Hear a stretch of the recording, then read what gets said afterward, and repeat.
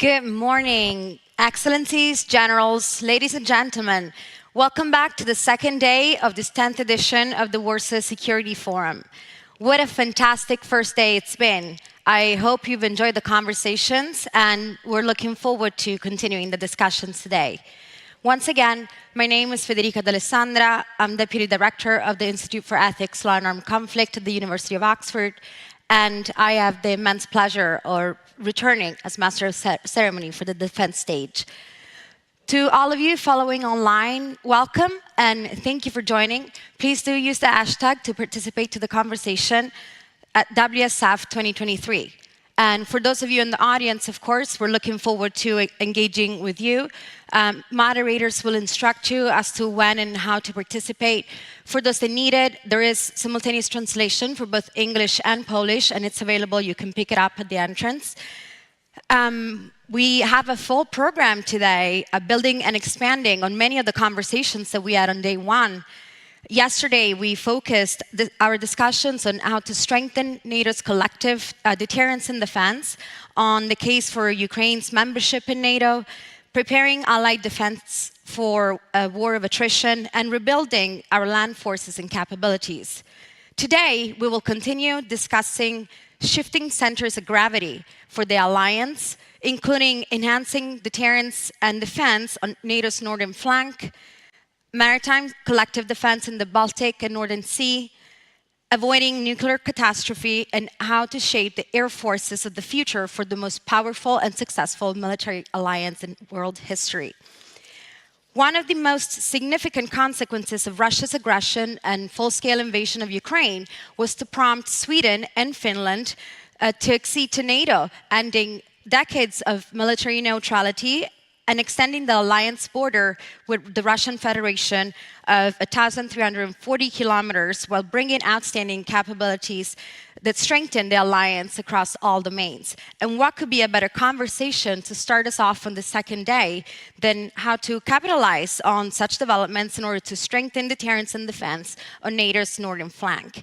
To moderate this opening conversation, it gives me immense pleasure to welcome to the stage international journalist and presenter Hadley Gamble. Please join me in welcoming Hadley to the stage.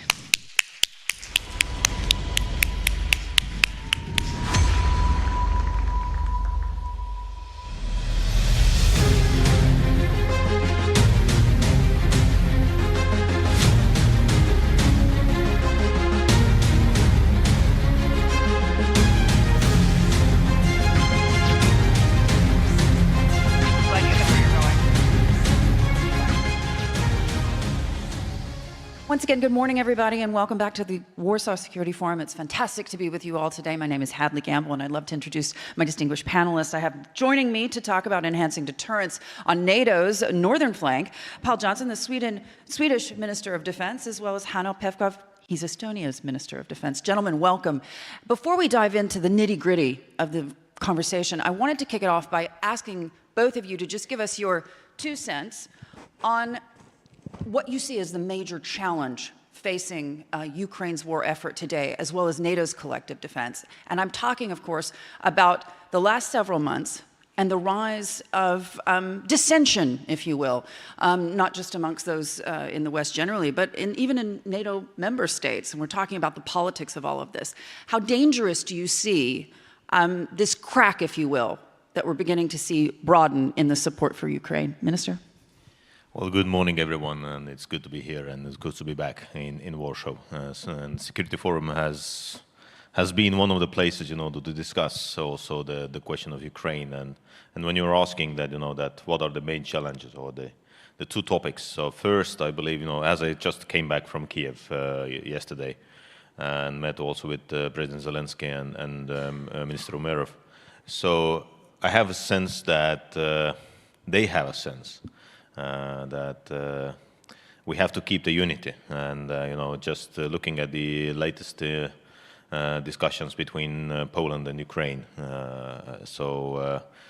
Looking at the elections in Slovakia, some other member states in the European Union. So we have to keep the unity. As long as we keep the unity, we will not give any message to Putin.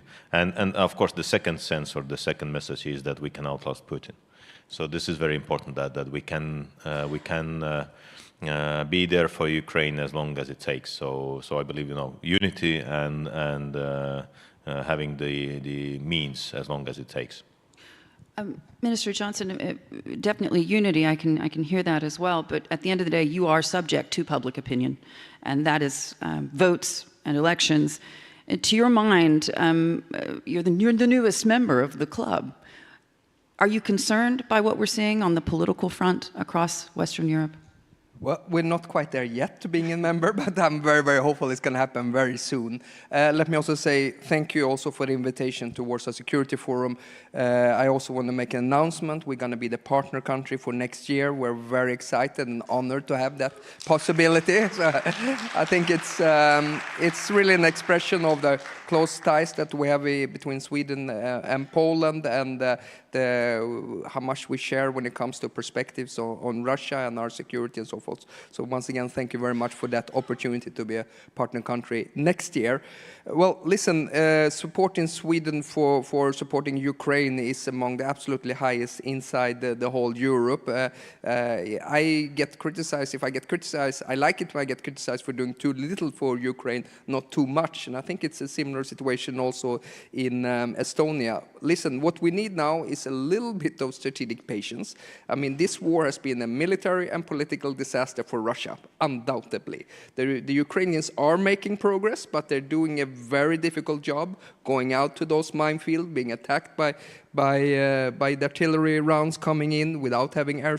But they show that they have courage and that they have guts, and they're making progress every day. So let's stay the course, and this will go well for us. It's when we get stressed and start speculating, that's the problem. But once again, this war has been a disaster for Russia militarily and politically, and it's the Ukrainians are putting up a very good fight, and it's going in our way. We just need a little bit of patience. And the Ukrainians shouldn't have to prove themselves on the battlefield every day in order to get our support. They've proven themselves over and over again that they're tough fighters, and I think they will be victorious. Nevertheless, public support, unfortunately, is frankly a tough one over the long term, and that is simply because of the lack of attention spans. I'm in television, I know. When you think about what happens next, obviously Sweden, your military has been described as a killer military. You're well prepared as a country to defend yourself from Vladimir Putin and any sort of aggression that you might see, but at the same point, now as a member-to-be of NATO, in your mind, what is it that Sweden practically brings to the game? Well, I think there's many things that we can bring to the alliance. One is, of course, our geographic location. We can provide strategic depth to the alliance. I think it enhances the credibility of the defense and the defense agenda by having us in. Of course, we're going to have all among the Nordic Baltics going to have the same kind of security arrangement being covered by Article 5, but we're also going to be based on the same NATO's common defense planning, and that is getting stronger now, of course, with the new regional plans. And then we have assets and capabilities to plug into those regional plans. I think we have strong capabilities when it comes to the Baltic Sea, on our submarines, our surface competence.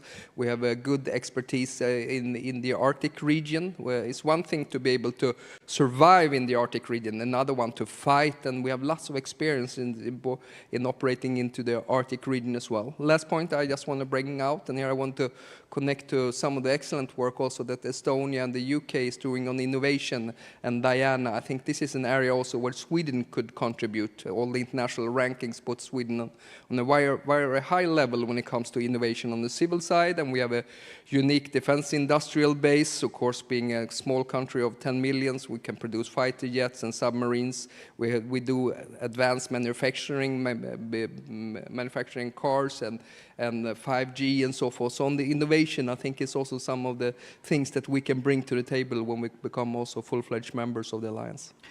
Yesterday, I had a sit down with Garry Kasparov. You probably all know him well, and he may actually be here in this audience right now. And I asked him, when it comes to Vladimir Putin, as a chess master, what do you predict to be the Russian president's next move? And he said, listen, I don't think that dictators play chess. I think they play poker, and I think it's all about the bluff. And we saw that certainly with the potential of tactical nuclear weapons that hasn't come to fruition, happily. But in your minds, what is the next bluff?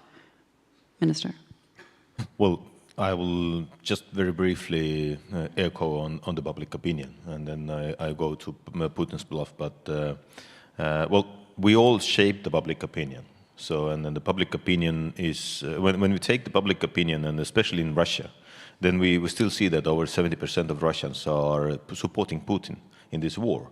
And this is exactly shaped by the Russian media, which is not free, which is basically just state media.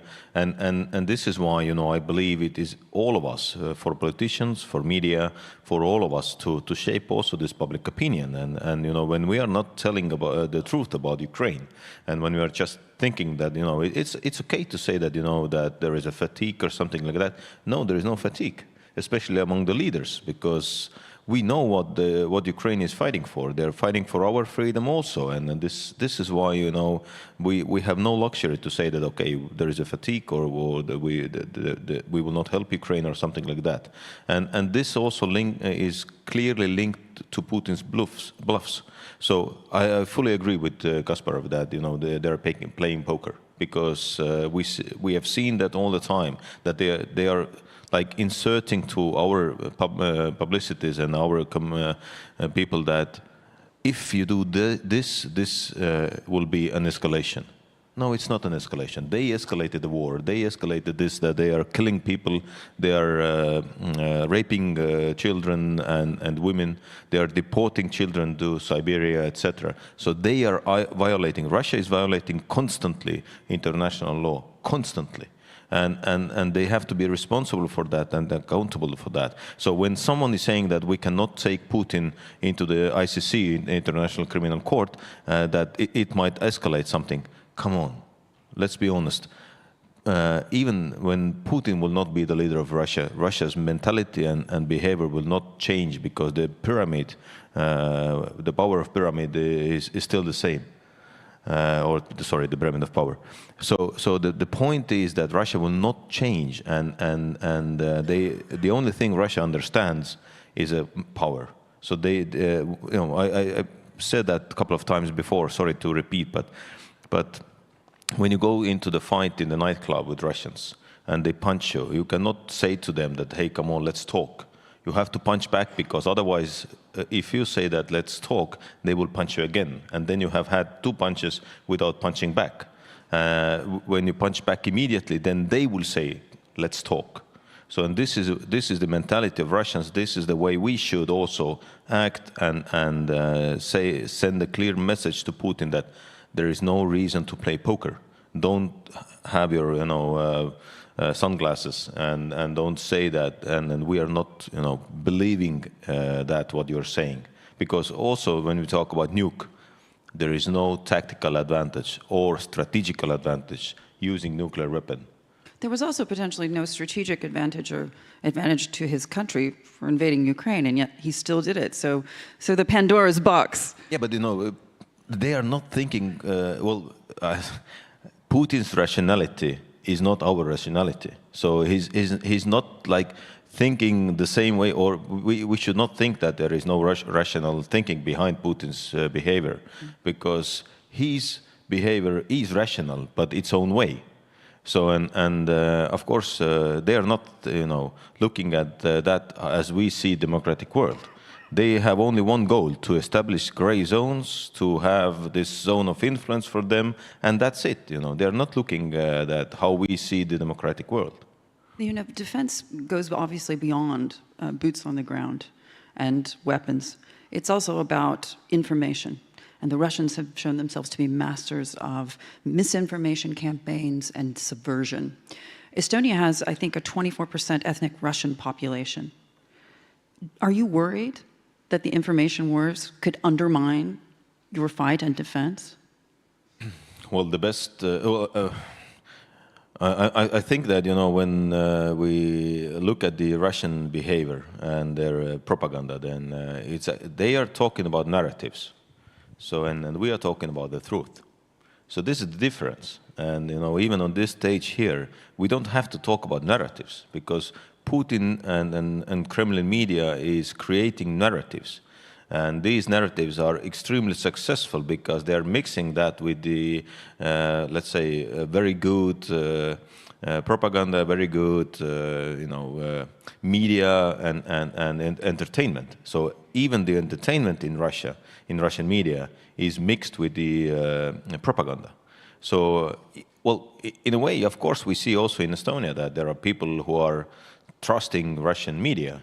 But on the other hand, our responsibility is to give the real media, and this is why Estonian media, freedom of media is among top 5 in the countries in the world. So and this is the why we are fighting, or how we are fighting against that, and of course also closing Russian media for Estonians. But unfortunately, of course, especially the older ones who have been fed with this false media for decades, are still in the same sphere of influence.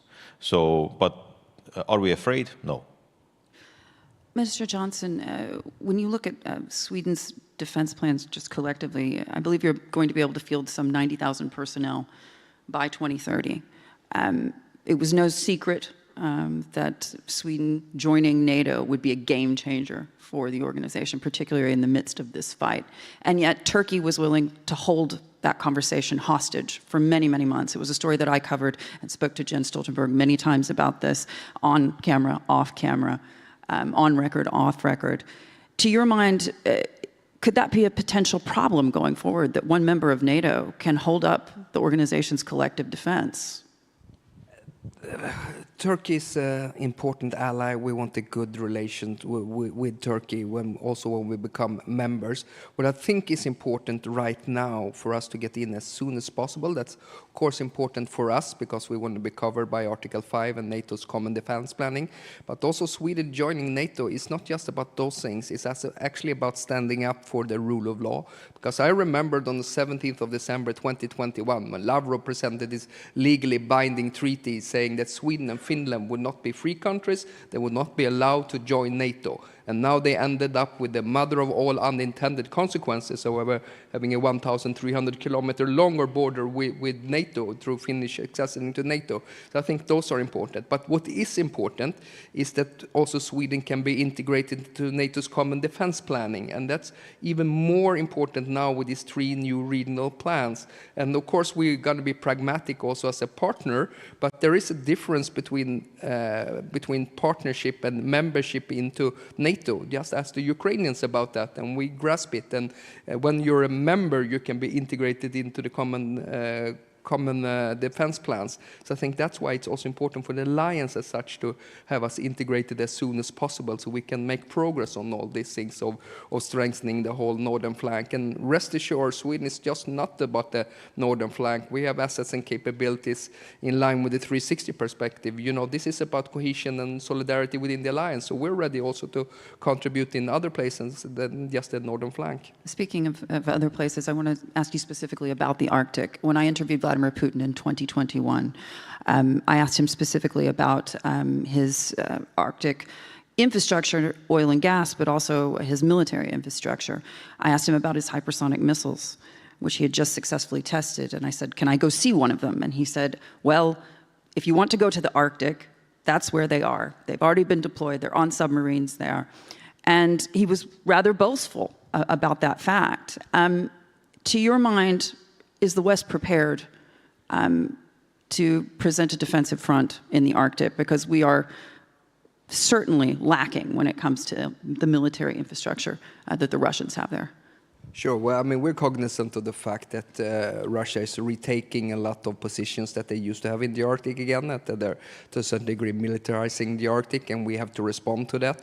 Of course, right now, Russia is weakened when it comes to their ground forces, but up in the Arctic, also the air and the naval assets play a key component, and the Russians are pretty much intact. So what's our response? Well, our national response has been to beefing up our military presence up in the northern part of Sweden, reestablishing garrisons and regiment and detachments, beefing up our army rangers there, investing into our own capabilities. As you might know, we doubled our defense expenditures. Between 2020, we were investing 6 billion into our defense, and by 2024, we're doing 12 billion into our defense, reaching 2.1. That's a start for it. We're also extending cooperation, especially between Sweden, Norway, and Finland up in the high north as well. All of us is going to also be part of the integrated missile and air defense systems, and I think that's also going to strengthen NATO. I think things such as ISR is very important up in the high north as well. But the Swedish and NATO membership will mean that there's more people around the table in Brussels who have assets and capabilities to strengthen the alliance dimension up in the north. Before, it's been Norway who's been pushing this, and I think the others have been receptive to it in the alliance, but I think it's going to put more emphasis on the Arctic with the Swedish and Finnish NATO membership. Well, part of defense and deterrence is to run multiple scenarios, and one, of course, scenario is that the Arctic could be a spot of potential vulnerability. Are we vulnerable as NATO members there? I think we are adapting to the Russian presence there, and it's also a well-known fact that China calls itself a near-Arctic state. It's a definition that I don't agree to, but they also are present in the region, exploiting things such as rare earth metals and so forth. So I think it's very natural also that NATO adopt its military postures and the capabilities also to act in the high north and in the Arctic. Speaking of vulnerabilities, when you think about the Suwalki Gap, how has the conversation changed in your mind in terms of defense and deterrence since Sweden and Finland came on board? Well, heavily, of course, because Suwalki Gap was and is a strategic, topic for all of us, and point of interest for Russia, and of course also for NATO. But at the moment, when we see that Sweden and Finland are, well, Sweden very soon, hopefully as soon as possible, member of the clubs, then Baltic Sea will be in the sea of NATO, basically. And of course, for Russia, this is a bit more strategic dilemma than Suwalki Gap, I would say, because, looking at the options, A2AD model, what we can control, how we can basically control St. Petersburg strategically, how we can control Kaliningrad. So this is a strategic dilemma for Russia, and I believe this is a more problematic dilemma for Putin as to take control of the Suwalki Gap. But of course, we have to take care also about the Suwalki, and this is exactly why we have to not obey all these poker games from Putin that he can control Baltic Sea or something like that. No, he can't.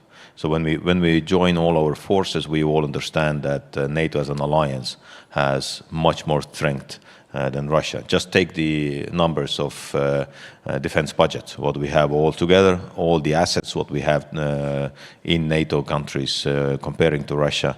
So strategically, Russia has lost this war already in Ukraine, and also what Paul said, that that when we take these strategic dilemmas, then of course for Russia now they have more than 1,000 more kilometers with NATO.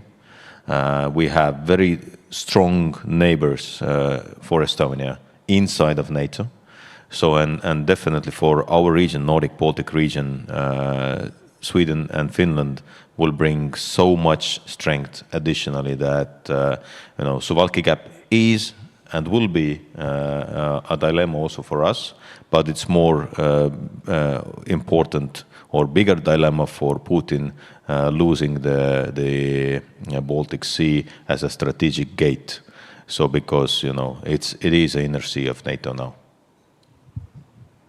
Minister Johnson, speaking about the current conversation surrounding the counteroffensive, in the last few weeks, certainly in the United States, polls have shown a weakening of support for ongoing operations in Ukraine. And I'm talking about the bill, and I'm talking about the money and the cost.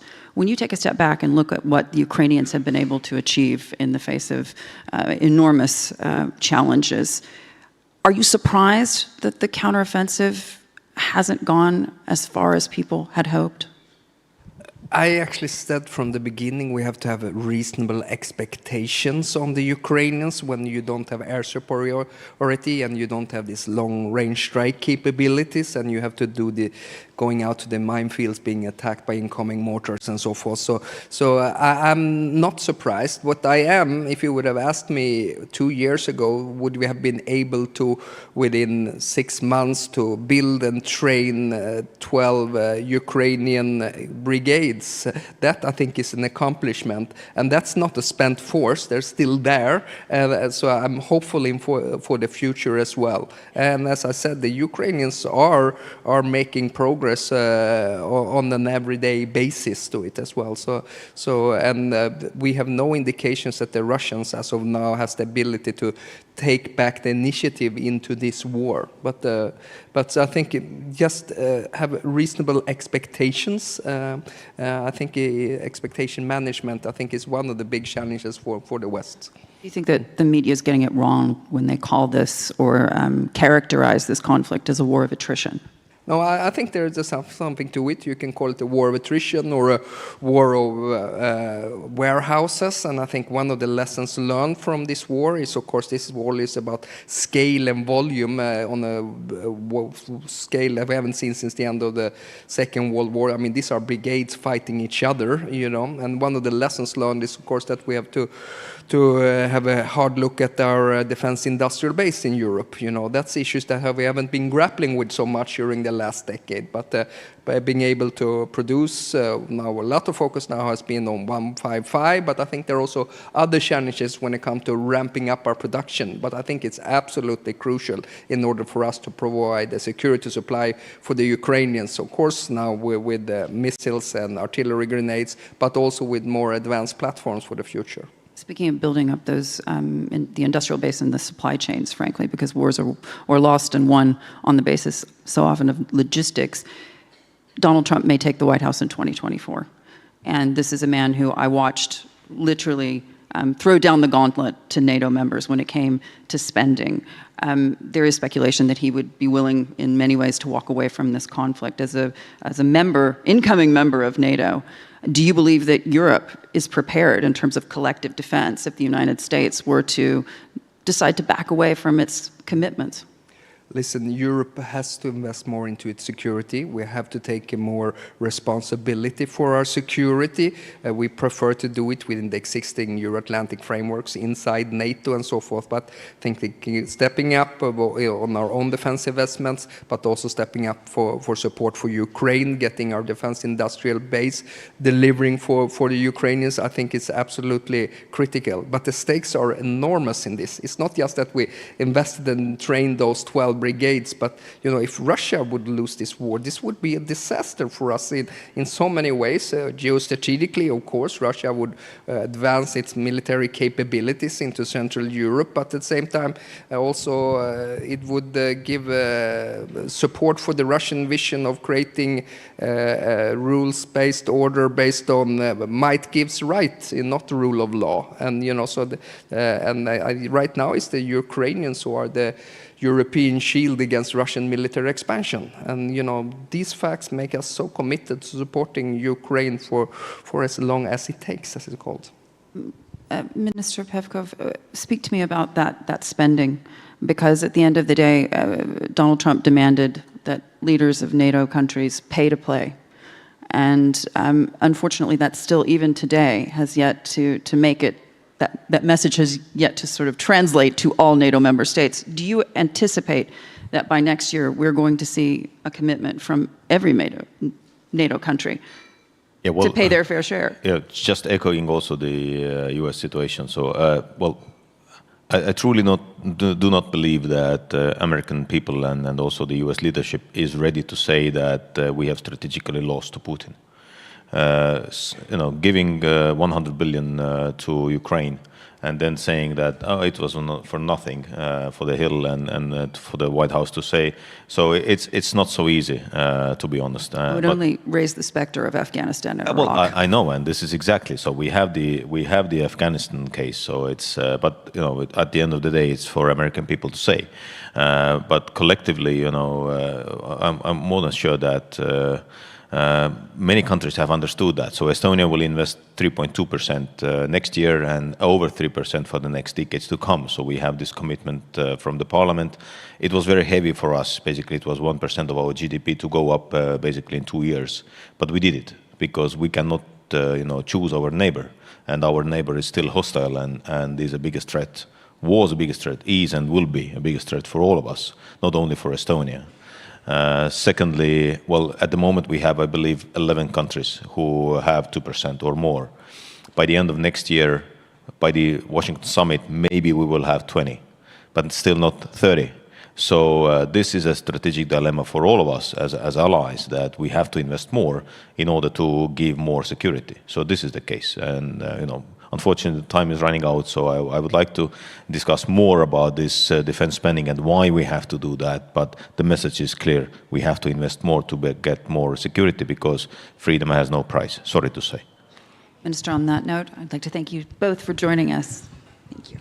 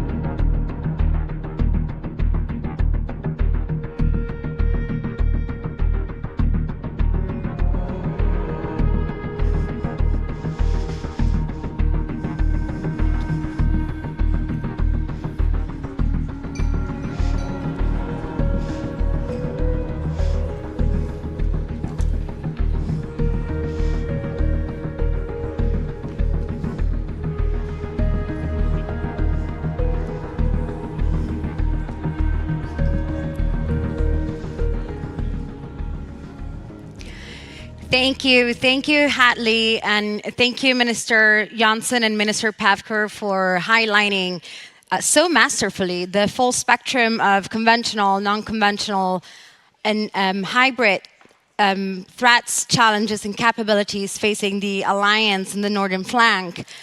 I must say, from my personal perspective, I really appreciated the strong emphasis on the role of international law in countering the threats posed by the Russian Federation. And particularly, I appreciated mention of the indictment pending on President Putin's head at the hands of the International Criminal Court. Now, let us turn to the first set of industry partners' remarks, which will be delivered by Rebecca Torzone, Senior Vice President and General Manager for Combat Systems and Mission Readiness at Northrop Grumman, United States. Please do join me in welcoming Rebecca to the stage.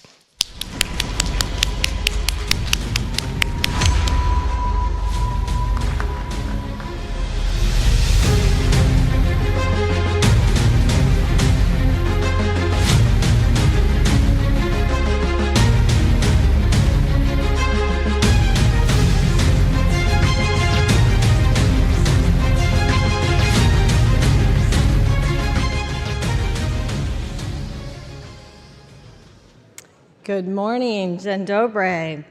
I'm so honored to be here today at the 10th anniversary edition of the Warsaw Security Forum and to be a part of these critical conversations with leaders from across Central European and the transatlantic defense and security community. This is my second year participating in this really fantastic Warsaw Security Forum. And I'm struck by the richness of the conversations and the importance of the discussions that we're having in this room. The ability to come together in person and collaborate on the most serious issues impacting Central and Eastern Europe is an honor, but it's also a responsibility. As our world continues to evolve with technological advancements, newer and more aggressive threats are coming online faster than ever before. And the ongoing conflict in Eastern Europe continues to threaten our global security. The international response to Russia's invasion of Ukraine shows the power of solidarity to address our common threats. During this time, we've seen incredible support for democracy and freedom. Ukraine's resilience and its people's unshakable courage in the face of ongoing aggression and tragedy is truly very inspiring. But the war in Ukraine also brings into sharp focus the importance of continuing to remain vigilant, resolute, and united in our efforts to protect and defend sovereign territory and maintain regional security. Because everybody in this room understands the speed with which things can change. Adversaries are becoming more sophisticated, threatening with advanced weapons from every domain: land, air, sea, space, and cyberspace. And we need to ensure that we're ready to act and move quickly with unmatchable precision to address these threats. The best way to remain prepared is by working together, because our unified efforts, emboldened by integrated capabilities and groundbreaking technology, are the way that will outpace our adversaries. Given the proliferation of cheaper and more effective threats from missiles and aircraft from all kinds, the ability to quickly detect, defend against airborne threats has never been more important. Today's standalone networks must be integrated to enable command and control of the future battle space. Future success depends on our allies and coalition forces being able to engage in a very connected battle space, one that transcends borders and domains with a new way of operating. Because interoperability is what enables us to prevail in our ever-evolving and dynamic threat environment, and the ability to identify and react to threats quickly and decisively will decide the battle outcomes. Drawing on Northrop Grumman's advanced command and control capabilities, our vision of a connected battle space is ready now. It's anchored by the Integrated Battle Command System, or IBCS, the U.S. Army's program of record for air and missile defense command and control, and it's the centerpiece of Poland's air and missile defense modernization. IBCS gives warfighters leading-edge capabilities that have never been before by revolutionizing new allies and coalition forces connected in the battle space. IBCS is the first program of its kind linking all domains by unifying available and future assets regardless of source, service, and domain. IBCS creates a shared, actionable picture across coalition forces and domains by seamlessly connecting any platform, any sensor, and the best effector. What's more, IBCS offers a cost-efficient way to improve performance today and to expand to include new assets tomorrow. Poland selected IBCS to lead their Wisła medium-range air and missile defense modernization program, becoming the first international partner to acquire this transformational capability. It leverages the best of what Poland already has: technology, sensors, shooters, and most importantly, its people. And it unifies everything in a system that can protect and defend the homeland. Poland recently declared basic operational capability within just 5 months of the system's delivery to Poland, showcasing the speed by which IBCS can begin to power multi-domain operations. Polish fielding of IBCS will also create the ability to integrate air and missile defense across U.S. and Polish forces during combined operations. With IBCS, the U.S. and Poland can defend more assets with the same size force. It can extend the time needed for these critical battle time and real-time decisions, going from seconds to minutes. It eliminates single points of failure from current systems, which all leads to greater success in defending threats. IBCS is proven, and it's ready now to transform the battle space. In April of this year, the U.S. Army declared initial operational capability, and it's now in full-rate production. And IBCS has successfully demonstrated its capability to integrate with a wide range of sensors and shooters, including the Patriot, the F-35, the CAM missile, the Giraffe radar, and other sovereign capabilities. When time is of the essence, life-saving actions are dependent on information superiority. Our solution creates dramatically increased resiliency, ensuring that the warfighter has the best capabilities at their fingertips. We in industry are proud to continue our legacy of support, including strengthening our allies' national security efforts and sovereign defense capabilities. As a partner, we stand by ready to help bolster supply chains, contribute to regional and global stability, invest in local industries, create jobs, and promote national security. We know that the strategic relationships across governments, industries, academia, and the public are crucial to defending threats at home and abroad, which is why I'm looking forward to continuing the discussions and insights that we're sharing here at the Warsaw Security Forum. It's really been an honor to speak with you today. Thank you. Dziękuję.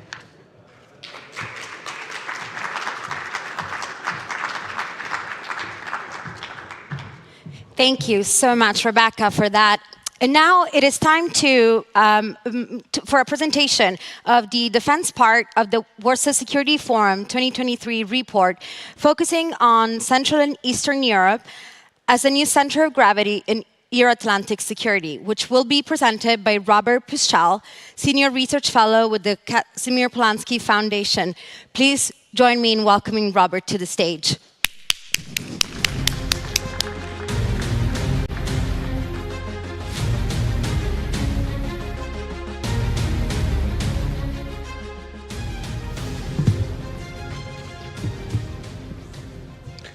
Good morning. It's my second appearance on this stage. Yesterday I was moderating, but some people call it dentist panel, Europe with teeth, and this one is kind of a follow-up. Very seriously. So my job is to fill in slightly less than 10 minutes, trying to entice you to read and promote the report that has been produced especially for this conference called Central and Eastern Europe, a New Center of Gravity.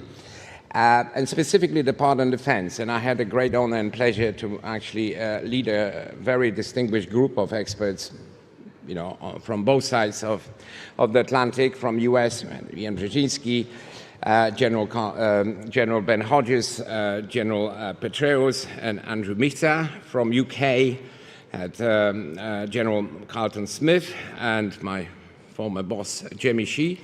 And of course, from Poland, General Fałkowski and former Minister of Defense Janusz Onyszkiewicz, who were helped by colleagues from Pułaski Foundation, Tomasz Smura and Robert Schulda. Now, the philosophy of the approach, which was used throughout preparing this report, that goes for all the other parts as well, other three parts, was that we didn't want to just come up with a general description of the issue and some remarks, but we wanted to be much more focused, and therefore the task at hand was to choose two advocacy causes. And I have to say that we had lots of very intensive debates and discussions on the diagnosis and on the prescriptions. But actually, when it comes to choosing the two advocacies, there was no real controversy. So we have identified easily two causes. The one is, I'll read the full, promoting a better defined, clearer and more urgent path for Ukraine's membership in NATO. In other words, Ukraine should be offered a very quick path to membership. And I'll talk about that. And the second advocacy cause was, the full name of this is striving towards a paradigm shift in defense posture of the Western community. Now, for us, for the experts who have worked on this, it's a kind of non-brainer that those two issues, those two causes are interrelated and mutually reinforcing. Why? Because the barbaric war waged by Russia and continued by Russia cannot leave anybody indifferent, and the concrete steps that help Ukraine and the Western security have to be taken at the same time. And as we say in the report, Ukraine is actually the biggest contributor to European security today as it is. So let me come to the more concrete parts of the first advocacy, which is, let's speed up the path of Ukraine to NATO membership.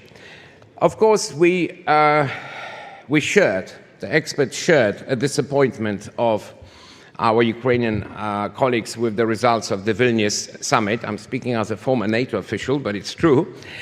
The language offered by the allies on the Ukrainian path of membership was rather meek and frankly disingenuous.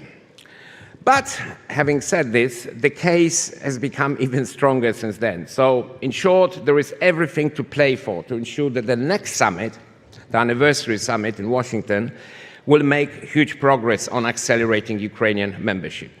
And there is a bundle of very powerful reasons why that should be the case. First of all, yes, there are moral reasons, ethical reasons. Ukrainians are already defending the de facto NATO frontiers. Their sacrifices are enormous, and yes, they deserve reward. But that's just the first part. There are a number of political aspects which are worth highlighting, which we didn't report. Ukraine has the same rights as Sweden and Finland when it comes to membership. Membership can act as a deterrent to Russia. De facto, it can basically stymie the Russian imperialist ambitions. Ukraine meets a lot of obligations, all the key obligations, and a pledge to invite them to join NATO will actually act as a kind of stimulant to reforms. And the issue which is sometimes brought up that, well, what about the country which is not in full control of its territory? Well, we had a precedent. That was Germany's case in 1955. Defense and military reasons are equally clear. There is no substitute to membership when it comes to hard security. Membership is de facto the only way to ensure peace of mind of those who want to and have to invest in reconstruction in Ukraine. And of course, collective defense benefits the battle-hardened armed forces of Ukraine. In order to achieve those goals and to promote this, the escalation myth has to be put to bed, which has been frightening a lot of allies. Also, in the report, you find reference to the special policy of the Black Sea, which is needed, and various suggestions when it comes to lobbying. Everybody in this room and outside can be involved in this. And last but not least, our Ukrainian colleagues should also use all the opportunities which have been created, including through the decisions of the Vilnius summit, such as the NATO-Ukraine Commission Council, to actually increase interoperability. The second cause is how to, striving towards a paradigm shift in defense posture of the Western community. Because this war has exposed the weaknesses and deficiencies in our posture, which have many dimensions, like equipment, readiness, defense production. A lot of them have been already discussed in other panels. But the key game changer must be a new mentality. We have to make investments, not in order to provoke, but on the contrary, to actually prevent a conflict. The key quote is, the goal should be to recreate the will and capacity of the Western community to prepare for the eventuality of fighting a high-intensity war on the European continent. Some find it provocative, but they shouldn't. The outsourcing of security to the US will simply not do anymore, and also placing a collective defense burden on the frontier states primarily, or Ukraine for that matter, it's not a solution either. So plans that have been agreed have to be implemented. We have identified in the report various, one may call low-hanging fruit decisions which could be taken. It's about revoking the NATO-Russia Funding Act, completely outdated. It's about inscribing in security documents of allied states that victory of Ukraine is intrinsically linked to the security of our countries. That was done by UK, for example. We should start a debate, I stress, on nuclear sharing, and frankly, push those who are still lagging behind defense spending much harder. It was great to hear that Sweden will not be among them when it joins. And we don't use the term long-term because everything is urgent, but let's say in the medium term, let me just list a number of ideas which the experts propose in the report, which is indeed there is a need to increase permanent deployments to frontline states, new arrangements when it comes to the NATO's posture, such as broadening SACEUR's area of responsibility, stricter certification of readiness levels, improvement of integrated air and missile defense, and establishing better priorities for defense industries, and changing the logistic footprint, for instance, by extending NATO's Central Europe pipeline system, are proposed. There is quite a lot of other things in that report, and let me just leave you with the simple thoughts that I think, in modesty, it is worth reading, but most importantly, when it comes to the place in which we find ourselves, which is Warsaw and the Central Eastern Europe, there's lots of expertise which this region has to offer, and it would be much better, and the satisfaction and the benefits would be much greater if we did not have to hear that you were right before, rather than we should hear that the insights whether it comes to Russia or other things related to collective defense would be incorporated into the policies of today. I have to end here. Thank you very much for your attention.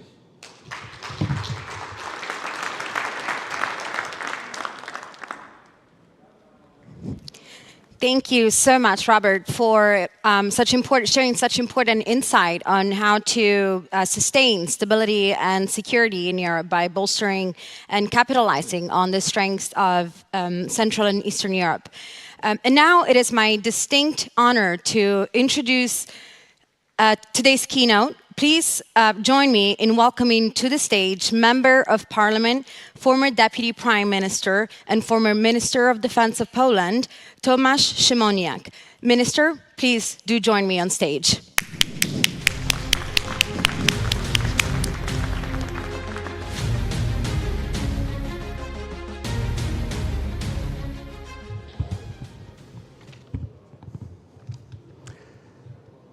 Szanowni Państwo, bardzo Ladies and gentlemen, dziękuję za Państwa Thank you very much for your presence here. Organizatorom za And I would like to zaproszenie. thank the Chciałbym organizers for inviting me. wyrazić wielki szacunek i podziw dla fundacji, która It is with organizuje great to respect and niestrudzenie. admiration I look at the Przez foundation which lata, has been w czasie nawet, gdy organizing tematy this bezpieczeństwa nie były conference for years, tak bardzo w centrum uwagi, even when jak w these tej security-related issues were Polsce, not jak państwo at wiedzą, the heart of things as they are now. kampania wyborcza. As you za know, in kilkanaście Poland dni there's a election wybory. Ja campaign. tutaj miałem okazję In about a dozen days or działań so, kampanijnych we will have the do państwa general przyjechać, election. ale And I've nie been będę in the middle of our campaign, mówił o but I'm not going to talk anything, I'm not going to say anything about our political opponents. We powiedzenie have this saying wywodzące się in z Poland XVIII wieku, that goes back to the 18th century.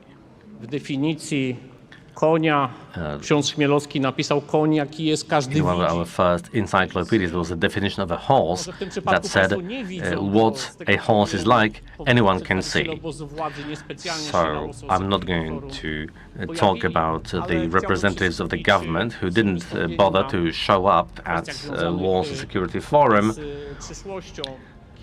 But I would like to talk about the future, and I would like to share some of our comments on behalf of what is the largest opposition party in Poland, which is now striving to win in the election and be the leading party of the opposition coalition. Now, the issue of helping Ukraine has become a part of the election campaign. Let me make it very clear. Our party very clearly and strongly supports helping Ukraine with military aid, with helping Ukraine join NATO and EU in the future. Now, the devil is in the detail, and we have to make it clear, over the past year and a half, Poland gave Ukraine a lot of military equipment, and because of our geographical location, this equipment and the potential of the Polish armed forces is an important element of the balance of force in the region. As a result, when these easily available reserves have been depleted, we now have to look for ways and means of financing the aid in such a way that the countries that are close to the theater can receive the necessary financing to keep up the aid. Co do tego, że kluczowe znaczenie dla najbliższych lat będzie miał It's clear to us that next year's NATO summit in Washington will be of paramount importance for the alliance. I remember the 2012 Chicago summit, which fell on a year when there was an election in the USA. And our experience from back then shows that it's necessary to deal with the preparations for the summit quickly, so that the activities as part of the summit do not become part of the election campaign in the States. Looking at it from the Polish side of things, for example, the strengthening of NATO and US military presence in Poland, the Baltic states and other eastern countries that wish for that to happen. These decisions have to be made, and they have not been made this year or last year. I know that NATO is focusing on helping Ukraine, but we believe that this should be a very strong demand. We should also consider NATO's road to Ukraine and Ukraine's road to NATO in order to avoid any misunderstandings such as those that happened before the Vilnius summit. If we look at what's happening in Poland, the opposition often is asked what will happen with the military and defense contracts that have been concluded by the current government. I want to assure you that we are not even considering cancelling those contracts. za we ustawą o obronie voted ojczyzny, gdzie te wszystkie zapisy for się znalazły. the Homeland Defense Act that strengthens our military in the future and strengthens our defense spending. So we support these ideas very much. However, there is no political agreement about the details, and there is no dialogue. Security is a very important element and has become a very important element of the election campaign. And this is not a good thing. As a frontline country, we shouldn't be talking about the differences, especially that when we talk about a strong NATO and a strong Poland in NATO, about US presence in Europe, about increasing defense spend. We have no doubts about any of those.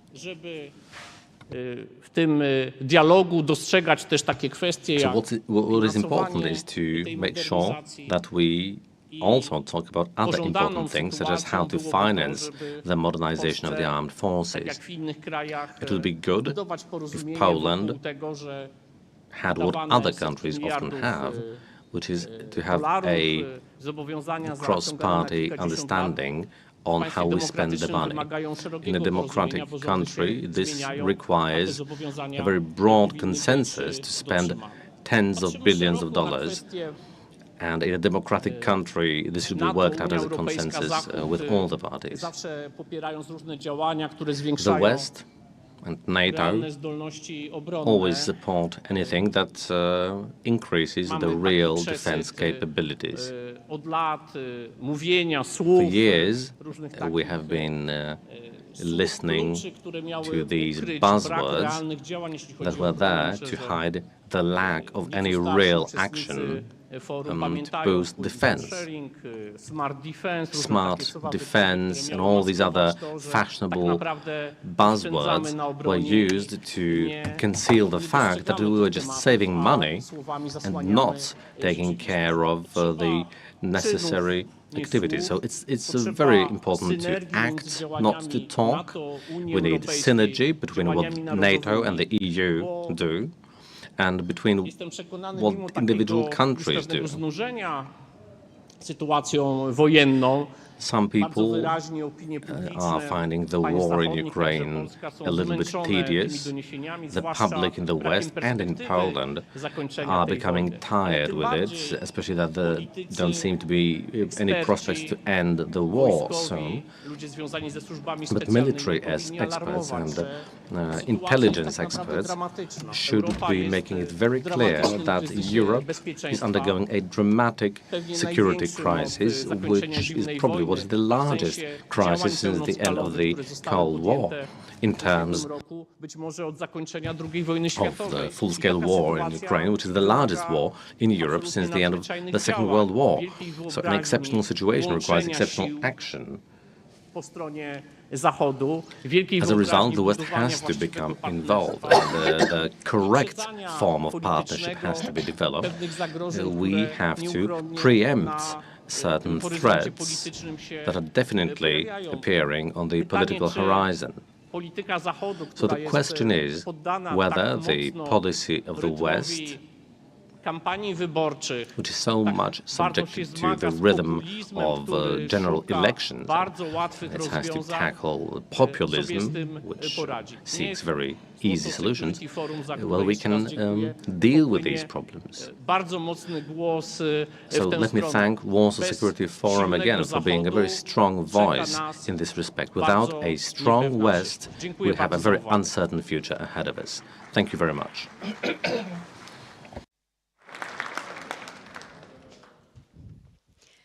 Thank you, Your Excellency, for delivering such an energizing opening speech on the second day at the defense stage here at the Warsaw Security Forum 2023.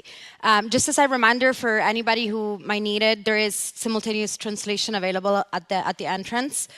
But let us now turn to the first industry partner presentation of the day. It is my pleasure to welcome to the stage Gavin Williamson, Country Director for Poland at Babcock International Group. Gavin, please join me on stage.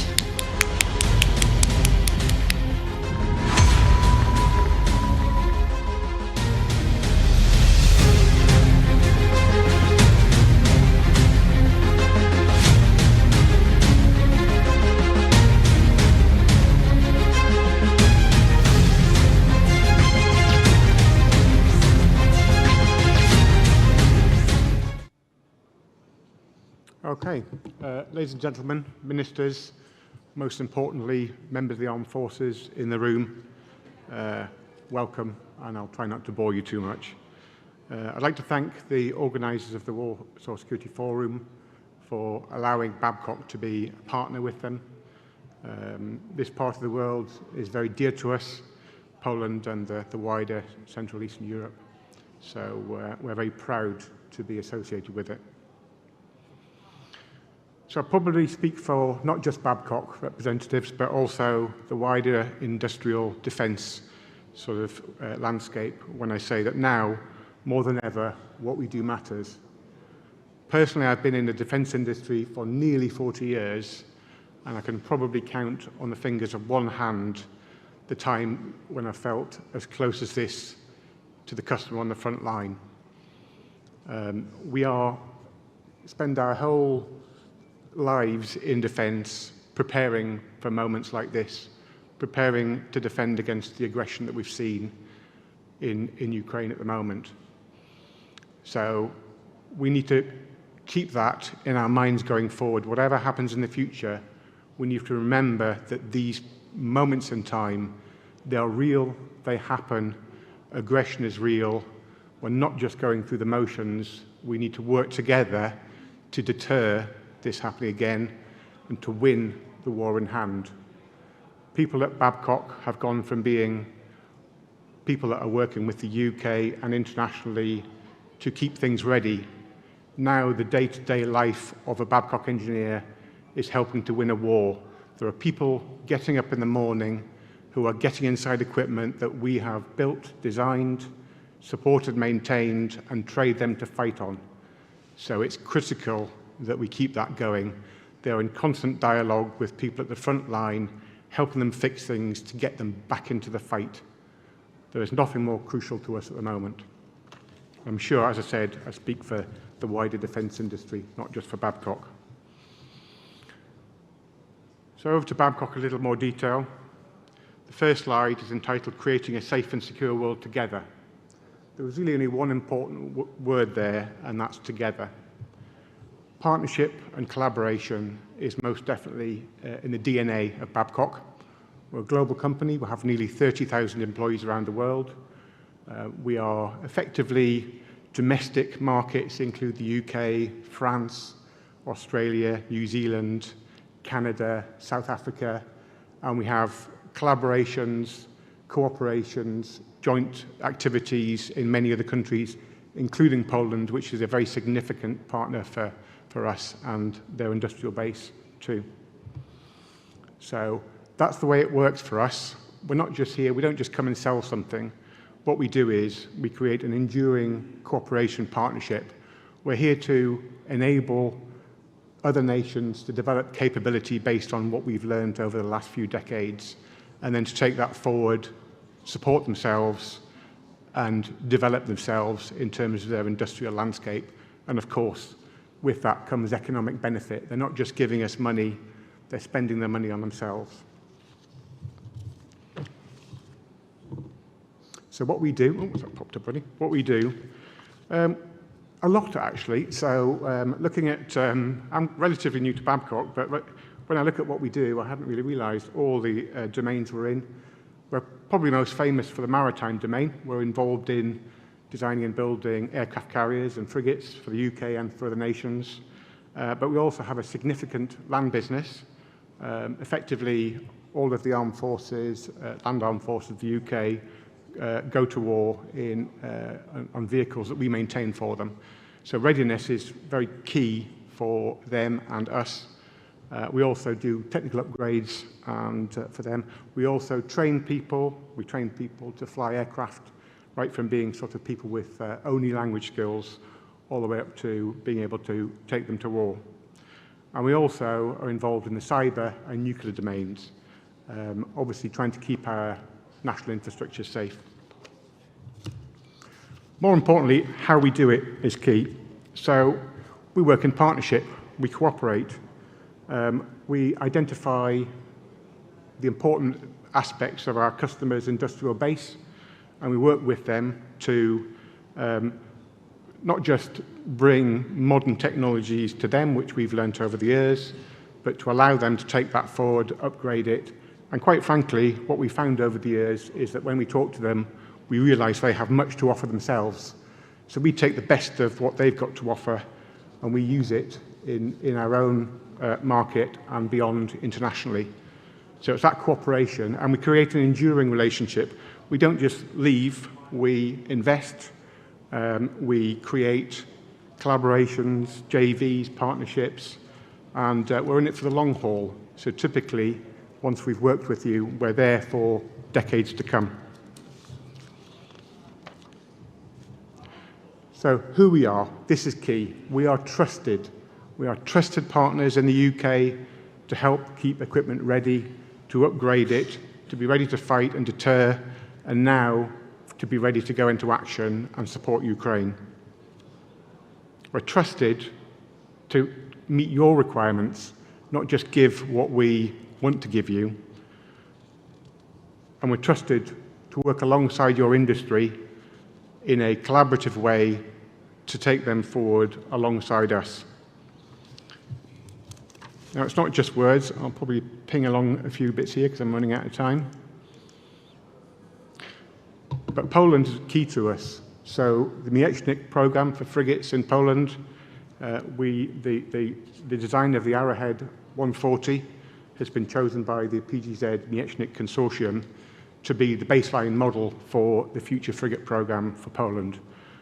This is not a complete replication of the UK, it's to the Polish requirement, and we work very closely with the Poles. We've established a team of engineers and program managers and supply chain managers in Gdynia, and we work with PGZ to make sure we maximize the Polish supply chain element of that and their capabilities so that Poles themselves can build those frigates and support them going forward and work with us on other international programs. So we don't just say it, that's what we do, and that's what we're about at Babcock. That's probably enough slides for you. We do have a video, and I apologize if it goes over by about 30 seconds, and that's if it works.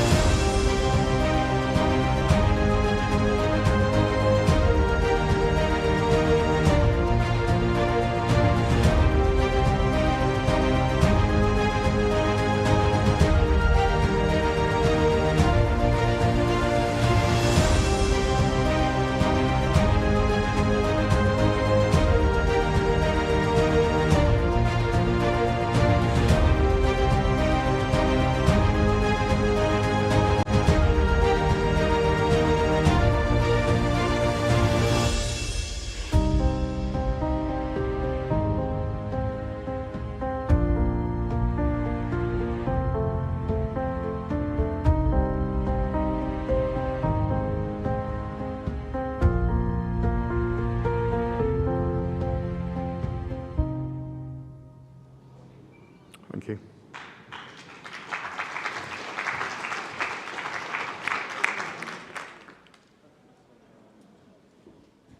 Thank you so much, Gavin. Thank you again for providing an industry perspective on why and how what we do today matters more than ever. And of course, thank you to all of the speakers that have participated thus far, got us off to a great start. And now let us progress to discussing NATO's Northern Collective Defense, particularly its maritime dimension and NATO's policy and posture in the Baltic and North Sea. It is my immense pleasure to welcome to the stage the moderator of this next panel discussion, research professor at the Norwegian Institute of International Affairs, Jakub Gadimirski. Jakub, please do join me on stage.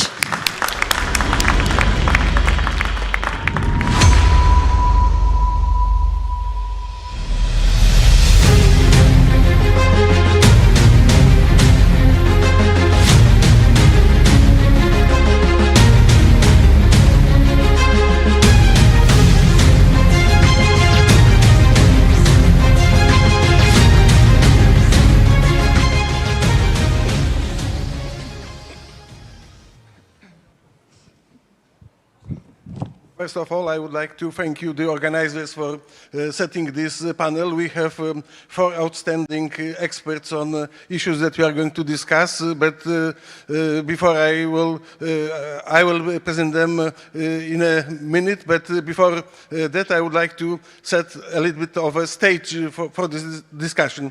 I think that in order to understand the impact of the maritime dimension and the importance of the maritime dimension, we need also to reflect a little bit about how to understand the maritime dimension of politics. And here I would like to bring some ideas that were developed by a famous French historian, Fernand Braudel, who meant that in order to understand the interactions in a specific area, he focused on Mediterranean, but this is also something that could be used in order to understand interactions in other geographical and historical contexts. He meant that it's important to look at the so-called longue durée, how the geography is shaping the interaction. Then he also decided to pay some attention to what he described as conjunctures. Conjunctures are those developments that span over maybe less than 100 years. And then he meant that in order to understand the interaction, it's also important to look at some events, especially those watershed events that shape and change the settings. And I think that those three concepts are also very useful in order to, if you want to understand the situation, the maritime situation now in the broader NATO context, because we have to do with a maritime space that plays an important role in NATO's plans and attitudes. Then we have NATO that could be described as this conjunctural dimension of the cooperation. NATO was set up 73 years ago in order to address some of the important questions that unfortunately still are very present in the current debate. And then we have also had some watershed events like the dissolution of the Soviet Union in 1991 and the Russian war against Ukraine in 2022 that have both changed the setting and the attitudes. And I think that having this framework, it could be a very good point of departure for having this discussion. And this discussion is going to involve 4 panelists. We are happy to have a very balanced panel with 2 female representatives and 2 male. On top of that, we have also 2 admirals, 1 Canadian and 1 British, who have been dealing with those maritime questions through their whole career. And I think that having those 4 joining us for this discussion is going to have a very good, we will have a very good possibility to shed at least some light on those challenges that all the countries, all the NATO countries must deal with. But here on the stage we have representatives of 3 NATO countries and 1 country waiting to become a NATO member. So starting with Anne-Marie Ornerud. Anne-Marie is State Secretary in the Norwegian Ministry of Defense. She is going to shed some light on the Norwegian attitude attitudes and understandings of challenges the country is facing, both on its own but also as a member of NATO. Then we have Bob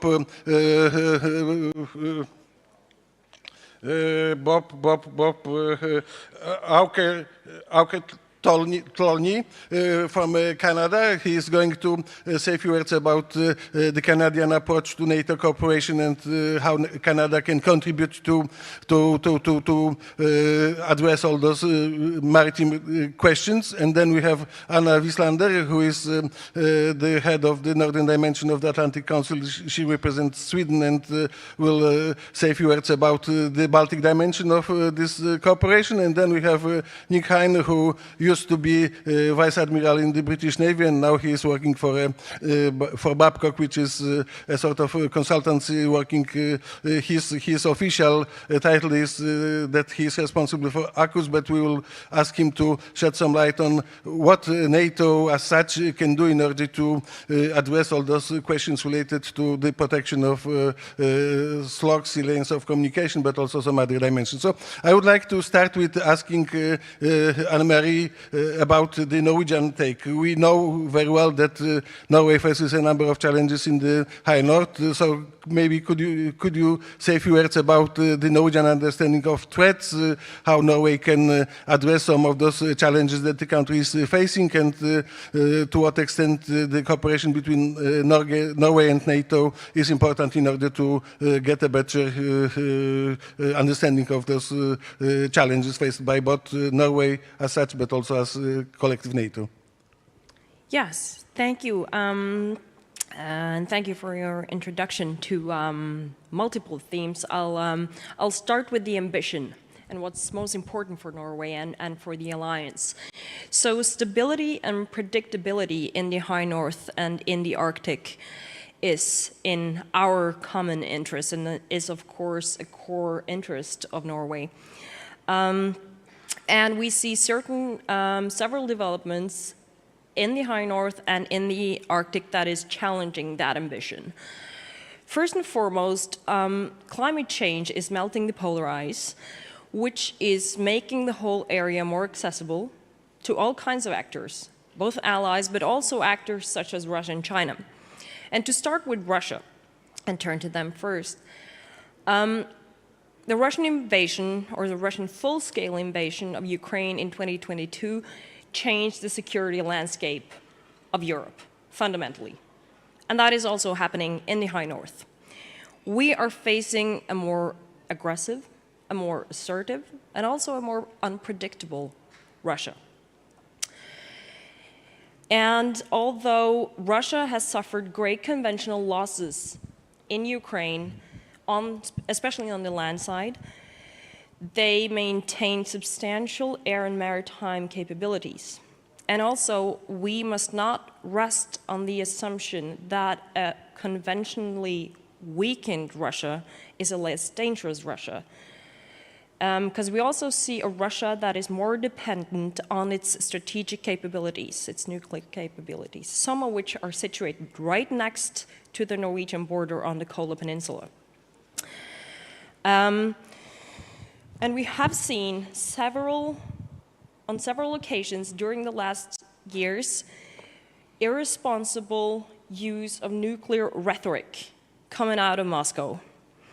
This is not only alarming and destabilizing, but it is also evidence that Russia is now resting more on its nuclear capabilities in its defense policy. That should worry us all in the alliance. It's not just something that should be of interest to Norway. When it comes to China, they have a growing interest in the Arctic and in the High North. They have various interests. We see that they are interested in exploiting oil, natural resources, such as gas, for instance. And they also have interests in opening up new routes of transportation, the so-called Polar Silk Route. And we also see more and more cooperation between China and Russia when it comes to the Arctic and other topics as well. And we, as an alliance and as a country, need to follow that cooperation and how that develops very closely. So that is the challenge that we are seeing. When it comes to the solution and what NATO can do and what Norway can do, there is a very simple answer to that, and that is allied presence in the area at all times. We need to be frequently operating together in the area as an alliance, and Norway needs to keep up its daily presence in the area at all times. We need to show other actors in the region that we are willing to protect security in all of NATO's area of responsibility, including at sea and including in the High North. And we see, as the Norwegian government, we now see it as one of the core tasks of our armed forces to facilitate allied presence in this area in peacetime, and also to make sure that we have the infrastructure and the ability to receive allied reinforcements in times of crisis and in times of war. So that is what we're seeing, basically a very short extract of what we're seeing in this area. Thank you very much. One of the unintended consequences of the Russian war in Ukraine is that NATO decided to invite some other countries, and we have Finland that has already joined, and Sweden sitting still a little bit in the waiting room. But we know also that this is going to happen sooner or later, and this is also going to change the situation in the Baltic Sea region. Maybe, Anna, you could say a few words about how those questions look from the Swedish perspective, because Sweden is going to be at the center of the new development in the Baltic Sea region, and we understand that Sweden's decision to join NATO was driven also by some serious strategic concerns. So maybe you could shed some light on the Swedish understanding of the situation in the Baltic Sea region, how this can develop after you have joined NATO, and to what extent the fact that all Nordic countries are going to be members of NATO is going to change the pattern of cooperation in the region. Thank you so much, and thanks to the organizers for a wonderful conference and for inviting me back here to Warsaw. I'm delighted to be here. What are the main security challenges in the Baltic Sea from a Swedish perspective? I think that can be captured in one word, and that's Russia. It started already in 2014, and with 2022 full-scale invasion, the level of threat, as we perceived it together with Finland, was just so high. It's just completely changed the situation. So we applied rather quickly then for NATO membership. So no doubt about that, as the State Secretary has outlined, I think the threat assessment is basically is the same. But what I want to underline is that this is not only a regional matter. This is actually Northern Europe being part of global strategic competition. I think we both have an aggressive and revisionist Russia in the east and the north, as was underlined, and we have an expansionist China. And both of those are, this is combined and kind of plays out in the Baltic Sea region and in the whole Northern Europe area. And China and Russia also increasingly aligned. So we have to recognize that this is a big game. Now, from a Swedish perspective, we started in 2014-15 to look a lot on the security dynamics of the Baltic Sea, but we rather quickly realized that the Baltic Sea needs to be viewed also in connection to the North Sea, the North Atlantic, and up to the Arctic and the Barents Sea. Otherwise, you do not get the full picture, even if they are partly separate theaters. And why is that? That is because the way Russia operates and view the world. So for them, you can see how they have the Kola base up in the Arctic, you have Kaliningrad in the Baltic Sea. You have troops, you have equipment flowing there. You also have how the security, the supply chains are going, the sea lines of communication, and our own infrastructure under sea. So all of this is connected. And the way Russia also moves things down to the Black Sea, it's even bigger, I would argue, which is also important for us to recognize that what happens up in the north can have implications down in the southern parts of NATO, for instance. So when you look at this more comprehensive way, it becomes absolutely clear that when Sweden joins fully, there will be opportunities for one operational area and for NATO to really build deterrence by denial in this region. And I think we should recognize that we can do this from a position of strength. Actually, sometimes we worry a bit too much about what happens in Russia. We can't influence it. What happens in Ukraine, we can't influence it. Well, we can influence pretty much the way we can build our defense and the way we can cooperate. We have excellent opportunities here, I would argue. When it comes to the Baltic Sea, it will be a NATO lake. It has been underlined. I'm sure you will come back to that. But I would also like to then say Russia will still be there, so it will still be, and we meet Russia, Swedish Navy meets Russia there almost every day. So this is in a way an area where we both have to meet, cooperate, and it will could be contested areas still. So even though it is a NATO lake, we should see the opportunities, but we cannot relax really. And then I think that you also have to look at how it's connected to the port of Gothenburg, for instance, which is the largest Nordic port. And it does not only supply Sweden, but also the Baltic states and Finland. So you would have cargo being transported from the west coast to the east coast of Sweden and then transferred even further into the Baltic Sea. So here we have very important flows. And it will become one area, the Scandinavian peninsula, in a way which is also interested. You will have Trondheim and the other ports. So for reinforcement from NATO, Norway, as it has been kind of the end state of that, where reinforcement troops and others would be hosted. Now there are open opportunities to have Sweden and Finland also as more of transfer countries to support and reinforce towards the Baltics. So the Suwałki Gap and the way we have thought about helping defend the Baltics will be different. With Sweden and Finland fully in NATO as well. And the airspace I want to underline as well, one operational area where we can operate seamlessly and where we have very big opportunities to have early warning, awareness, missile defense working, also reinforcements, and just being able to project power in a completely different way.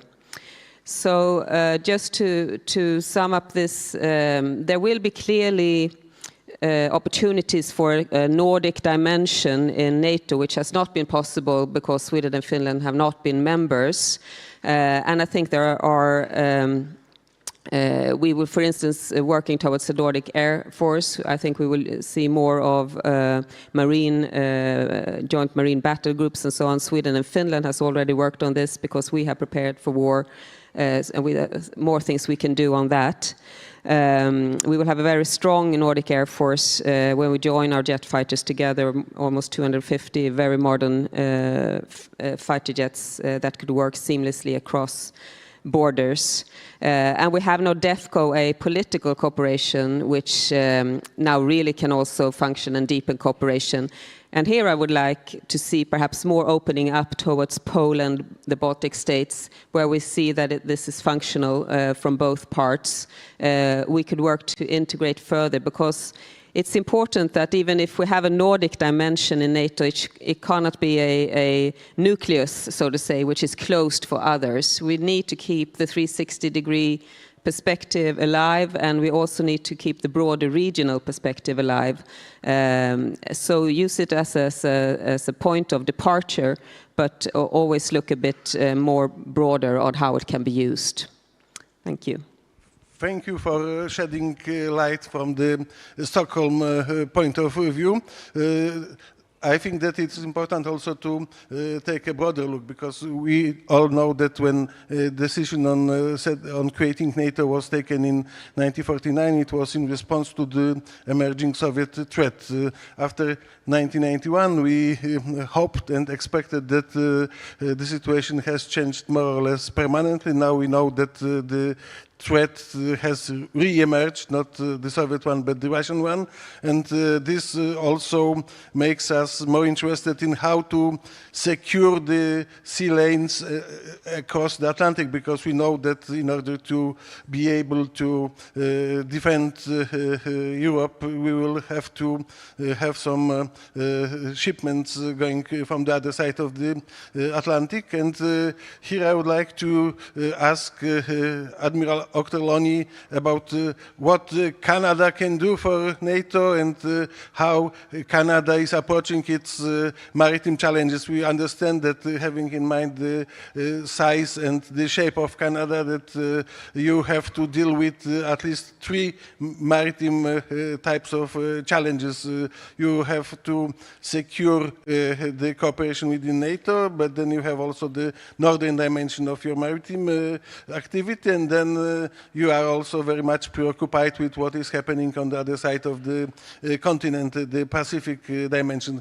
Please give us some understanding of where the Canada is in terms of transatlantic cooperation, and how Canada can help NATO deal with all those new and old transatlantic challenges. Hey, thank you, Professor. And dzień dobry. I think you hit it on the head. How does Canada contribute to NATO maritime security is the same way we do it globally. It's through presence. So we have ships at sea in the region on a permanent basis. So and today as we speak, Canada has 2 ships under NATO command in the Baltic. We have 3 in the Indo-Asia-Pacific, and I have 1 returning from the Arctic today as we speak. And I think you highlighted the challenge for Canada. It's really the 3-ocean dilemma. That we are in Canada, geolocated, we are in fact an Arctic nation, an Arctic Ocean nation with treaty obligations with the US for continental defense. At the same time, we're an Atlantic nation with treaty obligations to NATO. And at the same time, the future prosperity of Canada is moving west, so we are significantly concerned in the Indo-Asia-Pacific. So as we see, where you see ships deployed today on a permanent and persistent presence around the world, that's how we contribute to maritime security. Specifically with NATO, I think Canada is a founding member. We have been permanent in the standing NATO maritime groups since inception. So if there's any sailors in the room, I'm sure you sailed with a Canadian ship before, frigate or destroyer. Everyone in the room would have done that. You've seen Canada contribute, meet its NATO commitments in the maritime domain consistently since inception. So I think we're going to continue to do that moving forward to ensure the transatlantic link, working with our partners, our new NATO partners, as well as our old NATO partners, to ensure that link moving forward. So we will continue to provide combat-capable platforms to NATO standard maritime groups, as well as the mine countermeasures groups. So in terms of surface platforms, MPAs are often there, and include deploying our submarines forward to the GI-UK gap, which you're going to see as well. So Canada's contribution to NATO is going to be consistent across the maritime domain to ensure that transatlantic gap. At the same time, the challenge is meeting our other obligations at home in the Arctic and a burgeoning interest in the Indo-Asia-Pacific. So thank you very much. Thank you for providing those interesting and very useful insights. We hope that this is going to, this commitment is going to last. We know that Canada, like many other countries, is facing some financial challenges when it comes to funding for the military, but we hope very much that this is not going to prevent Canada from playing an active and highly relevant role as a provider and of the maritime security. Now I would like to ask Vice Admiral Hein, who has had his all career in the British Navy, and we know that British Navy has a long history of playing an important part in both European and global affairs. And since the UK used to be one of the founding fathers of NATO, we understand also that the interest in helping NATO deal with the transatlantic gap is still very much there. We also understand that NATO today is maybe facing some other types of challenges than it used to face during the Cold War, because during the Cold War it was mostly about the military dimension of maritime connection. Now it's also very much about the economic dimension, because we have seen over the past couple of years that, for instance, the supplies of energy resources to Europe coming from the other side of the Atlantic may also pose a number of other types of challenges. So maybe if you could, based on your long-time experience from the British Navy, say how NATO, British Navy, other navies can help European members of NATO survive a potential breach of supplies coming from the Atlantic, because we need to understand that in case of a serious conflict between Russia and NATO, we should expect that Russia will most probably do a lot of things to prevent Europe from getting those energy supplies coming from the other parts of, from the other side of the Atlantic, also from Norway most probably. Thank you very much indeed, and thank you to everybody for us being here today. The short answer to your question, Professor, is go back to what we did in 1940 and dust off the history books and work out what we did then and repeat it. But of course that's not the whole answer now, and as you alluded to, there are changes that have taken place that mean that we need to think about this a bit more deeply. But what we have learned, and one of the lessons from Ukraine that we see on a daily basis, and we hear more and more about over the last 48 hours or so, is that when you get into a war of attrition, then actually you're going to need lots of stuff. And lots of that stuff is going to come across the Atlantic, and in order for it to get to Europe, where it might need to be used or redeployed, we're going to have to protect it in order to get here. So some of the things that we are going to need to do are enduring. But I think there are some changes, and you alluded to some of those in terms of energy supplies, but I think they're probably a little bit more a higher level. If you start to think about the things that are different that weren't there in 1940. So the ability to target is now different.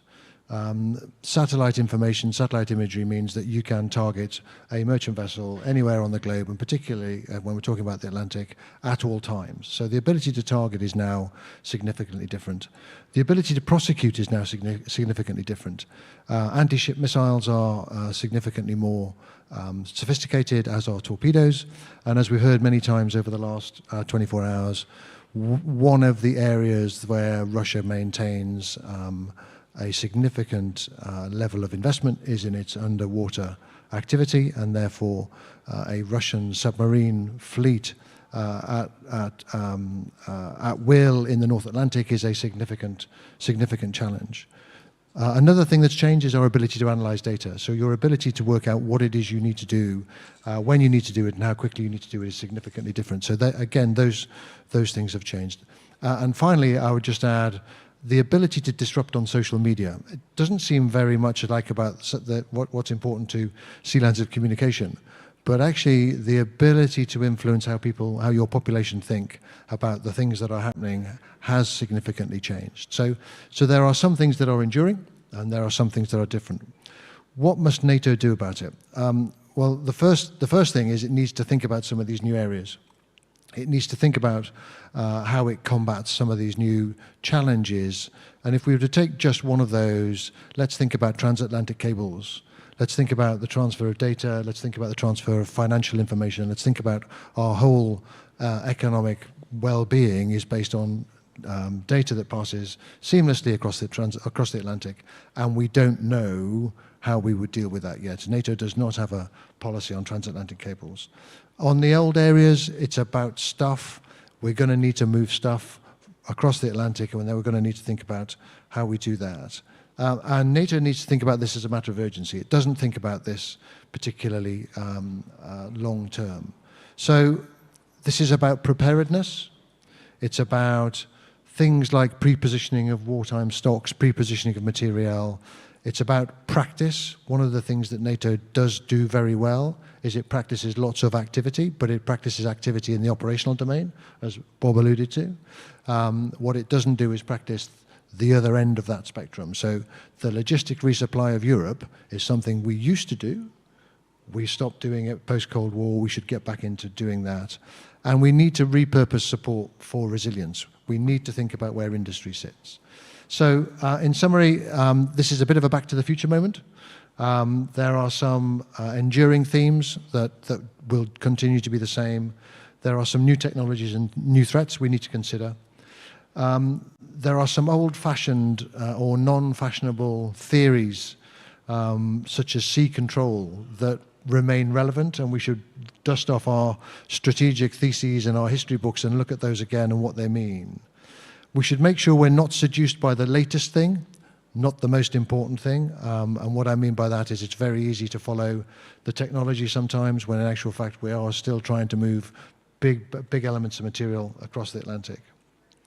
And if I could recommend one publication to everybody in the room, and I should be on a retainer because I keep advertising this book, but it's a book by Arthur Herman called Freedom's Forge.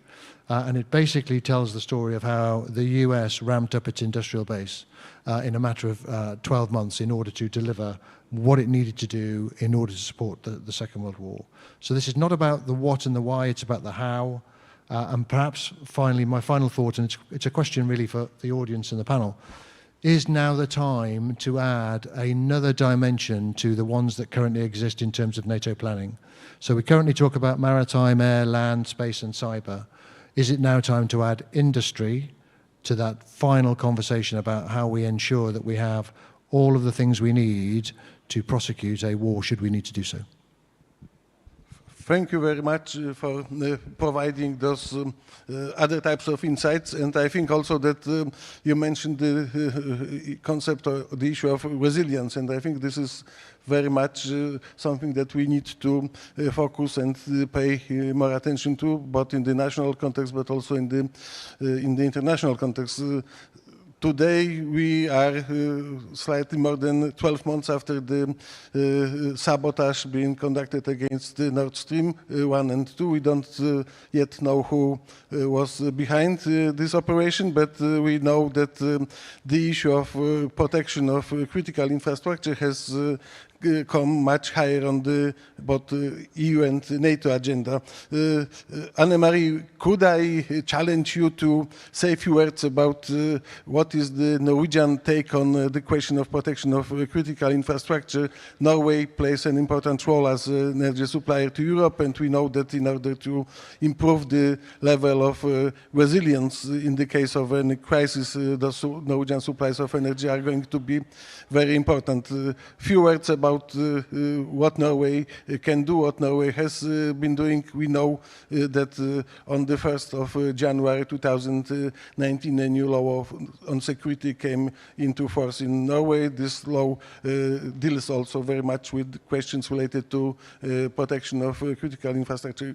Few words about those questions that I think many in this room are very much interested in. Thank you. Yes, definitely a very, very important issue that I think we have become much more aware of during the last year. And as a maritime nation and as a supplier of natural resources to Europe, this is, of course, something that is at the core of our national security interests. And therefore, our Prime Minister, Jonas Gahr Støre, together with the German Prime Minister, took an initiative to make this a NATO issue, work more systematically on maritime subsea infrastructure security. We are very pleased with how the Vilnius summit followed up on that. And we have also done a national job of mapping our undersea infrastructure We have done that very quickly, and we have done it together with private companies in the oil and gas industry.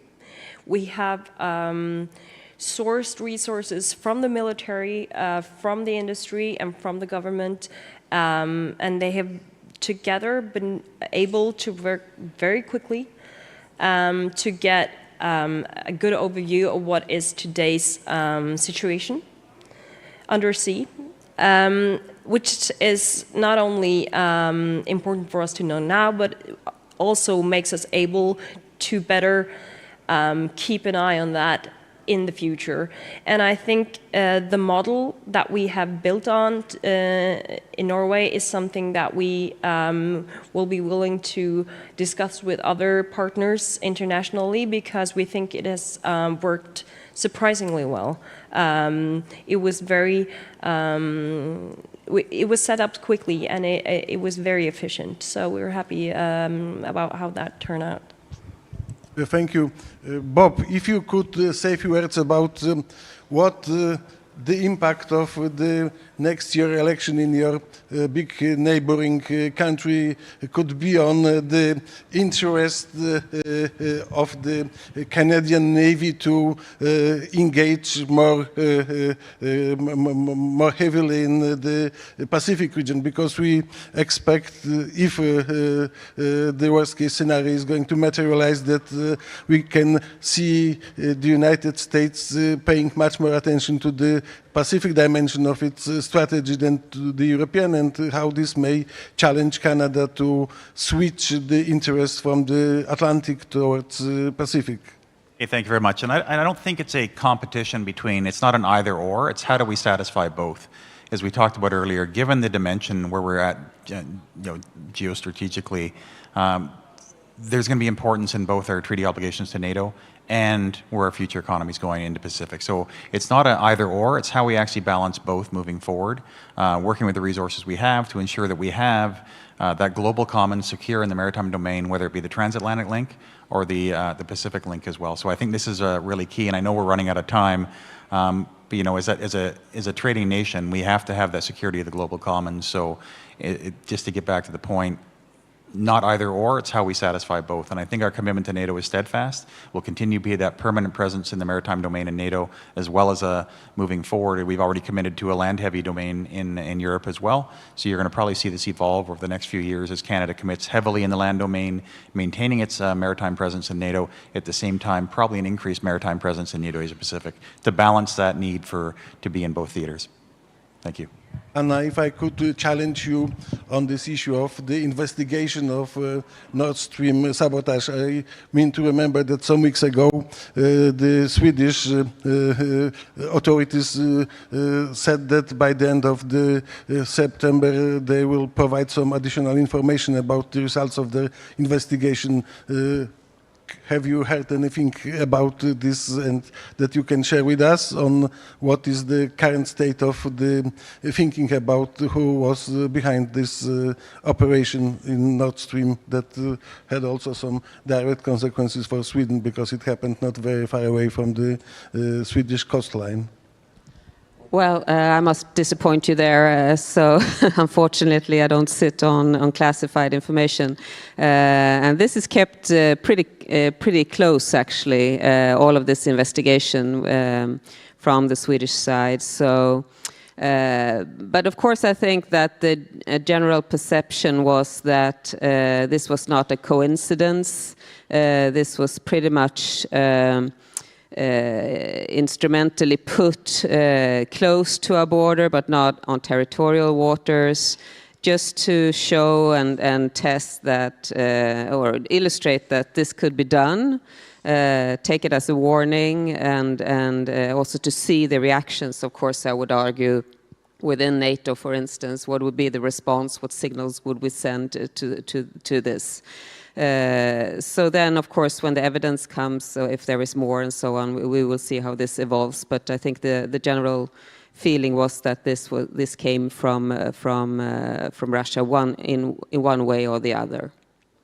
Thank you very much. I see that we have only 12 seconds to conclude the discussion, so I unfortunately, I'm not going to be able to ask you some additional questions on technology's importance and so on and so on. But first of all, I would like to thank you very much for joining us for this discussion. I hope very much that what we have presented here has shed some light on those important questions. This discussion is not going to take an end any soon, because those things are going to be very relevant also in the coming months and years. So thank you very much for joining, and give some hand to our participants.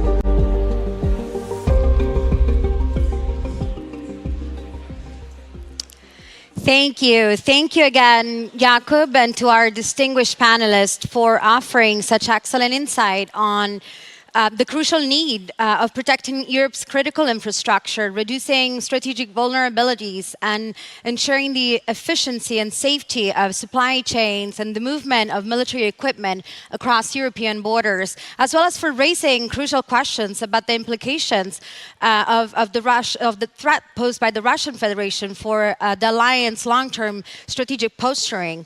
But let us now turn to the second industry partner presentation of the day, focusing on dual-use accelerators.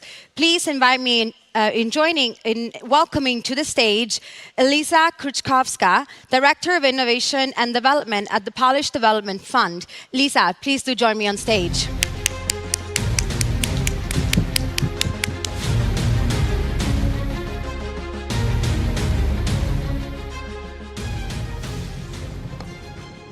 Hi, good morning. Polish Development Fund is an institution that since 7 years in Poland, I think it's a major player on the public side in terms of investment into startups in Poland. I have a privilege of coordinating Start in Poland program, which is 600 million euros stream into startups that was invested from 2016 to 2023, and now, actually yesterday even, we launched our new program with another 6 million euros that we're going to invest into startups. But why a person that is responsible for startups, for acceleration, innovation programs, where is my, okay, is actually standing in front of you today talking about defense, because the situation has changed and we are really interested into dual-use technology. PFR became a NATO partner in Poland, and we became responsible for finding innovative solutions that we are selecting to NATO acceleration program. And recently, we have launched our own acceleration program in dual-use technology. So when we look at the 20th century, I'm sure you're all aware that all the innovation came from United States that was heavily investing into military, and all the innovation came from military to civilian sector. In 21st century, things has changed. Now the tech giants and startups started to become enough innovative to implement those solutions to military sector. To give you just a few examples, I'm sure you're all aware about drones, GPS, lasers, nuclear technology, just to name the few. In Poland, we have our like a main example of how dual-use technology works on the example of ICEYE. It's a Polish-Finnish startup that offers satellite images. 5 years ago, they were using it to sell it to insurance companies to observe the Earth. Now, actually, their main client is the Ukrainian government that allows them to observe what's happening on Ukraine land. So, how the accelerator, dual-use accelerator, should look like? In my opinion, it's a place where you create a space of a free exchange of research, development, and deployment. Why? Because this collaborative innovation allows you to test all the innovations that are coming from those startuppers, finance them, and implement them quickly in Army or any other big company. When we look at the key features, I'm sure you're aware about the incubation process, acceleration process. There are research labs as well in these ecosystems. There are universities that provide the talent. There are big corporations that are investing in those young, talented people. When you create the whole ecosystem, you create networking events, invite venture capital over there, organize pitching events. So the whole thing is the innovation ecosystem. And now, when we start to think what to do in Poland, we, of course, look at the other pioneers. And just to give you a few examples how it works globally, I'm sure you know that in America and America's Silicon Valley was always kind of a great example of how to create innovation ecosystem. Many countries try to copy it. Did they succeed? In my opinion, not. So perhaps we need to always try to think how we could implement it our own way.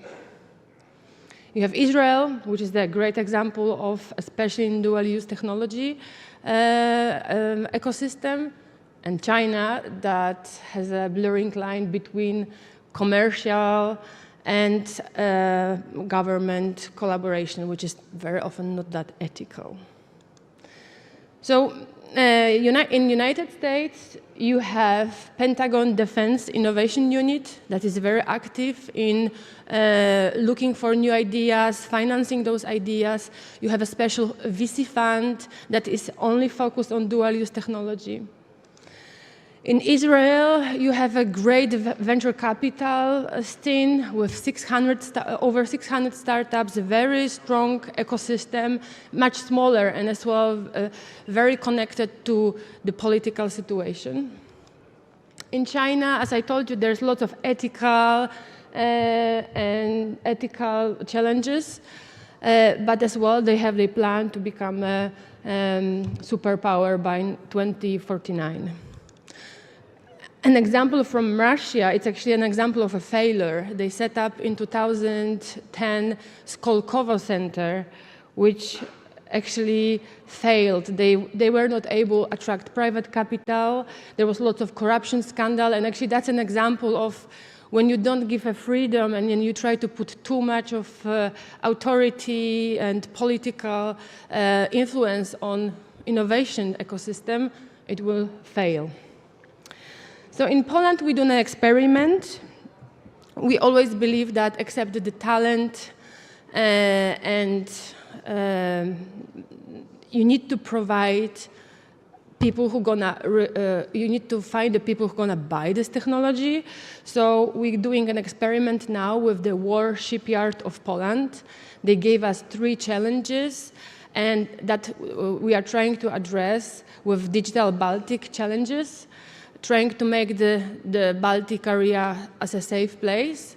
So we are now starting working with 15 startups who are going to address this challenge of safe Baltic Sea.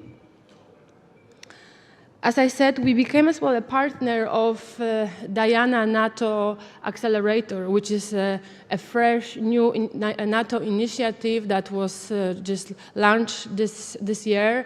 And so far, Poland was able to send 70 applications, which makes us the fourth in terms of number of application country after US, UK, and Canada. So it actually shows that Poland is a country of lots of innovators. Yesterday, when on a panel discussion, someone said that Poland is a country of CTOs, not of CEOs.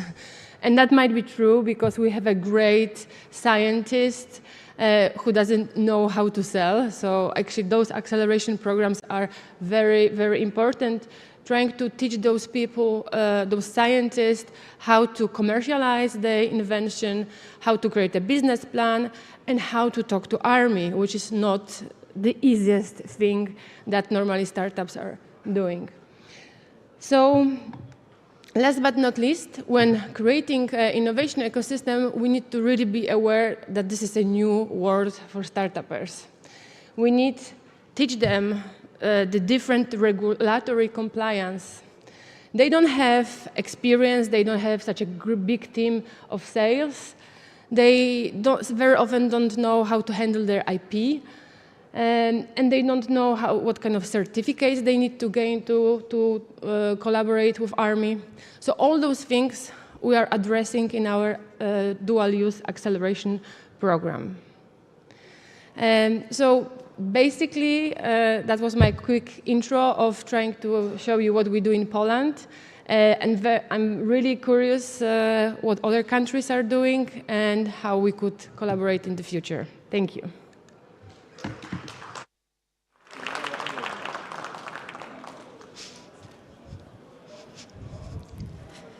Thank you so much, Lisa, for delivering this presentation on behalf of the Polish Development Fund. And let's now turn to the next presentation by an industry partner of this year's Warsaw Security Forum, focusing on the imperative of air and missile defense integration. Please join me in welcoming to the stage Joseph Guastella, Corporate Vice President and Regional Executive for Europe and the Middle East at Northrop Grumman. Gus, please do join me on stage.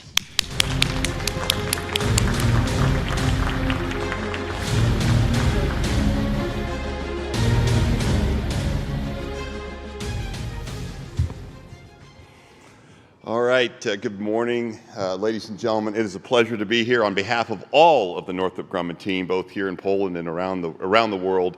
It's an honor to be here, really to partner with our industry folks in the audience today, as well as an opportunity for industry to engage with our customer, to address really some of the most pressing needs that our nations have. And you know, as a Northrop Grumman employee, I am very proud. We make some very cool stuff in Northrop Grumman. We make some from bullets to 6th-generation bombers, from undersea sensors to satellites. I'm really proud of what we do in the industry, but I'm not going to talk about all of that today. I'm going to pick a few key programs. But before I do, I want to take off my Northrop Grumman hat. And I want to put on the hat as a former air component commander in the Middle East that commanded an air coalition for the Defeat ISIS mission. I want to put on a former hat as a Deputy Chief of Staff for NATO for Operations and Intelligence and 12 years in the NATO alliance. And I want to make an assertion. And my assertion is that there is a significant gap in air and missile defense command and control. And yes, there are shooters. There are things that can shoot missiles down. There are short range, there's medium range, there's long range. But do we have the ability to command and control an air and missile campaign launched against us as an alliance or as nations? And I would argue we have a significant gap. I lived with that gap as a commander in the Middle East. We suffered cost imposition. So let me give you an example. very inexpensive to build a low-end ballistic missile or a drone and shoot it, and it's very expensive to counter. In one case, embarrassingly so, a single ballistic missile was shot at us, and we launched 5 U.S. Patriots. Our Arab partner launched over 5 of their Patriots against a single target. Incredible cost imposition on us. In other cases, low-altitude drone attacks were completely undetected by radars that were from 3 different countries. Only forensically afterwards did we look and see, oh, we saw it a little bit with this radar, we saw it a little bit with that radar, but was never fused together into a single actionable picture. We lack the command and control to really manage the fight. Well, I would argue we lack that here. NATO can run an air campaign. We did that. I was part of the air campaign in the Baltics, in the Balkans in the 90s. NATO can run a land campaign. NATO can run a maritime. NATO can run a joint campaign. But can we manage the air and missile threats that could be facing our alliance as the war rages on our border, which we're seeing it right now? What I would argue that Northrop Grumman offers a solution to this problem, a solution that actually addresses the ability to command and control air and missile weapon systems. A solution called IBCS. And my former briefer was up here, Senior Vice President Rebecca Torzone mentioned this, but Integrated Air and Missile Defense Battle Command System, IBCS, provides a much-needed capability to truly integrate sensors and shooters to offer a nation or even an alliance that really the ability to get after this vexing problem. It is currently a U.S. Army program of record in full-rate production, and we're very happy to announce that we are partnered with Poland as our first international buyer of this capability, and it shows the commitment that Poland has to truly addressing the most pressing threat here on its border. IBCS is, in simple terms, is a system that allows you to bring any sensor's data, whether that be a land-based air surveillance sensor, whether that be an airborne sensor like an F-35, whether that be electronic surveillance, and take all of that data to create a single integrated air picture. Not just awareness of a threat, but an actual track quality data, track quality pictures that can then be given to a sensor or to a shooter to shoot at. In other words, it uses its advanced capabilities to integrate the data from various sensors to create a common picture that's then actionable by the shooters, that integrate in short-range shooters, medium-range shooters, and even long-range shooters. I would also argue that it allows you to put the best weapon against the target, not necessarily the most expensive weapon against the target. So you don't do some of the things that I just shared with you up front. That you choose wisely what you engage, what you let by, and what you really commit after. We do this in the air campaign. We just can't do it so well yet in the air and missile defense campaign. It allows you to save very, very expensive and valuable resources and apply them when needed. It allows you to manage your weapons portfolio. It also allows you to defend more real estate, to increase the defended area, because it allows you to possibly engage at the very limits of taking a medium-range interceptor, shoot at the very maximum range, a single shot, and then assess. And if you didn't get it, you can follow it up with something that's less expensive. We don't have that integration today. IBCS provides that integration. And it also provides resilience. Today, if you take out the radar of a particular shooter or effector, if you poke the eyes out, those launchers are often unusable. But with IBCS, even if certain radars are taken out, the launchers are still in the fight. These are things that as a warfighter that you want to have. And so we welcome the discussion that Northrop can provide you on IBCS. We also want you to know that we are from the beginning intending to partner with industry. We're doing that right now as a model here in Poland. It's going to have a Polish face on it. It has a Polish face on it, using Polish industry and Polish folks working it as well as employing it. So in addition to IBCS, Northrop Grumman offers a couple things I want to share with you, which is the importance of sensors. I mentioned there was cases where we didn't see low-altitude cruise missiles and threats coming at us. We have the TPS-78, which is a great legacy platform, as well as the TPS-80, which is the Gator. It's a U.S. Marine Corps program of record, very capable, full-spectrum, long-range surveillance sensor that is integratable into any NATO solution here. And then lastly, while we have ground-based sensors, it's important also to what do we have for airborne sensors in times of crisis. NATO, as you know, has airborne, NATO AWACS, right? It's an aging system, same with the U.S. Air Force's E3 system. But what does Northrop Grumman offer? It offers the E2D platform as a country solution to a very vexing problem of the needing to elevate a sensor in time of crisis to look behind enemy lines to get predictive understanding of the battle space that's coming at you. And then lastly, everyone who's a warfighter knows the best defense is a good offense. And that's why Northrop Grumman is also proud to offer the AARGM-ER, the Advanced Anti-Radiation Guided Missile Extended Range. I know these names aren't as sexy as they could be, but the AARGM missile is actually, the AARGM-ER is actually the first true fifth-generation missile. We have fifth-generation fighters. F-35s are flying in the alliance right now. But are they equipped with fifth-generation missiles? The answer is no. They have a lot of fourth generation, JDAMs, SDBs, paveway munitions that are dated air-to-surface munitions. Not dated, but they're very effective, but they're not as lethal as they could be in a high-end campaign. So we offer the AARGM-ER not only for the F-35, but to pair with fourth-generation fighters to keep fourth-generation fighters relevant in a high-end future fight. Because many of us are going to fly with fifth- and fourth-generation aircraft paired together. And so, ladies and gentlemen, we're excited about what we have at Northrop Grumman. Please come see us at our booth. Come hit me up afterwards if you're interested in more information. We are happy to provide you technical briefings, and especially we're looking for industry partners to carry forward some of these solutions to your nations. Ladies and gentlemen, thank you very much. I appreciate it.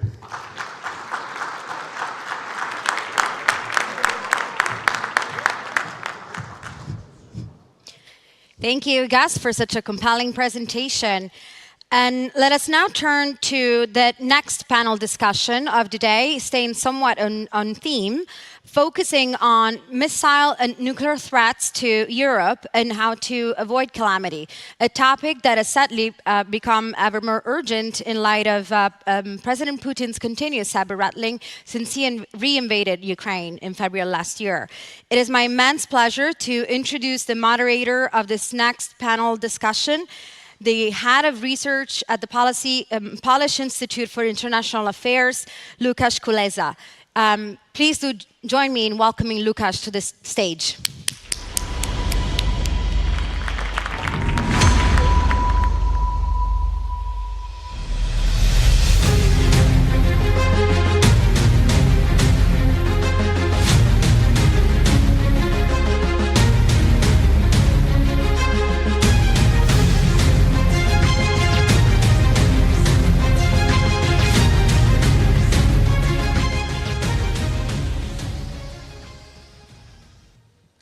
Good morning. Welcome to the session devoted to a topic which unfortunately is gaining in importance and in gravity in the Euro-Atlantic context, which is the nuclear and also missile threats that we are facing.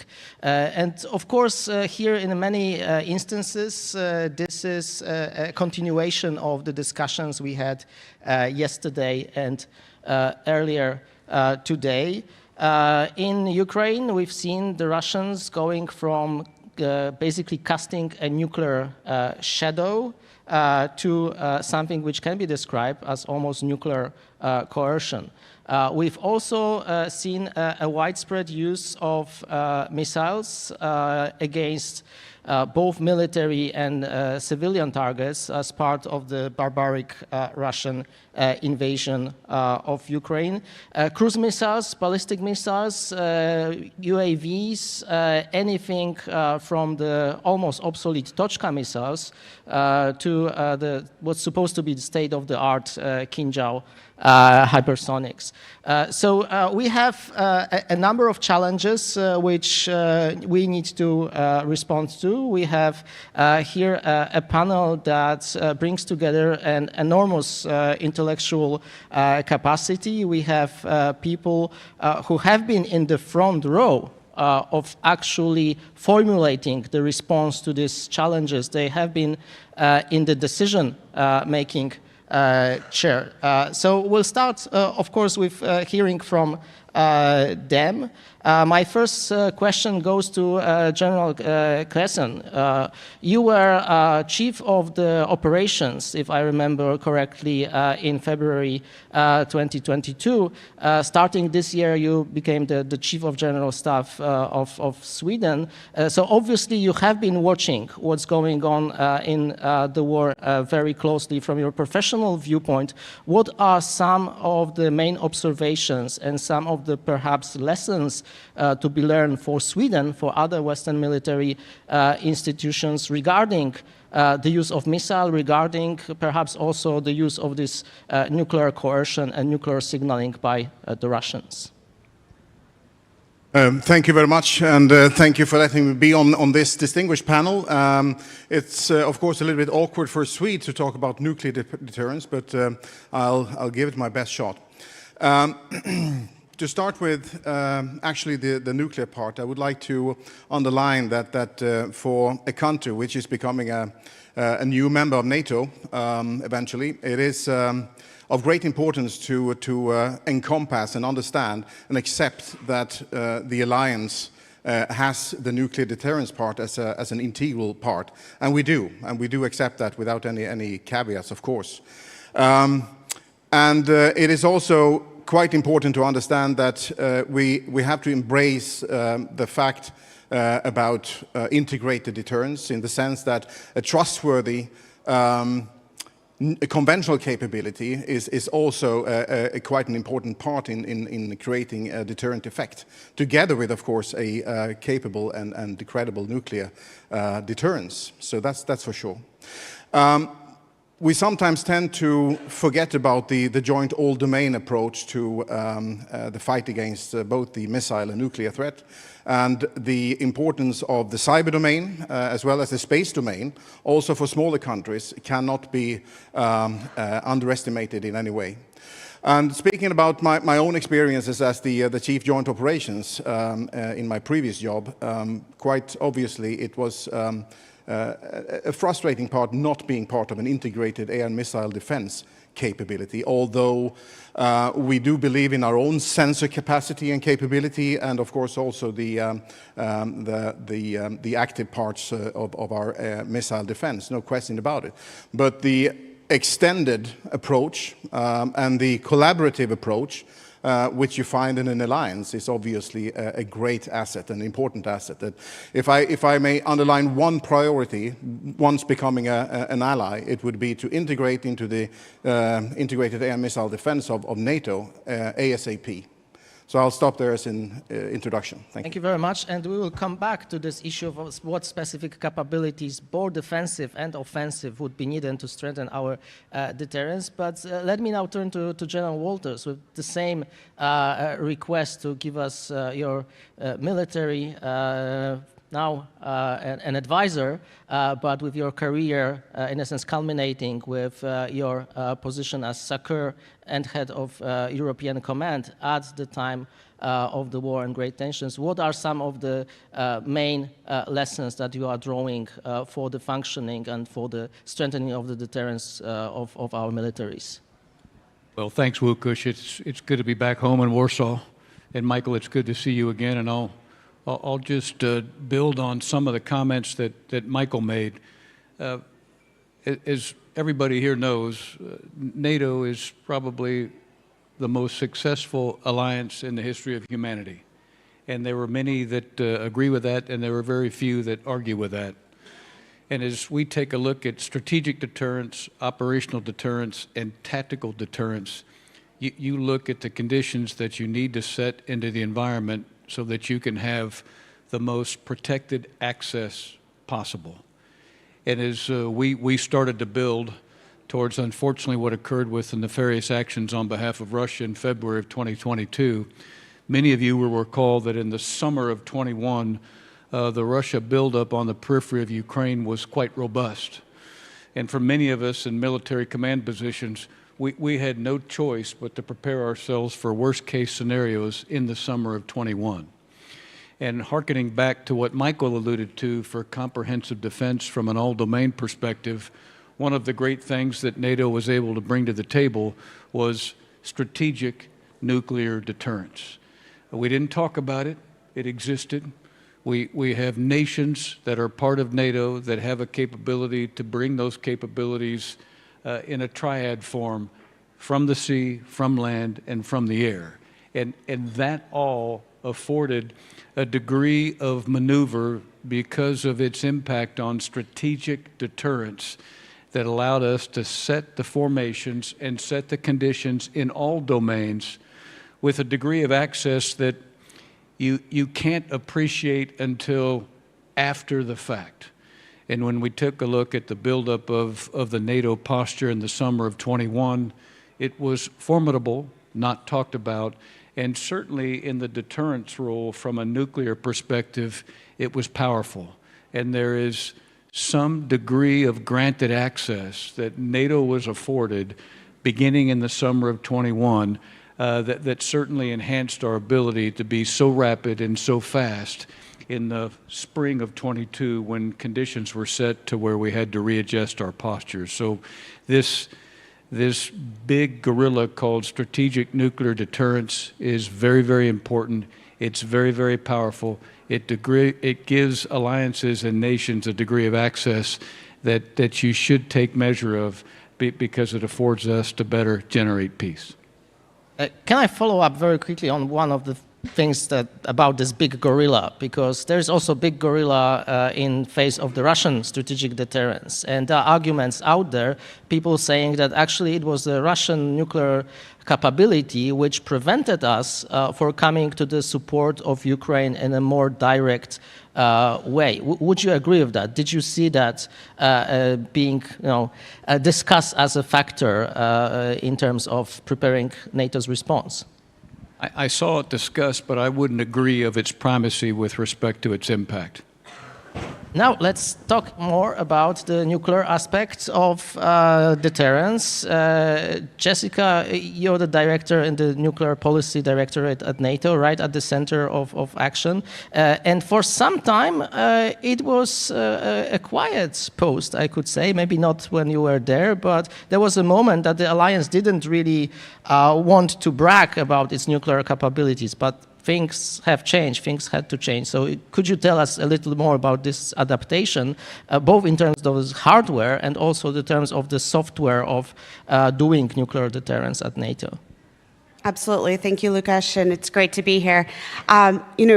Nuclear deterrence has, I think it's important to recall, has been really the center of NATO's security since its inception. So the importance of nuclear deterrence is not new, but I think we are seeing its importance in a way that we haven't really since the end of the Cold War. And we are undertaking a number of steps within the alliance to further strengthen our nuclear deterrence through updating our planning, through looking at our capabilities, through thinking about what steps we can take to make sure that we are fit for purpose not only now, but well into the future. And you mentioned the hardware part of it. I think it's important to note that not only are the three nuclear weapon states at NATO, the US, UK, and France, undergoing major modernizations of their nuclear arsenals right now, but also NATO are dual capable aircraft. We're in the middle of transitioning from 4th generation to 5th generation aircraft, and so the DCA force will be largely flying F-35s by the end of the decade. We've also been increasingly looking at what conventional support to the nuclear mission we need to ensure is part and parcel of NATO's NATO's broader force package. So this is all of the hardware that would go into conducting a nuclear mission if we are ever called upon to have to do so. We need to know what kind of deep precision strike, what kind of air sweep and suppression of enemy air defenses we need to have available, not only for a conventional fight, but also if we have to undertake nuclear operations as well. So we've really been investing a lot of time and thinking into making sure that our nuclear deterrence posture is going to be not only fit for purpose now, but well into the future. Can I immediately ask you what the enlargement of NATO means for the nuclear mission? Finland and the imminent accession of Sweden. What does it change for us in the nuclear domain? I think first and foremost, I think both Finland and Sweden will bring tremendous military capabilities to the alliance, and that's important for conventional deterrence, but also for our nuclear deterrence as well. And certainly, Finland has already been part of NATO now for 6 months, and they're already bringing a tremendous amount of expertise on deterring Russia into NATO, and I know that Sweden will as well when they join. And so I think having Finland and Sweden and in NATO strengthens our overall deterrence picture, both conventional and nuclear. It, of course, gives us new, shall we say, new posture and presence in the high north, which is, I think, will also be beneficial to the alliance and give us new opportunities for thinking about how we conduct deterrence vis-a-vis Russia.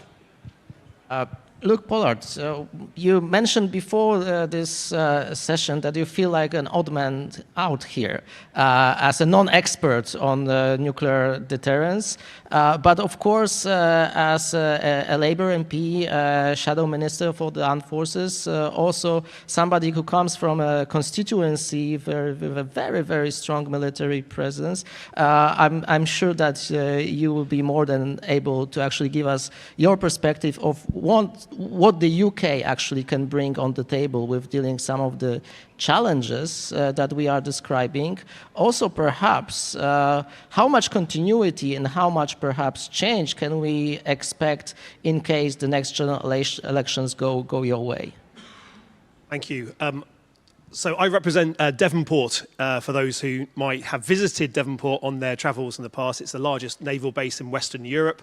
And as a Labour MP with a nuclear background and nuclear constituency, it is important that that part of our national protection is not lost from our national debate. Now, there's a general election coming in the United Kingdom sometime in the next 12 months. Our policy on Ukraine doesn't change if there's a change of government, nor does our policy on the nuclear deterrence or NATO membership. What we do need to make sure is to sustain a nuclear deterrent in these uncertain times, that the investment in the platforms that we need to sustain it is continuous and is happening well before you get to the point of swapping over from a Vanguard submarine to a Dreadnought submarine.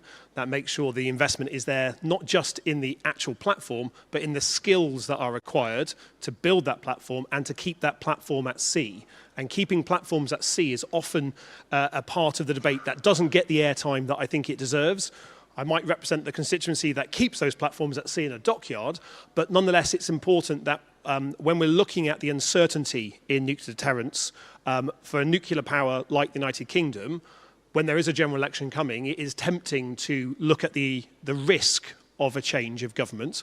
And I want to reassure all colleagues in the room, as I would do voters at home, that actually when it comes to these uncertain times, there may be lots of division in British politics, but when it comes to Ukraine, NATO and the nuclear deterrent, all the main parties are on the same page and will remain on the same page, importantly, because any difference between those parties is where Putin will use disinformation and misinformation to attempt to rip apart the unity that we see. And Britain, all our political parties are electoral coalitions. and to hold all those coalitions and all parties together in support of NATO, in support of Ukraine, and in support of our nuclear deterrent that we dedicate to NATO is a really important part that hopefully will provide a bedrock that enables the deterrence that we've been speaking about here. But our deterrence needs not only to be about platforms and nuclear weapons, it also needs to be deterrence by alliance. And one of the things that I think the United Kingdom has not done that well in the past few years is make sure that we're using our platform, our history, our position in the world to reinforce all our allies. There's been a temptation perhaps to spend more time being inward looking at Brexit and other things. But in these uncertain times, I think the alliance needs all of its nuclear powers to be strong, standing up and making sure that it's not just nuclear deterrence that we're talking about, it's the continuation of enhanced forward presence of UK forces in Estonia, the Baltic air policing, and much more besides, especially, as was just mentioned, about the risks opening up in the high north, where the Royal Navy and the Royal Marines have an expertise working with our allies in that area that I know that Finland and Sweden joining will only enhance. There are lots of risks out there, and what we need to make sure is that there's a continuity of the support from the United Kingdom, and that will happen whoever wins the next general election there. So, continuity with a twist. But I guess you're the only elected and electable politician in this panel. So can I ask you about the public opinion? How do you make the case for example, the next generation of nuclear submarines, the Dreadnought class, in a situation that people may be asking about their cost of living, the schooling, things that we are all preoccupied outside of conferences like this. So how do you actually make the case in a democratic society that this is something that is vital for security of everyone? I think it's certainly true that since the end of the Cold War, the peace dividend was taken by politicians of every political stripe and every member of the NATO alliance. And the case for investing in our armed forces was not always made with the same gusto as perhaps it should have been. That is certainly something that no longer applies after the latest Russian invasion of Ukraine. The humanity, the human stories that we are seeing from Ukraine, the brutality towards civilian populations is something that is a very powerful story for people to hear. It's powerful because it needs to reaffirm our support for Ukraine. But it's also powerful because we can't have a good health service or good schools or a vibrant and growing economy if we have a fundamental hole in our security. And that's the case for the United Kingdom, that's the case for the Baltic states, that's the case for all NATO members and indeed those outside. And I think that's where renewing our commitment to 2% or further for nations that can afford to do so is so important. But we need, as politicians, to take the public with us in this respect. If nuclear deterrence is an abstract concept that's spoken about by academics, then it won't carry the support. But if it is a foundational bedrock of our nation's security, the security of the alliance, that deters aggression, that keeps people safe, then I think it is easier to make that case. But one of the challenges that I think we all have is how we tell that story. Because far too much of nuclear deterrence, in my mind, can get wrapped up in high-level academia, and far too much of it can get wrapped up in an idea that that secret squirrel stuff that we don't talk about. Well, if we don't talk about the importance of the jobs, if we don't talk about the importance of the deterrent effect, if we don't talk about how nuclear deterrence works with conventional deterrence, we're missing a part of the story that undermines all our collective security and creates an opportunity for those that wish to do us harm. So it is something that politicians and those people that work in this space need to be mindful of, that it's not just a story we tell ourselves, it's a story we must engage and include the public in as well. I would invite other members of the panel, if you have your views on how do we actually, how do we tell this story and to what audiences? John Waters. If I could, Luke, I concur with your comments, and if I could just tag them into the NATO process, the global security process, I would just add that what a nation does to improve its posture from a deterrence and defense perspective and its homeland defense perspective improves the disposition of the security of that nation.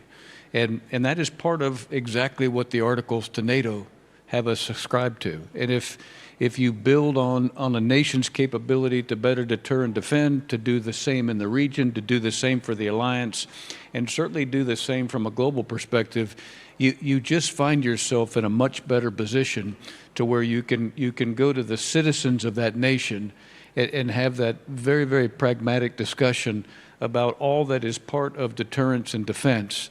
And be able to say that not only is it for the betterment of our nation, it certainly is for the betterment of the continent, for the region, for NATO, and from a global security perspective. And I think the citizens of nations deserve more of those conversations. And my sense is, for the last several years, with Jens Stoltenberg as our Secretary General, that has been part of the journey that he's been on to continue to advocate for those conversations to take place in capitals, certainly across NATO.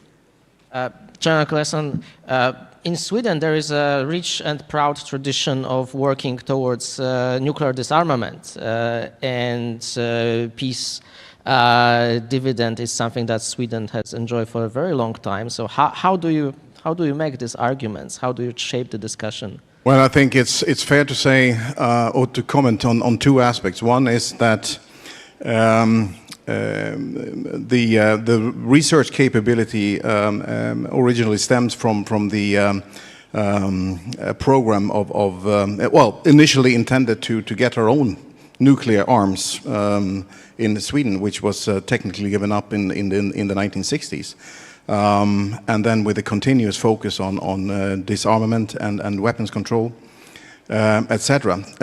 But generally speaking, I would say that you also tend to forget that Sweden during the Cold War was probably one of the most militarized and well-defended countries in Northern Europe. All parts of society was definitely integrally a part of the total defense and the resilience, if you so wish. So this resides still with the large majority of the population, and the events unfolding from 2008, reinforced 2014 and onwards, is very compelling to the Swedish audience, so to speak, and I wouldn't say that it has been very difficult to convince people about the current threat situation and the need to invest more in defense. And making a reference to the missile threat and Russian A2AD in the Baltic Sea region. Literally, we are living in the middle of the bubble. Swedish territory can be reached, from example, from Kaliningrad within minutes. So that has meant that we have invested heavily in sensor systems and early warning systems, which of course means that we are aware of the threat and we are capable of dealing with parts of the threat. And again, it's a very compelling aspect to the public that we are so geographically close and needs therefore less to be convinced about the seriousness of this threat. Jessica, there was time in NATO that you couldn't even reveal the name of the nuclear exercises that are happening every year. Things seems to have changed a little bit, but what's the NATO perspective of making the case for the necessity of nuclear deterrence? Yeah, so I think for folks who know me, this is one of the things that I really get passionate about, because I think it is so important that not only those of us who are in the community, but politicians and political leaders need to be talking much more about the importance of nuclear deterrence to our publics, to our parliaments, and also for signaling and reassurance and deterrence. I mean, we can't ignore deterrence. We can't kind of, it's something only that the experts talk about. We have to be much more engaged in a public conversation and a public debate. And we've done a lot of polling at NATO over the last few years that I've been there. And what our public polling demonstrates is that across kind of all sectors of society, people who know more about nuclear weapons and about deterrence are much more favorable to our NATO policies on nuclear deterrence. So as we educate, as we're talking about these issues, we're building support, which is important as countries are developing new capabilities and undertaking incredible investments. But it's also quite important as we think about, taking more, harder steps in the future. But Lukasz, as you point out, it's also quite important for building transparency over the activities that we're doing, which is quite important to reduce the risk of miscalculation or the risk of misunderstanding. So it's not just about our own domestic audiences, but it's also about being more transparent so that Russia and other potential adversaries understand what we're doing, why we're doing it, and take the right messages and the right deterrent signals from that. And I think, being more transparent over our annual Steadfast Noon exercise has actually demonstrated the importance of being more transparent. We used to get all sorts of press every year about secret NATO nuclear exercises and big, lots of Russian media, anti-NATO media activity. And the more transparent that we've been over the past years, actually it's really shifted the public narrative and the public debate. And made it much more focused on the important things, which is that we have credible capabilities, we're exercising them, which is the responsibility of a nuclear alliance. So I think it's just incredibly important that we talk much more about these issues. There's this approach that thinks of deterrence as a sum of 3 C's. So capabilities, communication, and credibility. We talk a lot about communication. I would like to go back to capabilities and not maybe focusing on the nuclear parts, but on some of the conventional and other domain capabilities which are needed right now. General Claesson, you started with that idea of a comprehensive approach, but can I maybe teach you to go a little bit into the details? What kind of capabilities the Swedish armed forces are developing? How do you see also the importance and the relationship between some of the things we do on the defense, including resilience, including air and missile defense, and some of the things that we might want to do on the offense to maybe put some strategic dilemma towards the adversary rather than wait for him to make their move? Yes, thank you for the question. Obviously, Sweden is, like many other Western European countries, in the process of rebuilding a joint warfighting force.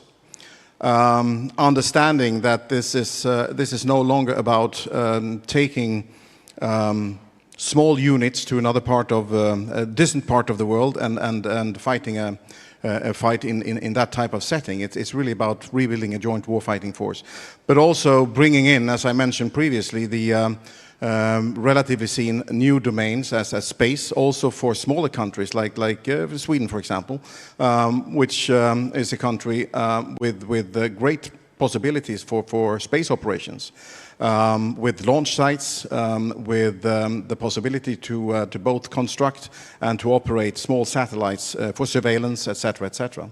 So that is a main factor that we are looking into, to build the joint warfighting force, at the same time looking into all the possibilities of technology development, what it can bring in terms of surveillance, integration, interoperability, for that matter. But I also would like to come back to the factor of resilience, and I think that taking a glance at Ukraine and what their resilience does in terms of deterrent effects towards Russia, also in the area of nuclear threats. And I think that's a reminder what resilience among the population really means as an effect boost in terms of deterrence. We're also looking at offensive capabilities, precision strike capabilities, and the ability to deliver that also in let's say, a distorted operational environment is key. Also for conventional capabilities, including special forces and their capabilities of leading sort of the ordnance to the right target. So that will be some comments that I would like to offer. Thank you. I'm also looking at General Walters. Are there some of the capabilities that you wished NATO had when you were Sakura and you were begging and asking the member states to start deliver on their promises, that right now you are more free to speak your mind, you would like to bring to this audience? Well, I think the audience understands, and I know Michael understands, Jessica and Luke do as well, that there's never been a military commander that wakes up and he or she ever says that their force is perfect. Their job is to tweak and push and prod to find ways to make their forces more perfect. And going back to what Michael alluded to, in air, land, sea, space, cyber, special operations, the information environment, and the nuclear environment, perfect strategic and tactical alignment is part of the process that military commanders go through to try to get their forces to a point to where they can effectively deter and defend for their homeland, for the region, for the continent. Years past in Sweden, we referred to this as a threshold force. And today, Sweden refers to as a deterrence force. And what nations are searching for is a military that can defend their homeland and project power across the globe with pinpoint accuracy and pinpoint timing to ensure that no enemy of that nation would ever be dumb enough to attack that nation. And as long as nations are continuing to strive for that and understanding that along the way in the journey, you're part of an alliance, you're part of a region, you're part of a continent that possesses other nations with capabilities that may complement what you do. This strategic alignment of what we do in all domains is very, very important, not just for the defense, but certainly for power projection from an offensive standpoint. Before we open it up to the audience, so please prepare your question. One last shot from me. During the Cold War, we did deterrence, but one of the instruments that we were using to stabilize the relationship was also arms control, risk reduction, confidence building measures with the Soviet Union. And right now, of course, it's very difficult to talk about confidence building with Russians and Belarusians. But is deterrence the whole story, or should we be also looking at the ways to at least address some of the risks of the confrontation, something that Jessica also alluded to, our transparency measures? And maybe, look, I'll start with you. So shall we also have a little bit of I'm not saying dialogue, but contacts with the Russian side and potentially others? I'm glad you clarified that, because politician says we should have contact with Russia on this stage will certainly get me in trouble with my local press back home. Look, I mean, I think deterrence has many different aspects of it. And it is important that those people who we are seeking to deter, both Russia, but also other players and other bad actors around the world, understand what we are trying to communicate with that deterrence. And how we signal using that deterrence is important, because whether it is multi-domain integration of our forces, all-domain warfare, we have domains where deterrence is not as clear at the moment. So we're talking about very clear deterrence. You know, if you launch a missile at us, we will launch a missile back at you. Conventional warfare deterrence is much easier for people to understand. But in an environment where every single one of our NATO members is under attack in the cyber domain every single day, where we have an uncertainty rules the road in a space domain about what is a provocation, what is a response, our deterrence, we need to realign what that communication means. And we need to be clear. It's not necessarily a dialogue that I think we seek with those people, but what we need to make sure is that when we signal a deterrence, that those people we are deterring understand that signal. They understand that if they step over a line, there will be a reaction. And at the moment, it's easier on nuclear and conventional forces than it is on cyber and space. And if we are to be true to our aspirations that we've heard from this stage around all-domain warfare, properly integrated total defense for our alliance, we need to subscribe to some of those rules of the road for those other domains where the learnings and lessons are not as lengthy as they have been throughout the Cold War. So let's perhaps dial back on the dialogue, but dial forward on the understanding is what I'd suggest. Perfect. General Classen. Yes, with regard to the question about arms control and control mechanisms and confidence-building measures, I think it's important to revisit the facts and figures about how many years we have, as collective nations, invested in building the mechanisms that we have and to some extent had until recently. So therefore I believe that it's important to maintain for the time being that investment as live and as kicking as possible, making sure that we have something to offer if that situation occurs. And I think it's important not to forget about the risks of proliferation, and that the extended application of existing mechanisms could be very important in a very near future as well. Thank you. Jessica? Sure. I think, arms control and non-proliferation and disarmament are obviously a huge priority of allies and the alliance. And in our last strategic concept in 2022, allies agreed that to, instead of looking at arms control and non-proliferation as something that was part of our kind of cooperative security lines of effort, that it was much more part of our deterrence and defense. So refocusing arms control on being as contributing to our security, is contributing to our deterrence posture. And I think that's really the mindset of allies at this point. That said, I think allies are quite realistic that Russia is not engaging in arms control right now. They've systematically violated or withdrawn from almost every arms control treaty that they've been party to. So now is, as Luke pointed out, now is not the time that we're going to be talking to the Russians about these mechanisms. Certainly, allies hope that Russia will start complying with New START again, that it will come back to the table with the US on strategic arms control in the future. But in the meantime, I think what we're trying to really focus on is, again, as I alluded to earlier, what we can do as an alliance to reduce the risks of miscalculation or escalation. What can we do unilaterally to reduce tensions? And so, in the absence of arms control, we'll at least focus on what we can do as an alliance to make those risks less for us. Thank you. Let me open it up to the audience. I see one hand over there, the second row. There's a microphone there. Thank you so much. My name is Arik Burakovsky. I'm from the Fletcher School of Law and Diplomacy in the United States. There was a question earlier, and by the way, this was a fascinating discussion, so thank you, about Russian nuclear deterrence and blackmail. That was, I think, largely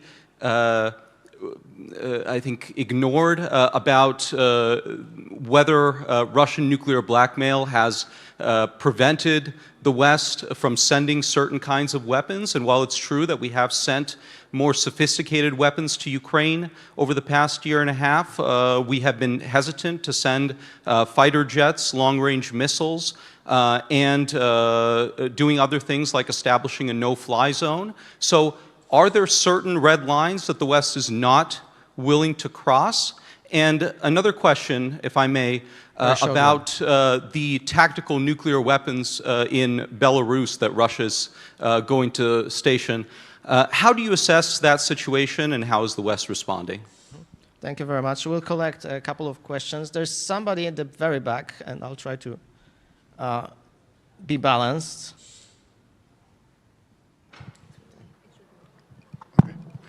Thank you. Zurab Bejanishvili, International Community for Georgia Development and the Progress. How will NATO respond if or when Russia blow up Zaporizhzhia nuclear plant or using tactical weapon against Ukraine or Georgia? Thank you. Thank you. And over there? Ray Wojcik, the Kościuszko chain in Warsaw. Łukasz, outstanding panel as usual. On the question of the nuclear weapons in Belarus, potentially in Kaliningrad, there's been discussions over time about potentially having the strategic deterrent. U.S. supplied air-delivered nuclear weapons in other countries, including Poland, has been on the discussion. So my question would be, does that increase our deterrence, or does that have some downsides to have those weapons expanded into other, potentially Finland, for example, too? So thanks. Thank you very much. So red lines, nukes in Belarus, use of nuclear weapons or blowing up Zaporozhye, and then extension of nuclear sharing, if I can paraphrase. Please address all or some of them. 1 minute each. General Klesen. Thank you very much. I think it's important with the Russians to understand that they have a tendency of doing what they are saying they will do. So we take it very seriously from a Swedish point of view, that tactical nukes is a part of their, or nukes in general is a part of their doctrine, and it's regularly trained and exercised. So there is a credible capability to deliver, and it's only a decision away. So we have to count on this as a real threat. That's about what I can say. In terms of red lines, etc., I'm not the one to answer on behalf of NATO, of course, but from a Swedish point of view, I would say that we have gone through the policy development like many other nations have during the war in Ukraine, and we see less and less red lines. Thank you. Thank you. General Walters. Great questions. From a red line standpoint, I would just contend that a smart nation, a smart alliance, will take a look at all potential courses of actions that an enemy can propose in every single domain, worst case, best case. And that nation or that alliance bears the responsibility to establish a set of flexible deterrence options, flexible response options that expands the left and right buoy limits of all those drastic measures that an enemy can take.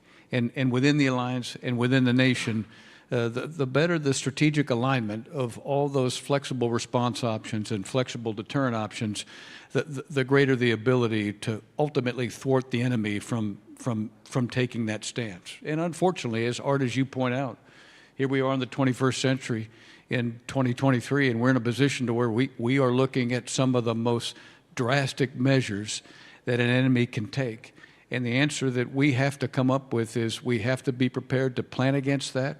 We have to be able to implement policy that is productive against that. And the more that we can show that strategic alignment from a whole of government, whole of military perspective inside of a nation and throughout an alliance, the more powerful we'll be. And as you well know, Art, and as Michael knows better than anybody from the planning that he's conducted for the last decade, it is rolling up your sleeves, a lot of elbow grease, and hours and days of planning to make sure that we're ready for all of the drastic options. Jessica? Sure, maybe let me take up how NATO would respond, because I think the answer is there's any number of ways that we would or could respond, and we have a whole suite of options. We have a lot of planning for various contingencies, and so I would say that the specific scenario and the specific response that NATO would have to a use of nuclear weapons in Ukraine or an attack on a direct attack on Zaporizhia, it would be very scenario specific. There would be no automaticity in those responses, but we have a range of response options that we could take. On Belarus and the potential deployment of nuclear weapons there, we're looking at the military and political implications. This has already come up. A number of allies raised it at the political level in the context of the NPT preparatory committee over the summer, and we will be adapting, our planning and our thinking in line with what we see happening on the ground in Belarus. And so maybe let me just stop there. Thank you. Luke. Very quickly, I guess I'm going to give a politician's answer to those questions, and that politician's answer is this. As an alliance, as individual countries, as individual politicians and people, we've given our commitment to Ukraine that we will be with them, not just today and tomorrow, but until they win. And that does mean constantly reviewing what is possible, what is necessary, what is needed every single day to make sure we hit that objective. Now, that does mean red lines change in terms of what allies can provide. You know, Britain was the first to officially provide main battle tanks and Challenger 2s. Storm Shadow missiles changed the dynamic as well.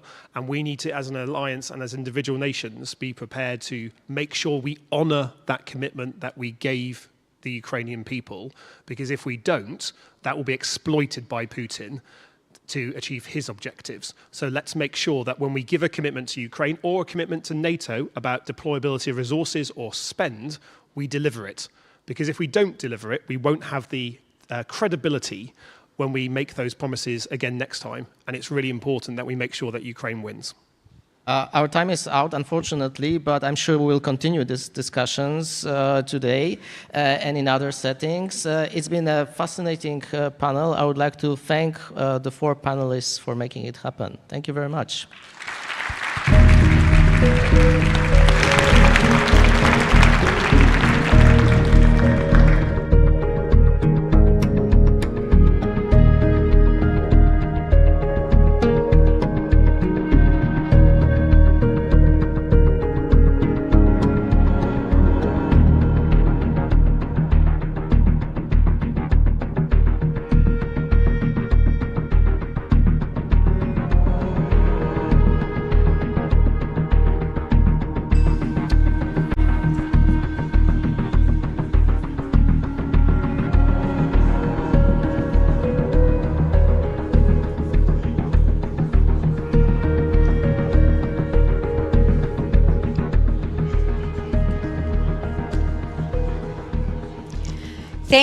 Thank you, Łukasz, and thank you to our distinguished panelists on really such a rich conversation.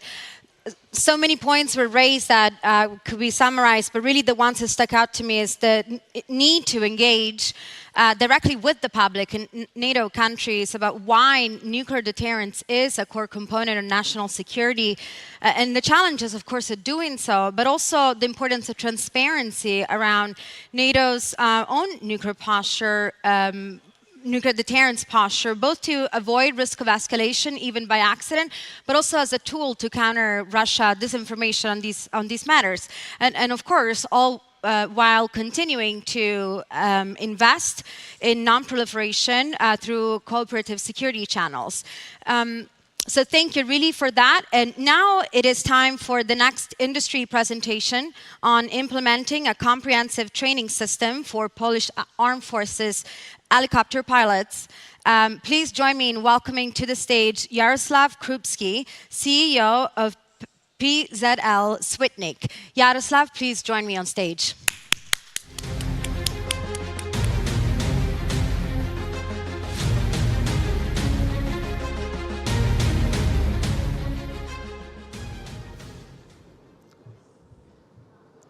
Dzień dobry. Hello.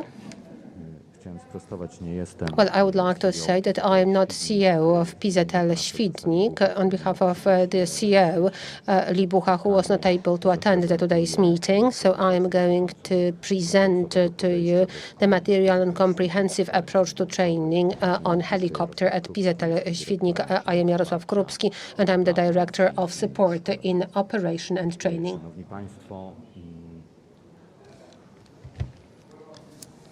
Ladies and gentlemen, and as you may know, PZL Świdnik this year is going to deliver 2 new helicopter pilots to the Polish Armed Forces, AW149 and AW101. But helicopters are very modern, comprehensive, and that is why we are very proud that we can be a supplier of such high-end platforms. But what I want to draw your attention to today is that it is only the beginning of the challenge. The beginning of the challenge that is ahead of us. We have to face up to the issues connected with maintaining that fleet at the right level. For operations, we simply have to provide for technical personnel with the right set of qualifications, and we also have to provide for the right logistics package, plus the logistics of deliveries throughout the whole life cycle of helicopters. The four issues that we draw the main attention to, and they are significantly changed as compared with what was used in the previous helicopter pilots. First, it is the training, which is now as an integrated training, and it uses virtual solutions as well as simulator-based solutions. It is also technical documentation and maintenance. It is provided in English, and it is fully interactive. The very platform that is also based on the multi-functional multimedia displays, as well as integrated avionic and navigation systems, as well as built-in test systems. Well, we test everything on a platform, and the whole logistics package that is connected with maintenance and assuring the availability of consumables and spare parts. And as you know, years ago, the aviation training was done in a very simple way. There was a room, instructor, practical training on the platform, and that's it. Theoretically, the pilot was ready to fly. Well, that solution was simple, expensive, because we had to use the equipment itself, but that was definitely not effective.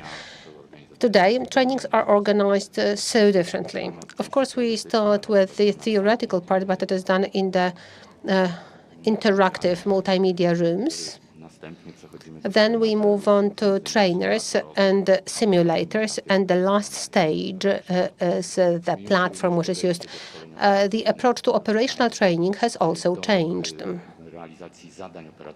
To execute operational tasks by crews, it is not necessary to train the operator of the hoist on a helicopter. We can do this in a virtual trainer, and the same goes for all other devices which are used on board. It is nothing new that the theoretical part can be done remotely, and it also limits the cost, and it also increases the effectiveness of the training. These trainings are also supplemented with some other aspects which are connected with logistics, as well as operations management, plus a number of repairs that can be performed by operators on the spot. There is another thing which is important in the process of training and operation is the mission planning system. Today we offer solutions to our clients. Prior to the execution of a task, we can sit in an OLA, we can prepare the flight plan, we can take into account the different aspects, we can do a briefing with the pilot's team, and we can perform the mission, and we can do the debriefing and reanalyze it. We can repeat the mission, we can identify errors, and we can remove errors. So the training process is not the training itself, but it is also about the approach to different tasks that are undertaken during the flight.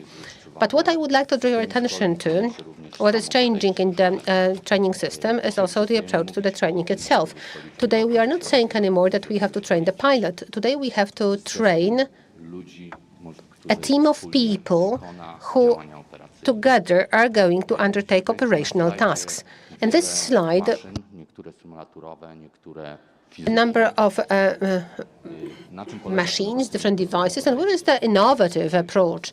The innovative approach is connected to the fact that we use the simulator-based environment.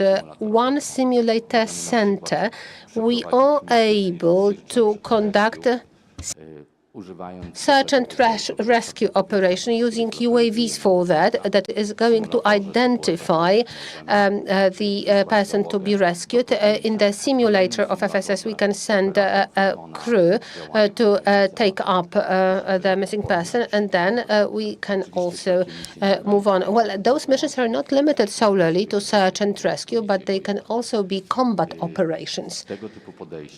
This approach does not only allow for the execution of actual operational tasks by helicopter crews, it is also an excellent tool for the integration of teams from different formations. Our task is not limited only to helicopters which are produced by PZL Świdnik. Some ground vehicles, some surface vehicles can be used, or any other element that we want to play a role in that. Well, it is natural for me to talk about logistics and maintenance, a traditional model that's been known since forever. And it means that if you buy something, you have to care for availability of spare parts, crews, and the training of ground personnel, technicians, and to care for everything connected with the operation. However, this model is slowly becoming obsolete. In the civilian market, for a long time, PBL solutions are used, performance-based logistics, and it means that it is the manufacturer that is responsible for everything which is connected with not with the direct use of the aircraft. And it means that all the competencies connected with maintenance, delivery of spare parts are transferred onto the manufacturer. Why is this solution better? First of all, we have sustainable budget. We do not bring about a situation that in a case of failure of a large component, we need significant funds overnight in order to repair the aircraft. We can optimize the availability of the fleet. When we know what our operational needs are, we are able to adjust our fleet to the availability as it is needed by the user. We can also increase the effectiveness of the resources of the user. Users don't really have to undertake a number of bureaucratic tasks which are connected with placing orders, as well as sending complaints or queries, because all these actions are taken over by the manufacturer. We also minimize the cost of warehouse, the cost of storage, caring for life cycle of component. It is taken over by the manufacturer, and the manufacturer is responsible for keeping everything there. Why is this approach so individual? In PBL, we have 3 blocks. Depending on the needs of a client, we are able to properly adjust the PBL program to the expectations of the user. We do not have one size fits all. All the programs are tailor-made to meet the expectations of the user. And the last slide is AW109 tracker. A proposal for the training helicopter for the armed forces of Polish armed forces. Mi-2 helicopters that are used for the training today. They are 50 years old. Technological gap between Mi-2 and AW101 or AW149 or Black Hawk or Apache is huge. In order to train the pilots to the level of Apache or AW149, we need aircraft that is used in training that is also based on technology of integrated avionic and navigation systems.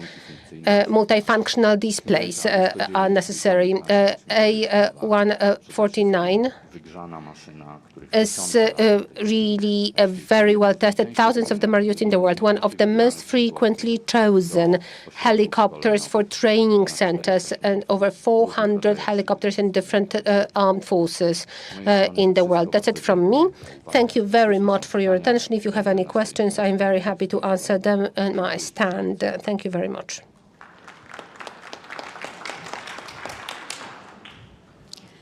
Thank you. Thank you, Yaroslav.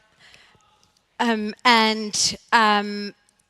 let's turn our focus to Europe's air dominance capabilities more broadly, with the next industry presentation to be delivered by Jack McMullen, Director of Air for Air and Space Dominance, or RTX. Please join me in welcoming Jack to the stage.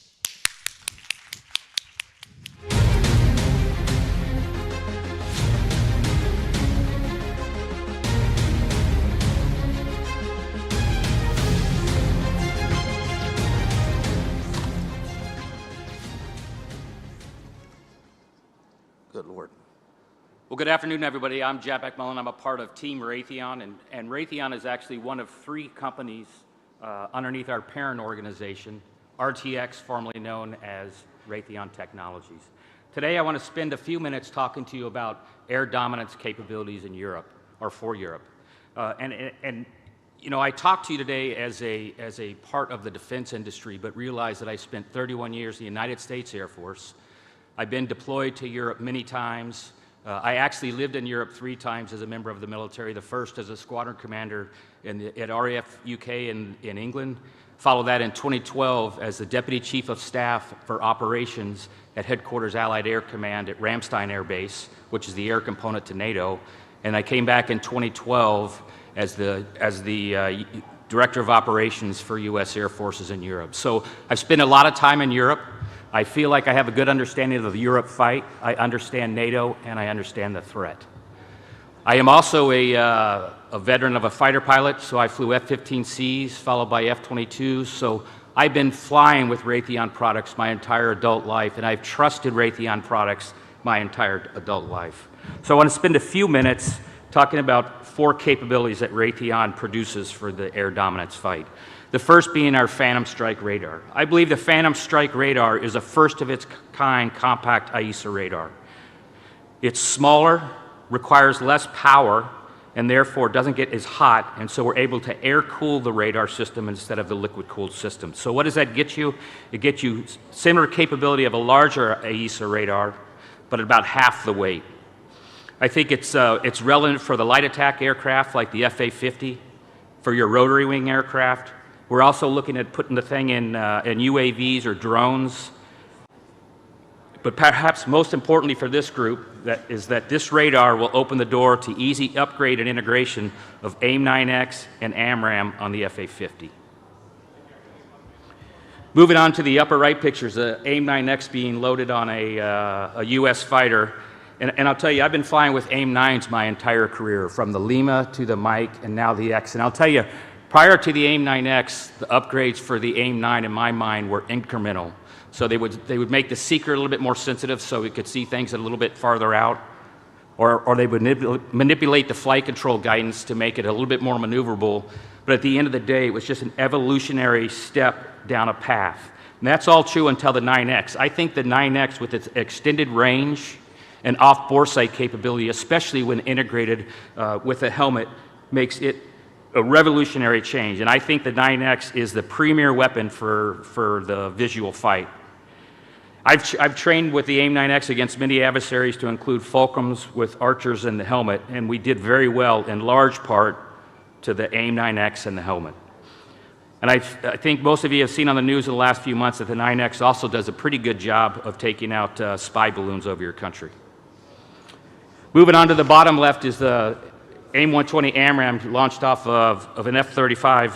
And I think that the AIM-120 is a remarkable medium-range weapon with a great history. We've had over 5,000 successful live fires with this system. It's integrated on 14 different platforms in 43 countries. And oh, by the way, it's got greater than 13 aerial victories.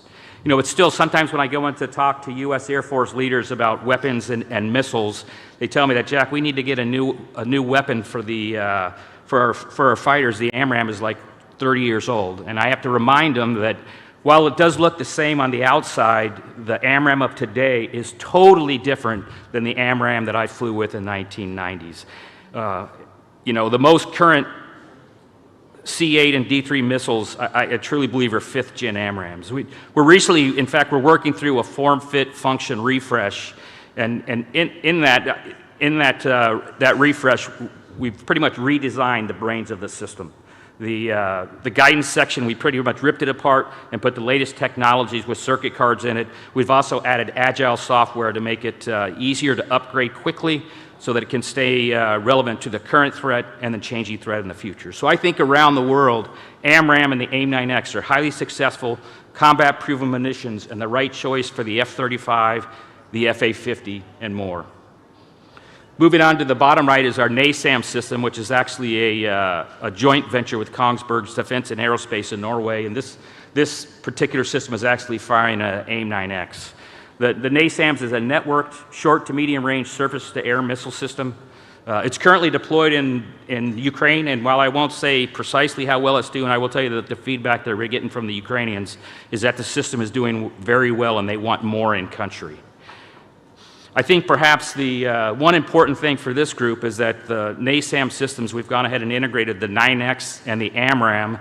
So for countries that fly with the AIM-9X and the AMRAAM, it makes sense to me to also have that on your surface-to-air weapon systems so that you've got common weapons for both mission sets, which can ease logistics chains and supply chains. So I'll say overall, from sensors to effectors and everything in between, I think Raytheon and RTX are leading the way to next-level air dominance solutions. Thank you very much for your time.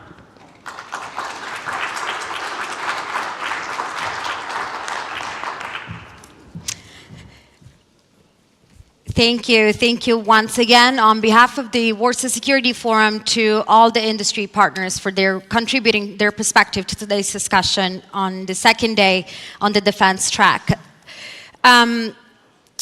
Russia's war of aggression against Ukraine has certainly proven that air superiority is vital in winning a war, while challenging assumptions that addition of aircraft alone will be the decisive strategic factor in achieving this. So let's now turn to discussing the dilemma of quantity versus quality as well as cost in shaping NATO's Air Force for the future with the next panel discussion, which will be moderated by Justin Bronk, Senior Research Fellow for Air Power and Technology at the Royal United Services Institute. Please join me in welcoming Justin to the stage.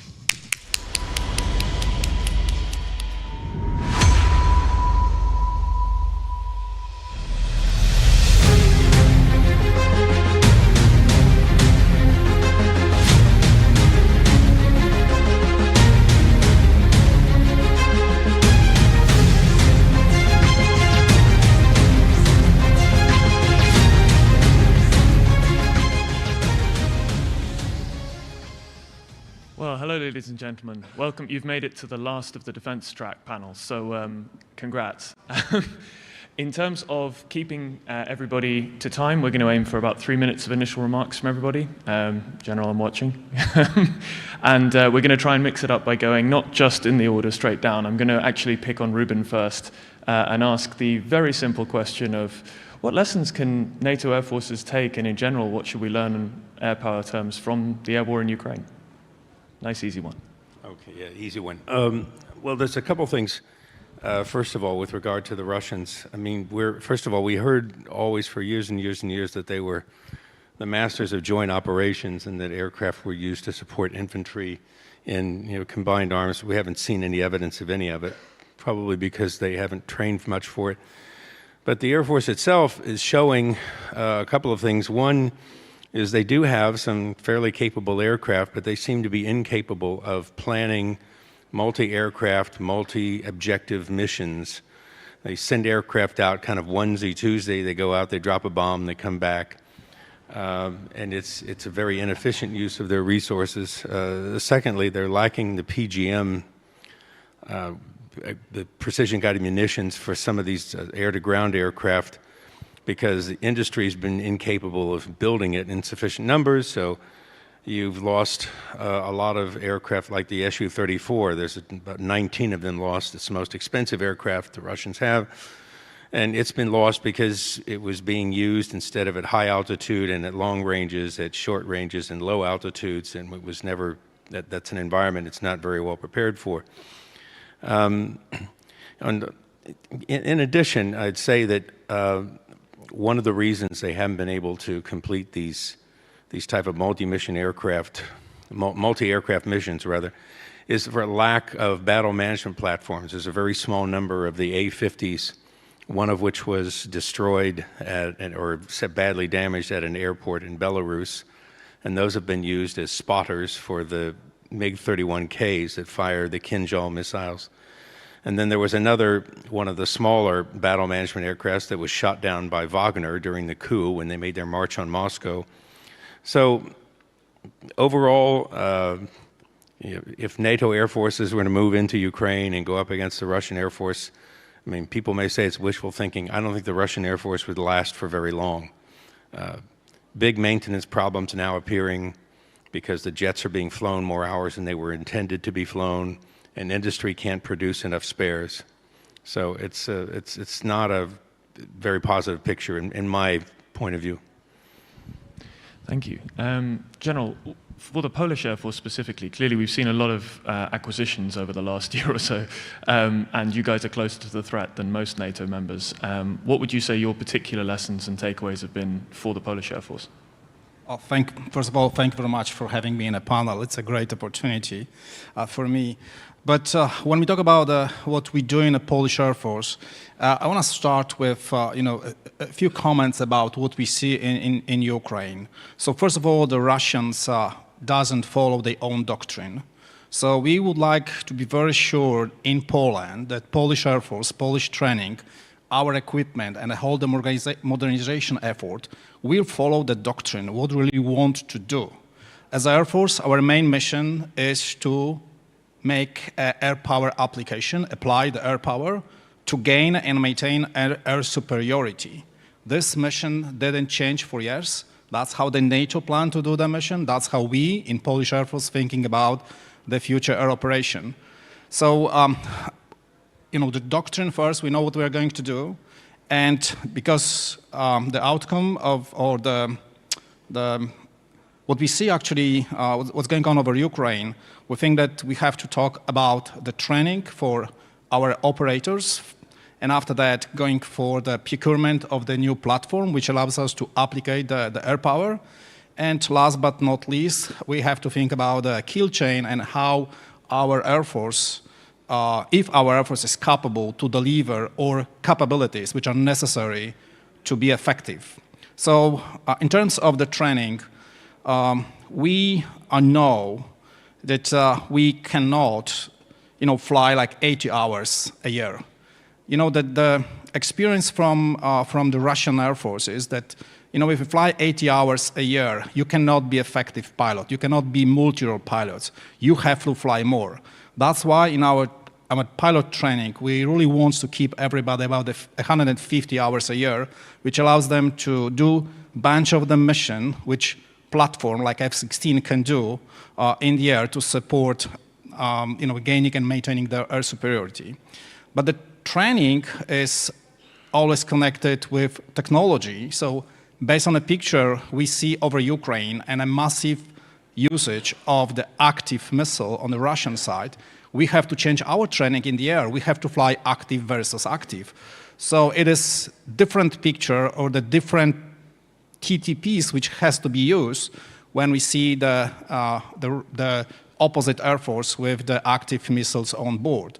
But all these data are already collected. We have a great support from US Air Force, and we know how to use our platform to win in the air.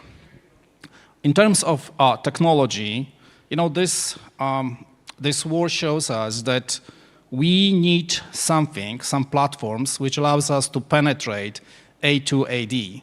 The Russians built a very effective aerial denial bubble. Actually, the Ukrainians did pretty much the same. So both Air Forces focus right now on defensive capabilities. But air power is a very offensive tool. To win, to gain the air superiority, we have to be offensive. We have to penetrate. We have to do the SEED, DEET mission. We have to use the electronic warfare assets, actually, to win the fight in the air. So, the purchase of the F-35 gave us a great technology or a great platform which can fulfill this part of the mission with support of the other platform, the fourth generation fighters, F-16, F-50. We can think about how to apply the air power and how to apply Polish Air Force to gain and maintain air superiority. That seems like the easy job, but unfortunately most of the military and military personnel, we are very conservative. So we have to adopt, we have to be innovative. And we need some kind of the tool in the Polish Air Force to be creative, innovative. And I think that, based on experience and based on the experience from the United States Air Force, we need like test and evaluation squadron. We need a weapons school. We need Air Force research laboratory. All these small tools are necessary to be effective, to adopt, and to win in the air. Like I said, the Air Force is for winning. Air Force is very offensive. And if we gain the air superiority, we allow the other services like the Army or the Navy actually to be successful in a different domain. So that's our responsibility, and I think that we are in a process right now in the Polish Air Force to take all necessary information, evaluate, assess, and adopt to be better. Thank you. Thanks. In terms of it's interesting, the impact of technology, a huge mix of both traditional high-end active seeker missile technology, for example, coupled with a lot of very innovative adaptation of commercial off-the-shelf technology and cross-domain technologies, if I can use such a cringe term. Elizabeth, I wonder if I can pick on you specifically for some of the kind of key technological trends that you think are relevant coming out of this. Sure. So in thinking of to bring it back to the name of the panel, quantity versus quality, there was a recent report, I think, by the Center for European Policy Analysis that highlighted that quantity actually has a quality of its own. So to me, what that meant was there is a direct need for modern air forces to have a large arsenal of expendable systems, preferably with cheaper alternatives, that can be recoverable at scale. So an example of this would be, in thinking of Ukraine, their drone army. So having potentially a dedicated fleet of drones that would be composed of a wide variety of systems, from smaller ones to combat ones to medium-sized ones, short range, long range, some with swarming capabilities that could overwhelm their adversary cheaply, to essentially carry out intelligence gathering, both at a tactical and strategic level that would be indispensable, in my opinion. In thinking of drones, I don't believe that by themselves they're game changers, especially for a conflict like Ukraine. I don't think by themselves they can alter the dynamics, and they haven't yet. But I do believe that they've done two key things.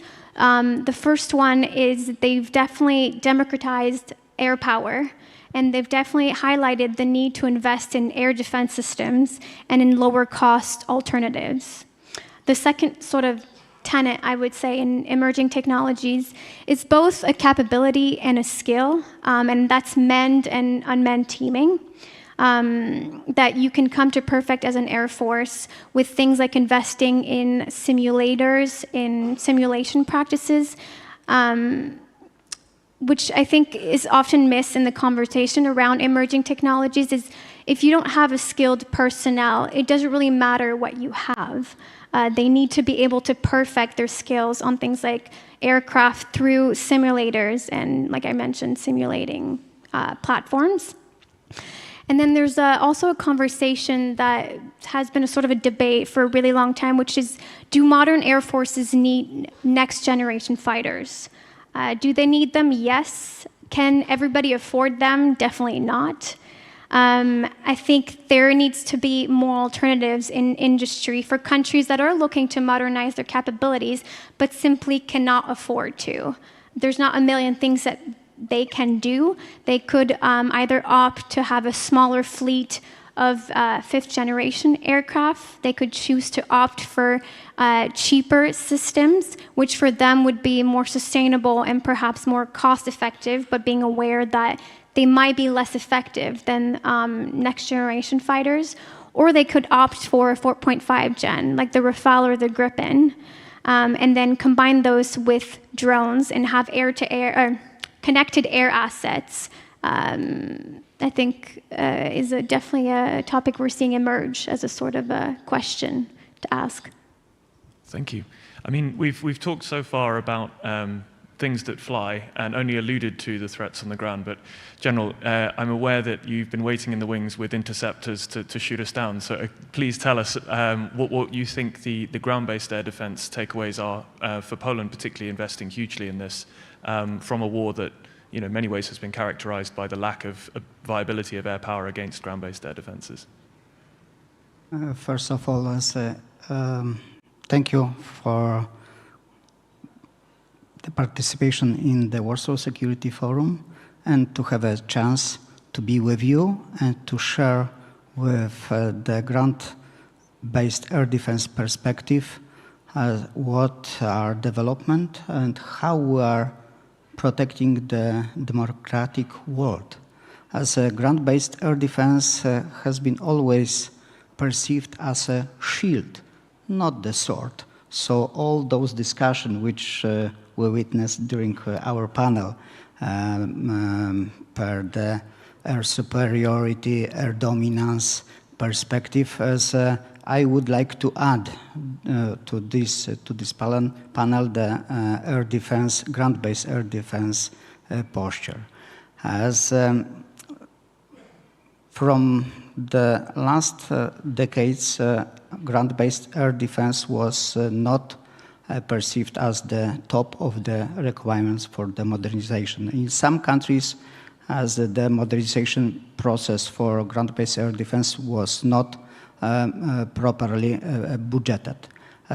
However, the war in Ukraine, and I would like to remind that today we are witnessing 588 days of war on very kinetic, very brutal, and delivery of all capabilities from the Russia against Ukraine. Ukraine, which is a country protecting the country.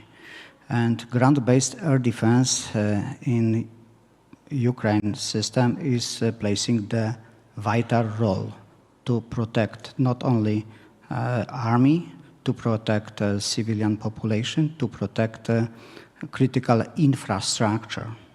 And those 588 days of war are placing us to us, and observations from the war giving us great advices how to invest and how to properly to build air defense, robust air defense.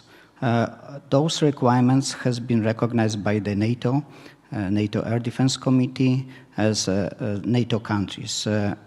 Also, per this perception, Poland has been recognized as a border country which is protecting the homeland, however, also protecting the other NATO countries.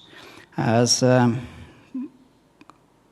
about 5 years ago, as we started modernization program of the building multi-layered integrated air defense system.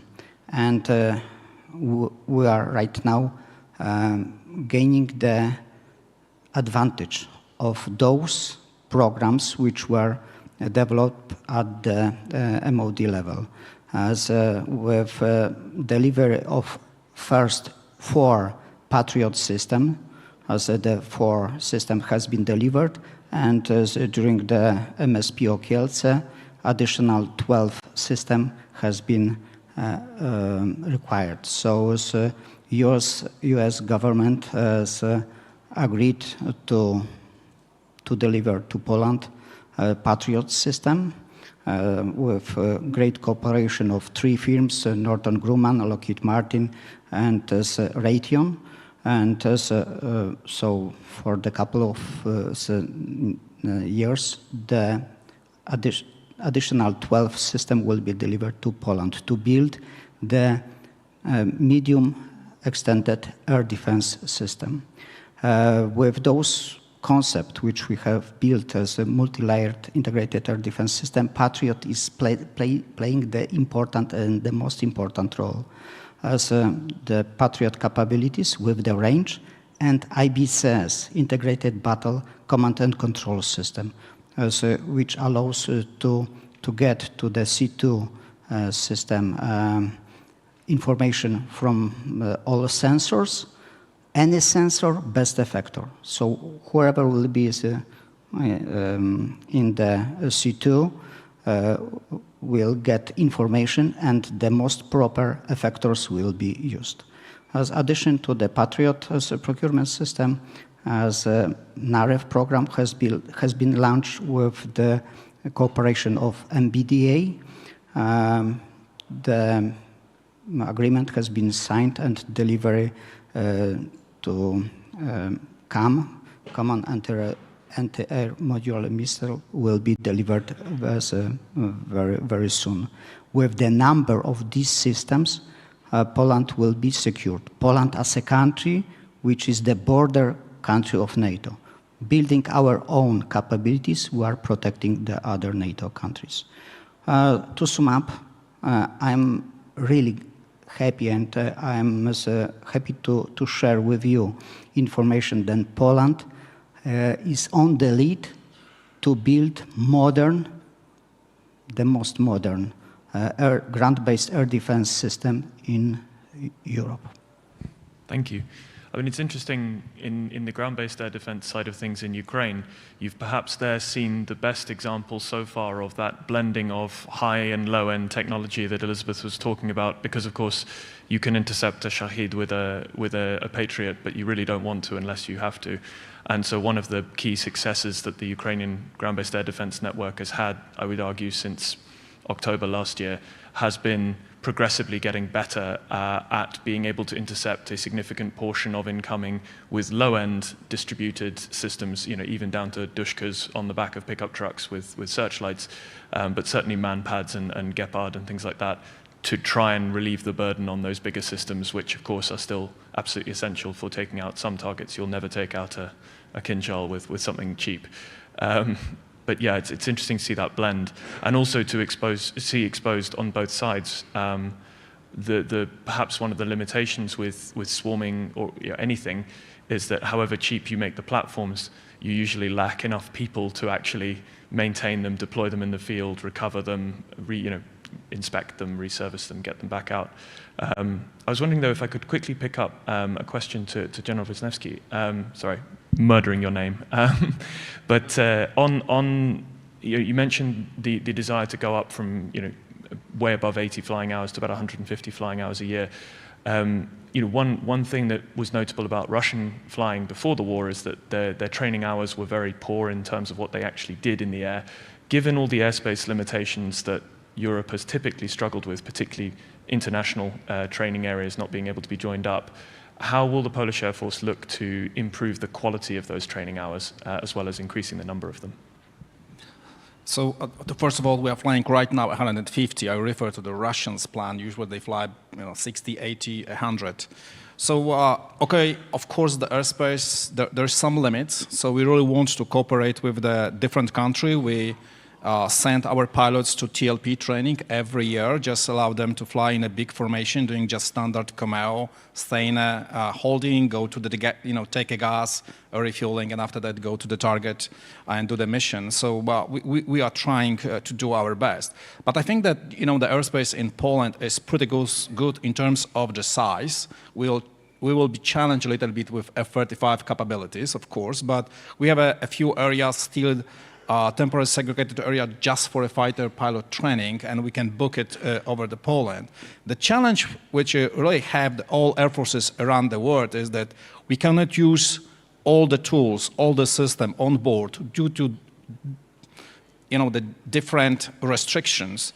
The electronic countermeasures, electronic attack is one of the point. You just cannot use this in a daily matter because you can interfere with the different system. But the muscle memory is so important for a pilot. You have to really switch forward to do something with your system, onboard system. So I think that, what the F-35 is brought to the table is that we are going to fly less in a platform in the air, but we have to train in a simulators to allow pilot to make a good muscle memory with all this fancy system on board, use the electronic attack, electronic countermeasures, deploy the chaffs flare everywhere, and that's why we need simulators and simulation, the system which allows us to do the advanced training and using all the tools, all the gadgets we have in a combat jet, the 5th generation combat jet. So I really believe that there will be a challenge like in airspace size and some kind of the limits we have, but I really believe that training in a simulators, which allows us to maintain ability to be really good, effective operators in the air. And I think that what we're doing right now, all our simulators in F-16 or F-35 will be linked up together so we can actually train a little bit bigger formation. And I think that this is effective way how to do the training. Maybe the next challenge we have is just, because the Polish Air Force is probably one of the first Air Force that we have a program of record for buying the loyal wingman. I mean, I don't know that there's a different name for this, CCA, loyal wingman. In Poland, we call this loyal wingman. We watch very carefully the Australian Air Force and the US Air Force, how they're going to deliver this concept, how they're going to deliver the platform and the sensors. But I think that this additional challenge for us, how to synchronize, how to find the synergy effect, flying the 4th, 5th generation fighters with the loyal wingman, what we need to put on this platform, kind of the sensors. And we're talking about the price that is supposed to be limited price for the CCA or loyal wingman. Yeah, we can build probably the platform for $10 to $20 million. But if you want to put all the gadget, all the sensor, or electronic countermeasures on this platform, the price actually go up, I don't know, 50, 60 million. So we have to be very careful how, I'm talking about the Air Force, how we think about these future capabilities to be sure that we can bring some kind of the technology which is not too expensive, but technology good enough to allow me as a fighter pilot in a cockpit to reach the target, be effective in the air, and just do the proper things as a pilot and as a formation. Thank you. Aware on the time, are there questions that people want in the audience? I have more myself, but I don't want to deprive people of an opportunity to ask questions up front. Yes, there's one.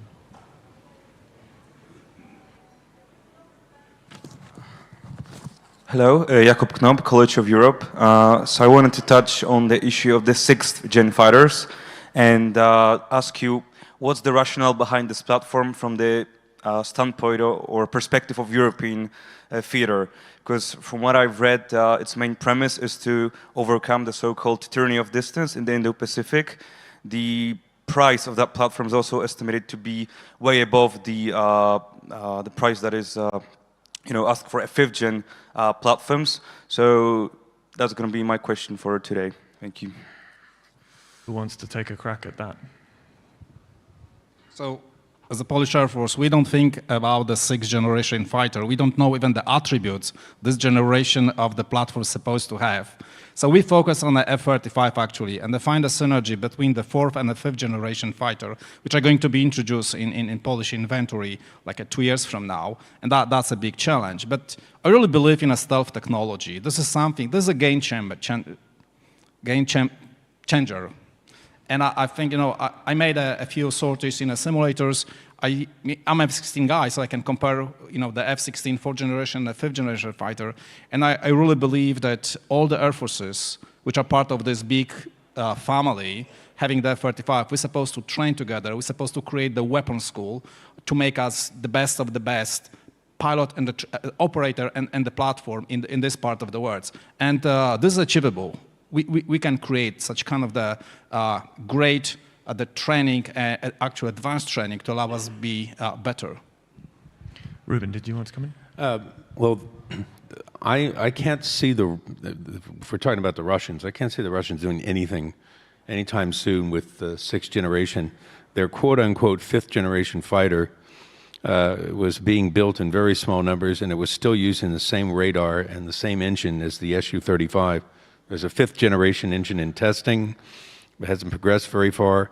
They have a handful of AESA radars, which they've had terrible problems building. And then the Russian approach to stealth is, they try to make airplanes like the Su-57 that look with this blended body and so on, but they're really not. They're still depending an awful lot on external appliques and materials, not what we call baked-in stealth, not radar absorbing materials or radar conducting materials that come off the line, and the stealth capability in the Russians is added in afterwards. And the same people that were working on this in the 1990s are still doing it. So I don't see the technologies progressed very far. I mean, I could cynically suggest that 5th gen is what we eventually called F-22 and F-35 because it looks a bit like it. Ultimately, it's a marketing exercise and a useful shorthand. So reasonably, 6th gen is just going to be NGAD. When that emerges, we'll call that 6th gen. But the tyranny of distance point, absolutely right. It doesn't apply to Europe in the same way in terms of a cost-benefit trade-off for that probably 300 million plus a tail. Which is worth it for the Indo-Pacific, but not necessarily Europe. I mean, Elizabeth, I wonder if I could press you on what you see the impact of blending Loyal Wingman or kind of lower-end, more mass-oriented technologies in combat air in Europe is going to have on that follow-on next generation as we diverge from the US. Do you think that's going to significantly change the air environment, or it's more going to stay in the near ground? That's a good question. I can see that having some impact, but like you said, I wouldn't say that would be, to quote him, a game changer. I do think that incorporating perhaps more commercial technologies in those could potentially lower the prices. If we're talking about less advanced systems on some of these jets, which could be beneficial, like I mentioned earlier, for air forces that potentially don't have the defense budget to invest in a large number of these fighters. But we also have to be conscious, like I said, that if you're investing in commercial technologies or less advanced one, there might be a risk that it's also less effective than some of the more modern technologies that we're seeing on the market as well. Yeah. Were there any further questions in the audience immediately, or? Yep, over in there. Tomasz Szmyr, Polski Foundation. I'd like to follow this topic about the future. As we know, there are two projects, European ones concerning the future combat generation, actually the future combat generation, German, French, and Tempest, which is led by Britain and some other countries, Japan, I believe, joined to the consortium. So how do we assess, the future of this project? And actually, is Poland, this question to General Wiśniewski, somehow interested in the cooperation in the framework of this consortium? I'm just wondering. So we can talk about two realities. One is the program of records, what we are working right now. We have money, we have personnel, we have idea how to use this in the future. And I think that the 5th generation fighter F-35 and the Loyal Wingman is a part of this concept, how the Polish Air Force wants to move forward. And when we talk about the next generation fighter, the programs which are already in Europe, we are looking very carefully to be sure that we understand the concept. But like I said, personally, I don't know the attributes. When we talk about the 6th generation fighter, what kind of the attributes this platform is supposed to have to be called like a 6th generation fighter? But yeah, you're right that technology has changed in such kind of a fast way that even though we are waiting for F-35, waiting for the first Polish pilots to jump into the cockpit of F-35, we're supposed to look further to the future and evaluate what is on the market. I think that both of this program are in a baby stage, so we have to watch and just find out what's going on to be sure that if we want to join one of this program, we will be 100% sure that it's something which is necessary, available for Polish Air Force. General Dinsky, I was wondering if I could pick your brains on what you see the impact on more traditional air defense structures, which typically owned by air forces in terms of the larger systems, what the impact on air defense management will be of the increase in counter UAV capabilities, which will have to be pushed into the army at probably platoon, if at least company level. So as you get this proliferation of low-end air defense being an essential component of army formations, how will that affect the way that you manage airspace and command air defense in general at the national level? Being as a student during my classes, I was taught that flexibility is the key to air power, and the same meaning I would like to apply to the perception of ground-based air defense. Since the first flight of the brother Wright, there was a continuous challenge between fighters, airplanes, and defenders. And We are witnessing the same currently. It's a new emerging threat as like UAS, like a hypersonic as a threat. Those are the most challenging situation in the front of the ground-based air defense. If we see the technology development and those achievements from the academia and from the most advanced companies, we see the growing plans to deliver high energy laser. We see the requirements to counter UAS, which could be applied in the form of swarm, so big number at the short time, focusing on the vital, critical assets of which we are defending. So those are the most challenging situation. And our reply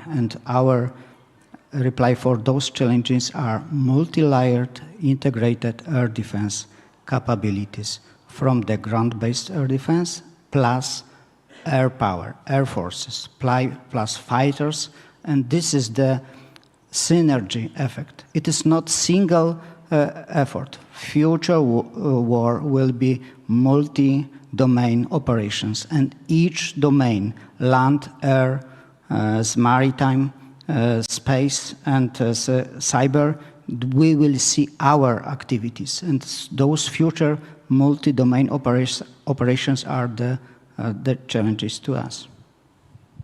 Thank you, General. Well, given we are into the last minute, I'm going to abuse Chair's privilege by rambling about how much I've enjoyed it. It's been fascinating. It does strike me that a common theme connecting all of this is the fact that while everybody recognizes the urgency of getting our defense capabilities much more in order, the Russians are not backing down. They're in this now for the long haul, and they are going to a war economy posture where we are not. So especially as the US gets more and more pinned down, frankly, in the Indo-Pacific, that's going to start to matter for our own defense. But at the same time, trying to merge that urgency with whether it be fighter procurement programs, Air Force doctrine, training programs, building a weapons school, for example, takes a decade to do properly. We're trying to merge those really long time frames while also keeping up with multiple generations of both high-end and low-end technologies simultaneously. I don't envy you guys with your jobs, those of you wearing uniforms at this level. But thank you very much, ladies and gentlemen, for joining us for this panel, and I hope you have a good rest of the afternoon. Thanks.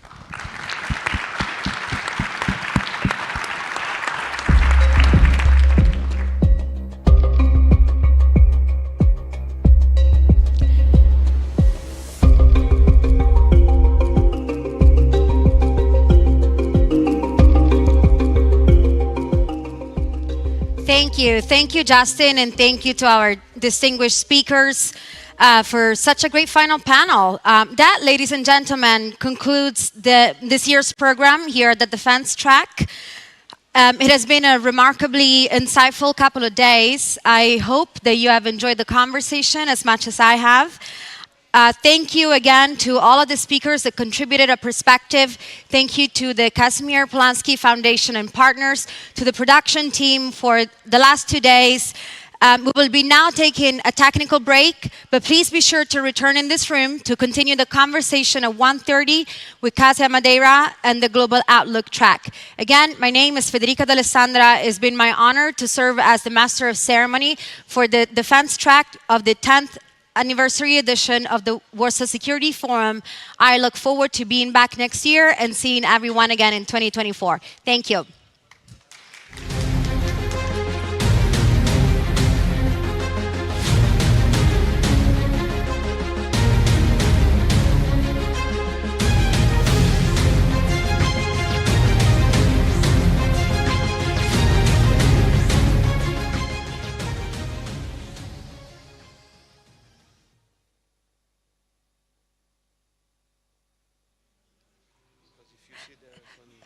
Apologies, everybody. For those that have left bags here in the room, please do collect them because we need to rearrange the room. So please do take your belongings with you and bring them back when you're back at 1:30. Thank you.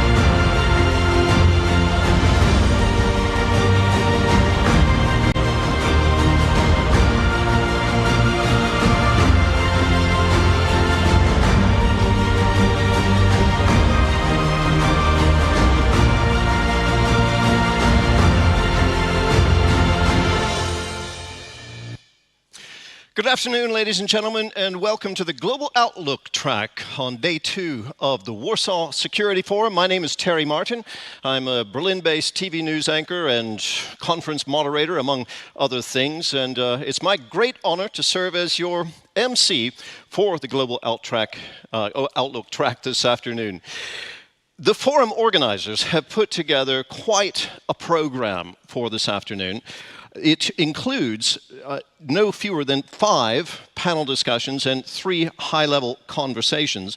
In terms of topics, I'm just going to give you a quick preview. We will, of course, be looking further at Russia's war of aggression in Ukraine and the quest for justice by those affected by it. But we'll also take a broader perspective on global affairs, exploring the relationship between Central and Eastern Europe and NATO, the role that this region plays in the EU, and its relationship with the United States.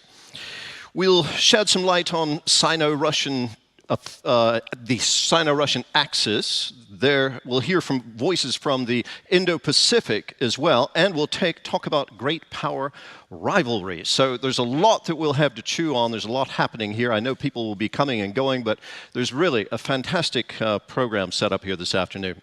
So let's get started. We're going to kick things off with some words of welcome from someone who really doesn't need any introduction here. Kasia Pizarska, the chair of the Warsaw Security Forum.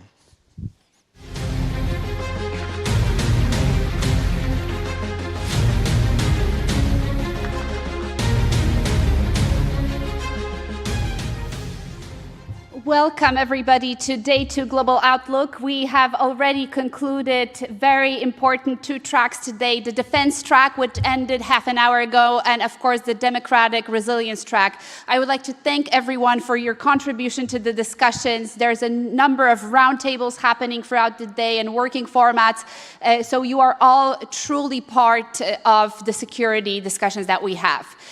I am here for one single purpose. Mainly, I wanted to wholeheartedly thank 2 partners who have made today's day so special. First of all, I wanted to thank the European Commission and the European Union. With Commissioner Sinkiewicz arriving today, he will be in the first panel discussion here.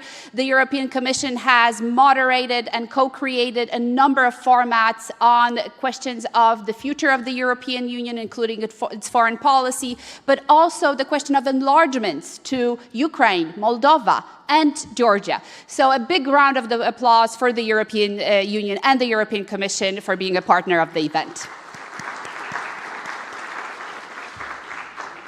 And second, but also as importantly, I would like to thank the city of Warsaw for its continuous support to the event. Warsaw is a city so special to our hearts, a city who has endured so much, and a city that today is at the center of security debate.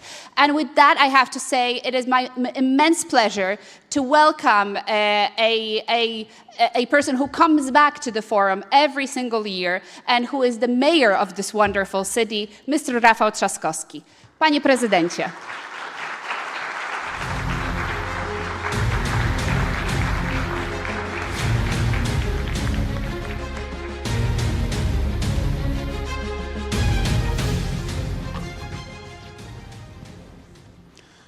Well, first of all, I'd like to welcome you all to Warsaw, guys.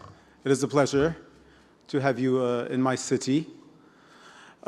Хотів би особливо привітати наших українських гостей. Дуже приємно.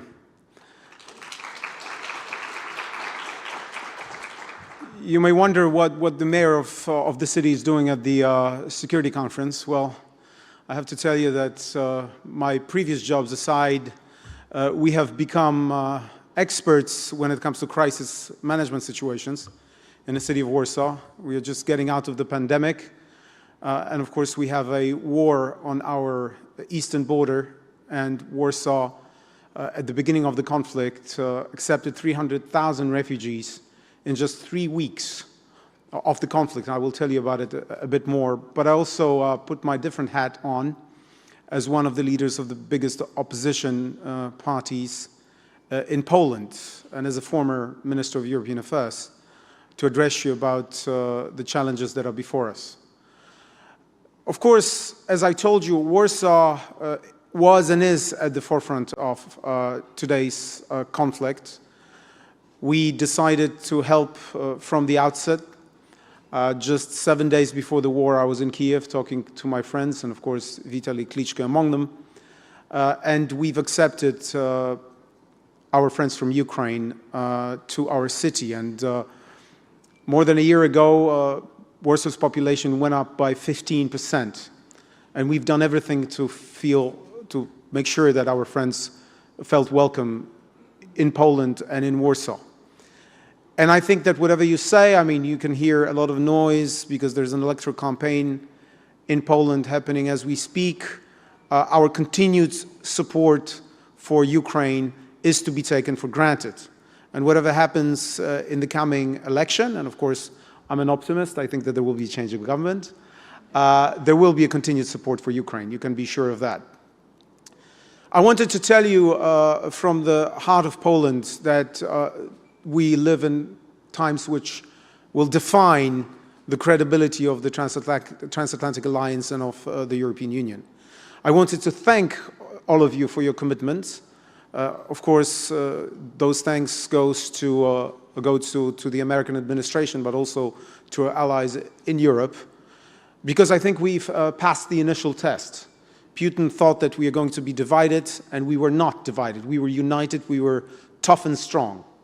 Yes, some of us in Europe were dragging their feet, but at the end of the day, we showed that we have a common response to what was happening on our eastern border. Does that mean that everything is wonderful and peachy? No. We need to keep on doing what we are doing, and we need to speed up our efforts and to increase our commitments. There is a fatigue syndrome everywhere in Europe, and I talk to quite a lot of colleagues of mine who tell me that as this war drags on, people start asking questions about our commitment. And we have to treat that very seriously, guys.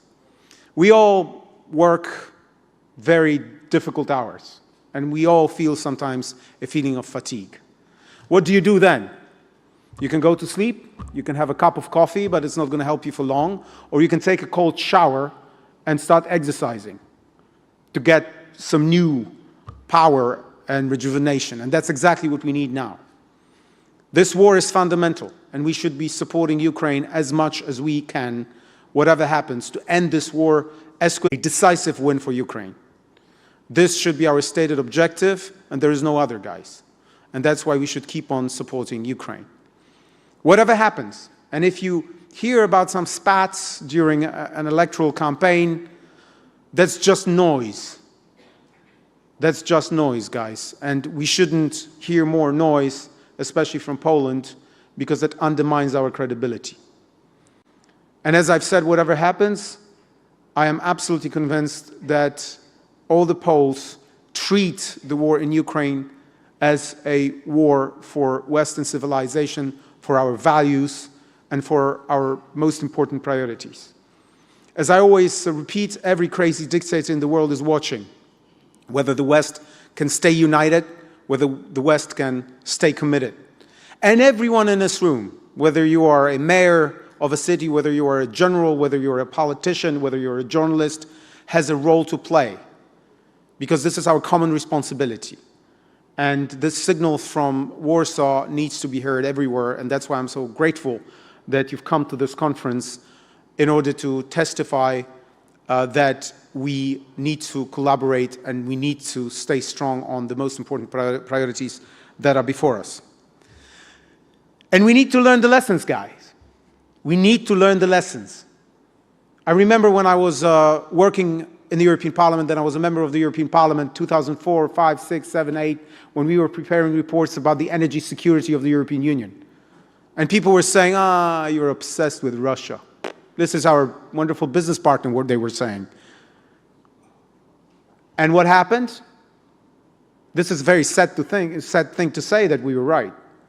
When we were preparing different resolutions of the European Parliament on Russia, when we were explaining to our friends that such projects as Nord Stream should be abandoned, We heard those arguments all along, every time, that we are obsessed, that we should do it differently. We need to learn the lessons, guys. Because I can suspect that there are some who would want to, in a year or 2 or 3 or 4, come back to the past. There is no going back to the past. And we collectively have to think how to strengthen our security, how to strengthen our resolve within the NATO alliance, but also within the European Union, especially now as we prepare for another reform of the European Union. And as I was explaining before in the corridors, I know it best because that's what I was specializing in. Believe it or not, but I was a coordinator of the EPP in the Constitutional Committee. The Economist once wrote that people end their career there or end their life there. But the Constitutional Committee was preparing some of those reforms. But we have to go beyond them, beyond just the question of qualified majority voting. That's not going to save the day. We need to find the budgetary resources, we need to find resolve, we need to reform our policies, we need to get more competitive, we need to really seriously invest in our defense capacity if we are to be serious and if we are to be seriously treated. That's why we have to step up our efforts, which are aimed at supporting Ukraine. And this voice, this collective voice, has to be heard because it has an influence not only on the situation in this part of Europe, but elsewhere as well. And not only on Putin, but on everyone who wants to break the rules of the civilized world. We all have our problems with populism. Especially now, I mean, those words are important as we enter the last 10 days of the electoral campaign here in Poland. But let me tell you this. Countries such as Poland now, especially now, need to be the strongest democracies in Europe because we cannot afford the weakest link on our eastern border. So this is our common interest to have the rule of law upheld, to have all the democratic institutions function in Poland, in all the other border states, and in the European Union as a whole. And make no mistake, I mean, this is not just a problem of Poland, this is not just a problem of Hungary. We have populists everywhere. That's why, guys, the best idea is to support the local government, because populists do not win cities or regions so easily. Because some of those challenges can be resolved also on the ground here. That's why I have been campaigning for so long for a bit of direct financing, which should go from the European Union to the cities, and I'm going to repeat that on and on and on. But the most important thing, guys, is that we have to fight the fatigue, stay strong, and speed our efforts at strengthening the European security, which has an incidence on everyone, not just governments, but also cities and regions, and on the days and daily lives of our citizens. So that should be the message which comes from Warsaw, which, of course, at this difficult time, occupies a special place. So, guys, yet again, as always, enjoy the conference. I hope you have a bit of time to enjoy Warsaw. I always end with the same words, so I'm going to repeat them. Enjoy my city, come back, and spend as much money as humanly possible. Thank you very much.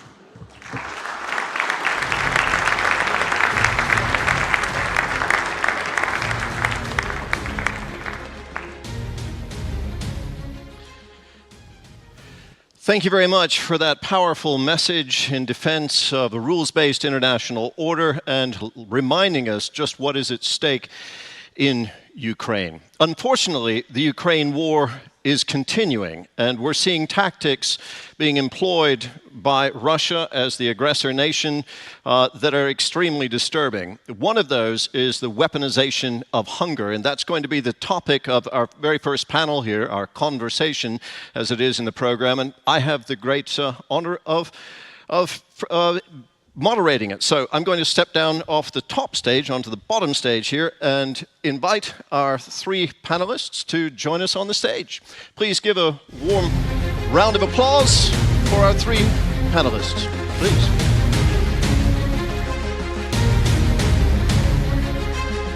Hello. how do you do? Terry, how do you do? Hi. Nice to meet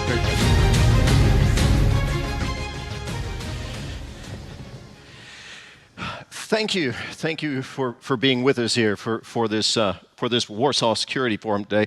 I'm going to introduce the three of you, and then I'm going to give a quick topical introduction, thematic introduction to what we're going to be discussing, and then we'll jump straight into it. I think we have altogether around 40 minutes for. No, unfortunately, only around half an hour for this. So I'll just try to make it quick. First of all, at the far end there, we have with us Ivana Klimpush-Tsintsadze. I'm working on that name. She's a member of Ukraine's parliament, where she chairs the Committee on Ukraine's integration with the EU. Next to her, thank you, Radosław Sikorski will be familiar to many people here. He's a member of the European Parliament, served as Poland's Minister of Foreign Affairs, and he's also an accomplished author and journalist, someone who I've been watching for quite a few years. And next to me from, a round of applause for him too, yeah. Virginijus Sinkevičius, is that close? Thank you. From Lithuania is the EU's Commissioner of Environment, Oceans and Fisheries.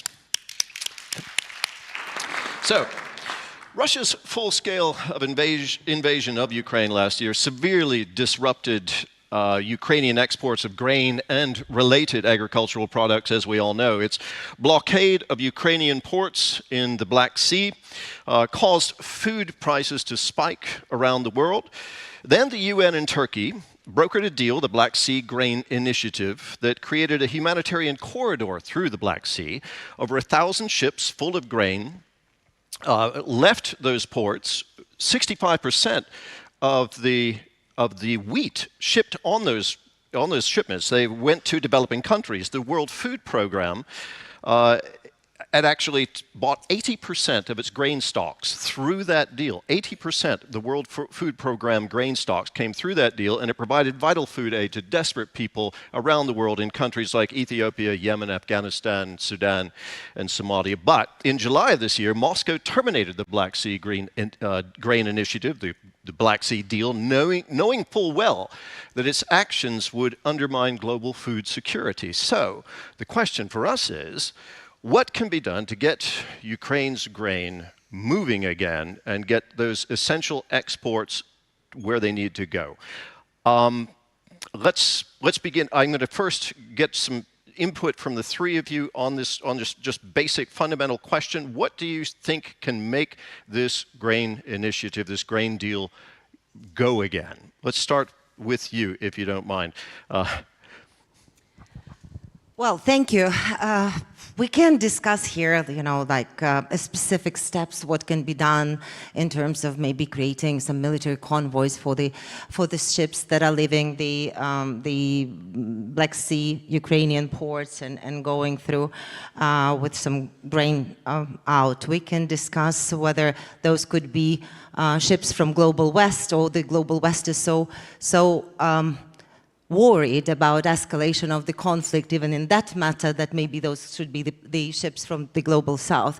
Or we can discuss how to enhance the solidarity lanes. Or we can discuss what other financial mechanisms do we use in order to decrease the transactional expenditure for existing possibilities of grain exports. But I think that none of that is actually going to get us to really sort it out.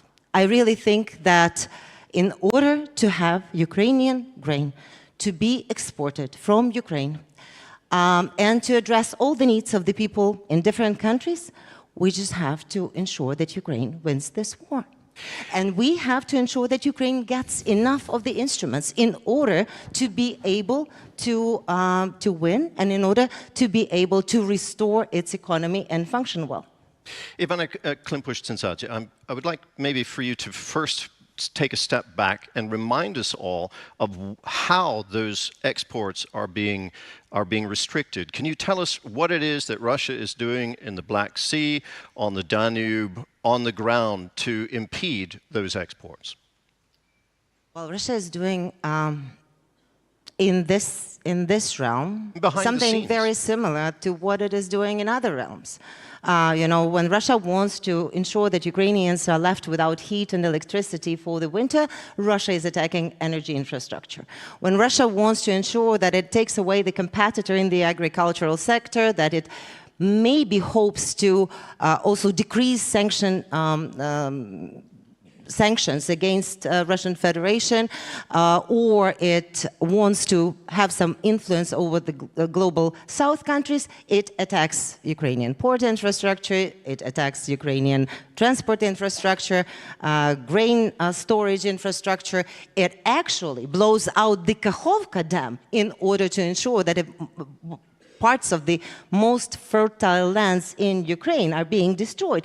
Russia mines territories so that those lands will never, or I don't know, in the nearest decades, won't be able to be used for harvesting. So Russia is doing everything to ensure that it is destroying the country, and it conducts genocide of the Ukrainian people. And this is just a toolkit which we should understand. This is Russian war toolkit, and we cannot carve out of this war one single element of this war and sort it out. We cannot use such an approach. I think we have to be looking at it much more holistically, and that's what we are not doing now. Radosław Sikorski, when you look at what's happening in Ukraine and how its exports are being impeded, there is it's part of a larger strategy, of course, to weaken Ukraine by Russia. What do you think can be done to counter the tactics that Russia is using in impeding Ukraine's exports? Because I'm just going to, there is the whole war to talk about, but we're going to focus specifically on the exports of grain and other agricultural materials. First of all, let's remember that Russia has used food as a weapon of war against Ukraine in the past. I recommend to you a brilliant book by a brilliant historian called Anne Applebaum, called Red Famine. I think you've met her. I know her.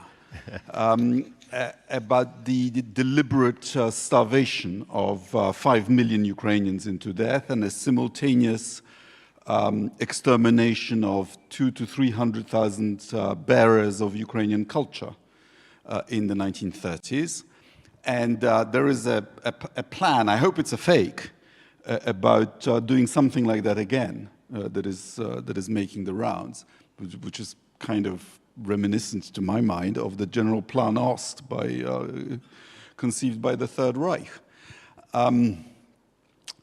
Secondly, what I would support would be the creation of a naval exclusion zone in the Black Sea, which could be policed by NATO naval assets, but also by air forces, with a warning to Russian ships that if the grain shipments are interfered with, we will shoot. What we need to do is for Putin to fear escalation, because we are living in fear of him escalating. Well, actually, we should turn the tables. He should be worried about us escalating. And then I think the issue could be made more. It would also be an opportunity to get on board, maybe only politically, maybe more, those recipients of Ukrainian grain who have an interest, Egypt, others, in receiving the grain. And thirdly, as members of the EU and as Brussels, we need to make sure that there are alternative routes. So Romania, for example, has received, I understand, 150 million euros to upgrade its grain agri-port in Constanța. Poland has a similar idea, but because of its cold war with Brussels, is not actually taking the money. And the mismanagement of the transit is not a trivial issue because it's affecting politics, including in our general election in Poland, and it's turning people away, farmers away from Ukraine. So we in the European Union also need to do whatever it takes to make the land route a viable alternative. Okay, so you're speaking of the European Union. You represent the Parliament in this case. You're a member of the Parliament. We have a representative of the European Commission here, which is essentially, together with the Council, kind of the executive body. Do you, Virginijus Sinkevičius, do you see any options other than military options for getting that crane moving again and just fiddling with the infrastructure? Is negotiation an option? Yes, thank you very much for your question, and good afternoon to you all. Of course, I mean, the argument that first of all, to solve such matters and any other matters is just, we have to be concrete that we need to provide everything to Ukraine to win that war, and until the war is ongoing, it means we haven't done enough, and that's the question that we must continue asking ourselves, and I hope that there will be no thoughts about any fatigue, because we have zero moral right to talk about any fatigue while there are young Ukrainians giving up their lives for the values that unite us all in this room. Now coming back to the grain issue, that's another reminder how cynical can be Russia with their imperial ambition. And first of all, who has to step up the pressure to Russia is the countries outside the EU, because exactly they are the recipients of that grain. EU has allocated now 18 billion additionally only for 2024 for food program in order to ensure that there is some grain to buy from other market, but they have to step in their efforts as well. And they tried. They went to see Putin and they were slapped in the face openly.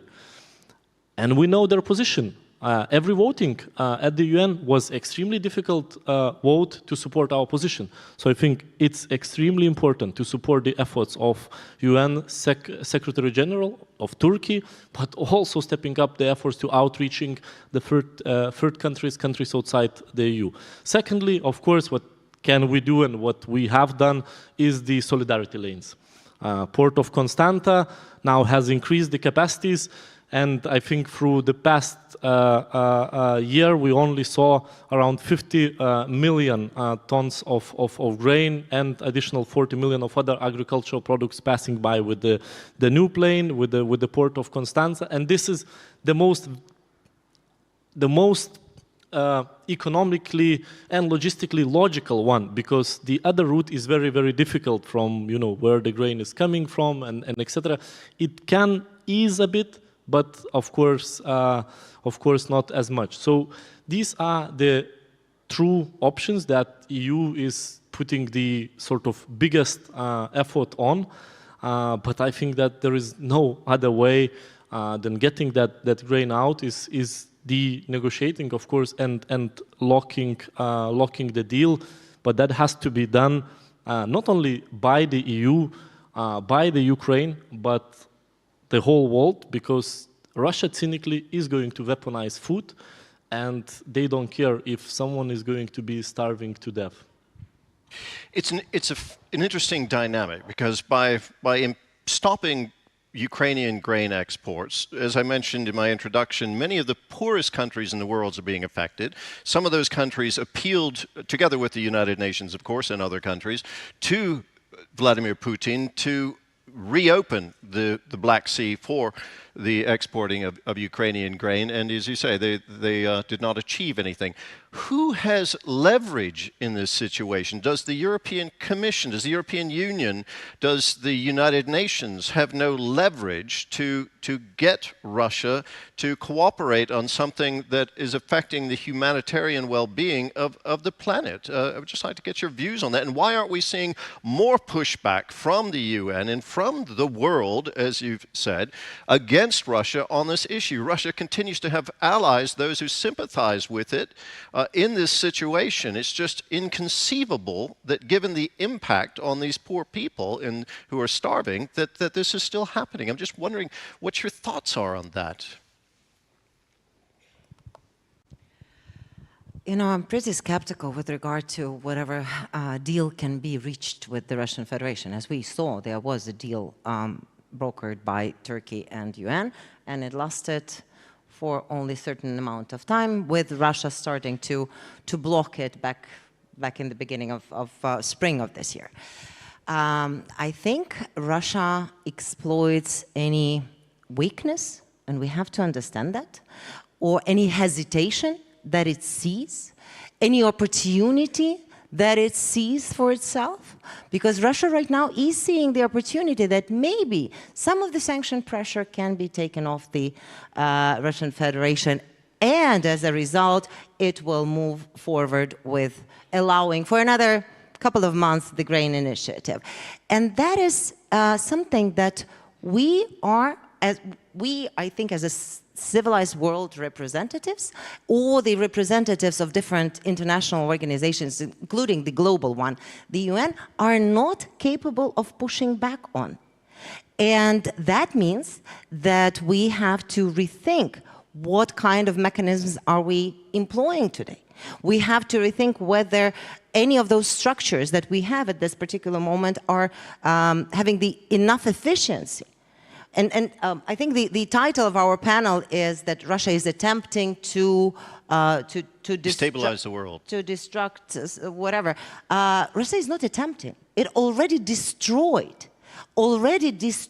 the world order that was functioning as we thought after the end of the World War II. So we have to already create a new mechanisms in order to push back on Russian Federation. But there is no enough traction at this particular moment from my perspective.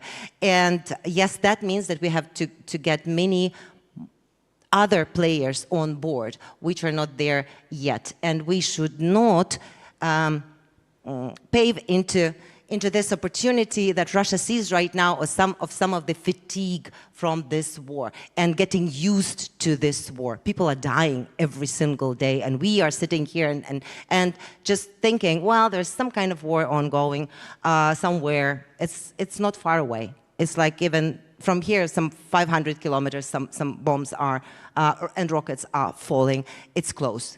And so we have to be alert about that, but we are not there yet. I'm going to touch on something now that is rather sensitive, but I think we all know what it is in relation to the EU and the grain exports from Ukraine. It's an issue that's been the source of quite a bit of tension within the European Union. It is serving Russia's interests, it would seem, as well. We're talking about a policy rift between the EU and some of its member states, including Poland. This rift is weakening European unity and causing friction between Ukraine and some of its closest allies at a critical junction in the war. Now, this is in the room. We know this.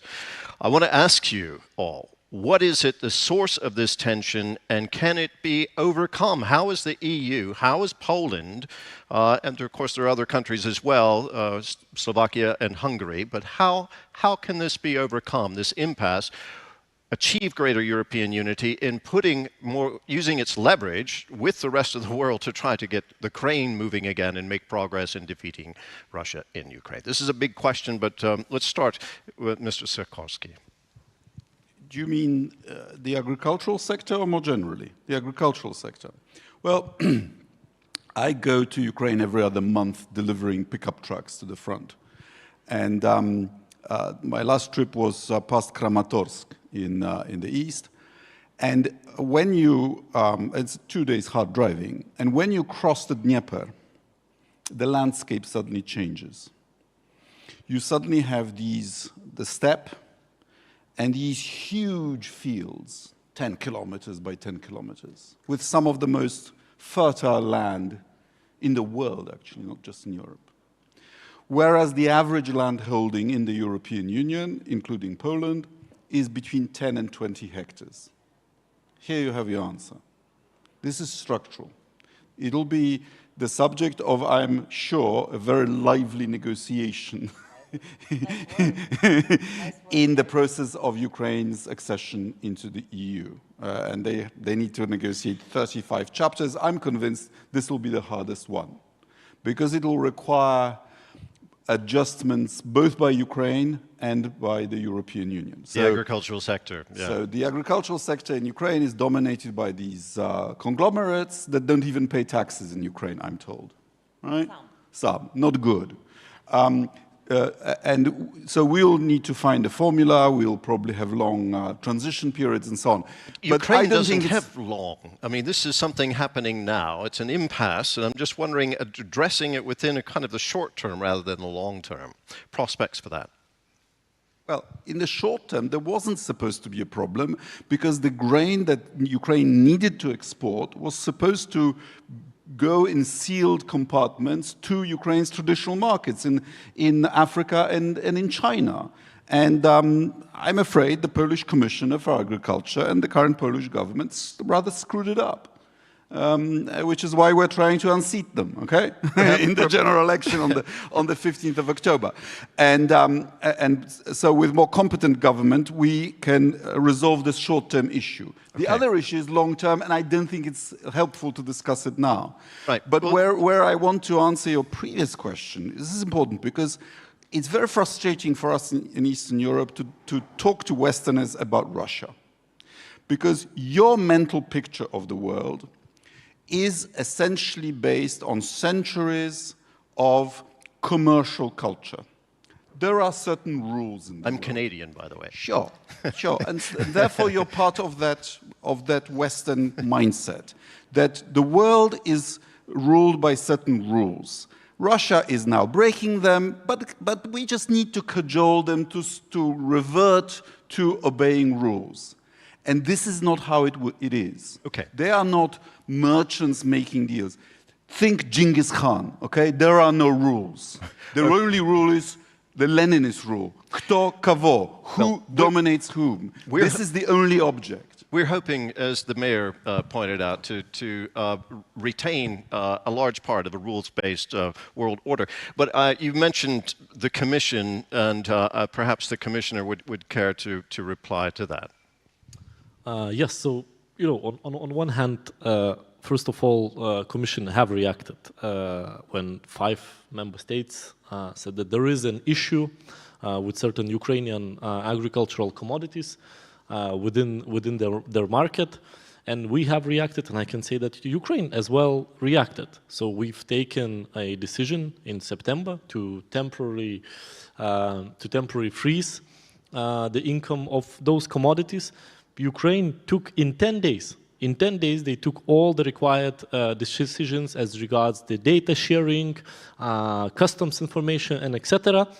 And Commission have done the analysis, and analysis showed very clearly that there is no risk of market distortion. So the commodities could travel. 3 member states, they do not see this way.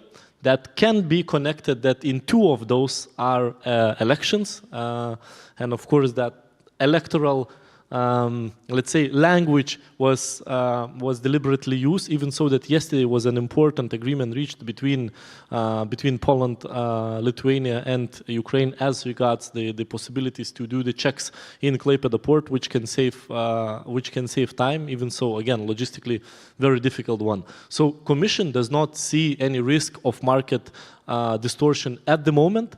Plus, on top of that, with Ukrainian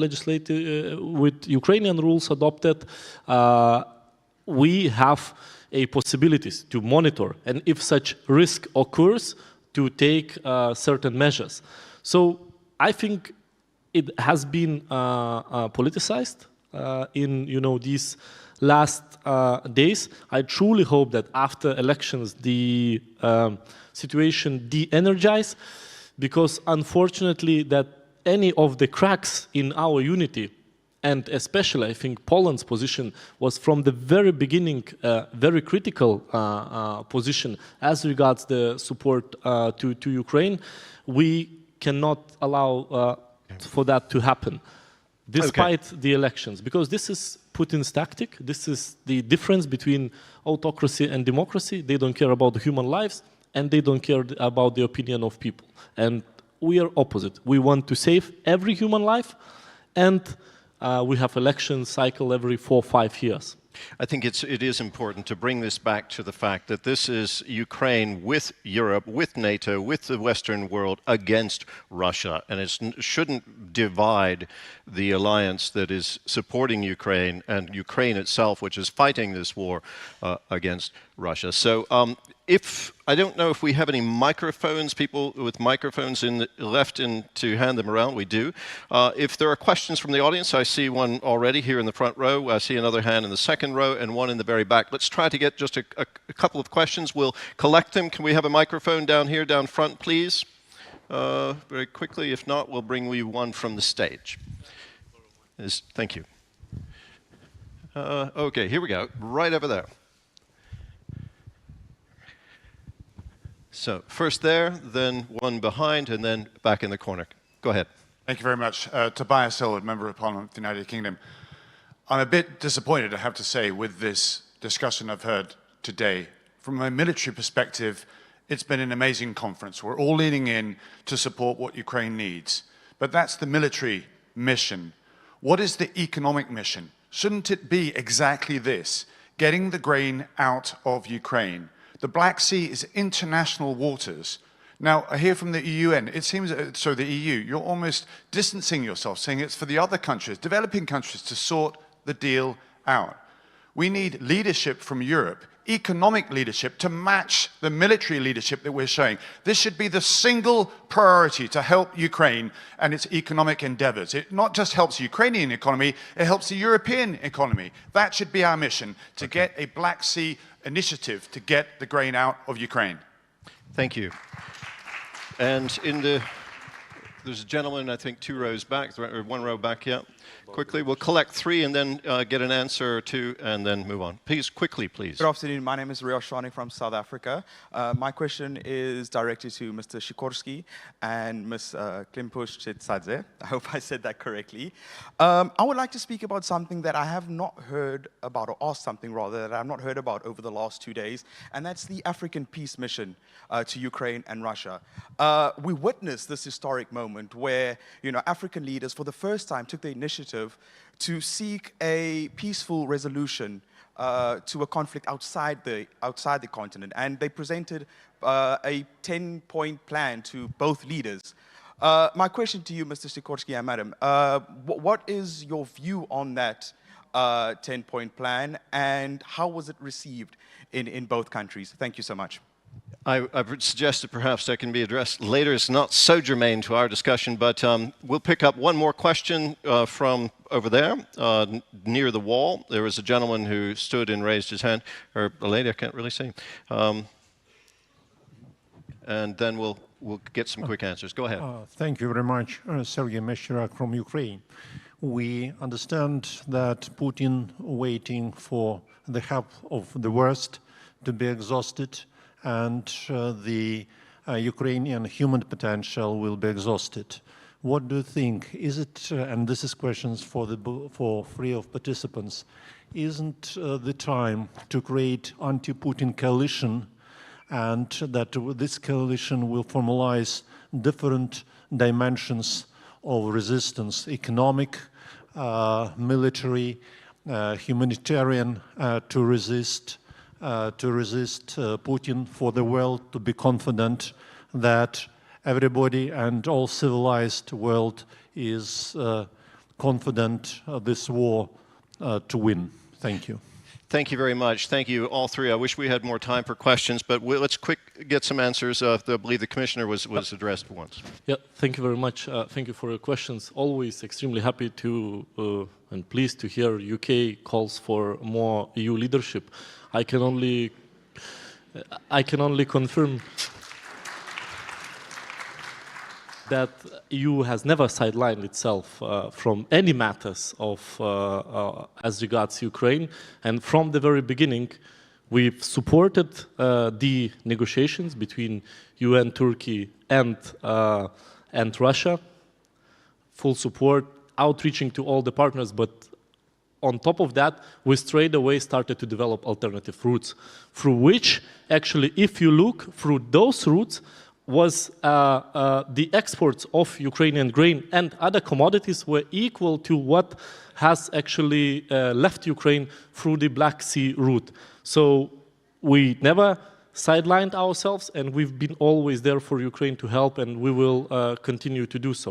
As regards that anti-Putin coalition, you know, it's almost 2 years that we are in this war, and Ukraine, first of all, of course. But for me, it's still very difficult to understand and to realize that very often countries, when I, for example, talk with Foreign Minister of Brazil, he, first of all, addresses and says that we need peace. I think everyone agrees here that we need peace, but at what price? And then they start saying that we must sit down and negotiate with Russia with the current map of Ukraine, which is completely unacceptable even to think of. Because what that would mean is the end of the global order, the end of the UN Charter, the end of the recognized border, and that basically means that any country can take a piece of the other countries with whatever their imperial ambition or historical interpretation. So building that coalition is extremely difficult. We're still so far away in realizing that this war, when I've been accused so many times that you are saying that war in Ukraine is more important than the other conflicts in the world. It's not. Every human life matters, but this war can change the world forever as we know it. Thank you very much. This is, unfortunately, we're over time. It's my job as moderator, not just of this panel, but as MC of the whole afternoon, to try to keep us on track. But I can't help but allow at least our Ukrainian representative to address anything that was said there, if you wish. Otherwise, we can leave it here. Just one word. I think when we're talking about economic backing we are receiving from the EU, we are appreciative of what has been already done. And really, a lot of instruments have been exploited. So, but if we are looking how to help Ukraine economically, the best humanitarian aid you can give to Ukraine is give us more weapons already yesterday. Okay, Mr. Sikorski. Yeah. Very briefly, please. Just very briefly in answer to our guest from South Africa. One of the best speeches in reaction to the Russian invasion of Ukraine was made by the Kenyan ambassador at the UN Security Council, who said, look, in the 20th century, our former colonizers left us ridiculous borders in Africa, which cut through tribes and nations. But we collectively decided that if we tried to change those borders, the wars would never end. Therefore, we have to live with the borders that we have, because most borders in most of the world are artificial. So my question to you is, does Africa recognize that Russia needs to withdraw behind its international border? And if it doesn't, what are you prepared to do about it? Thank you very much. It is an important point, by the way, this 10-point plan that was presented by Africa, and perhaps it's being discussed somewhere here at this large forum. I hope it is. In any case, thank you all for listening. Thank you very much to our wonderful speakers. A warm round of applause. Thank you very much. Good job. Yeah, really appreciate it. Thank you. Thank you.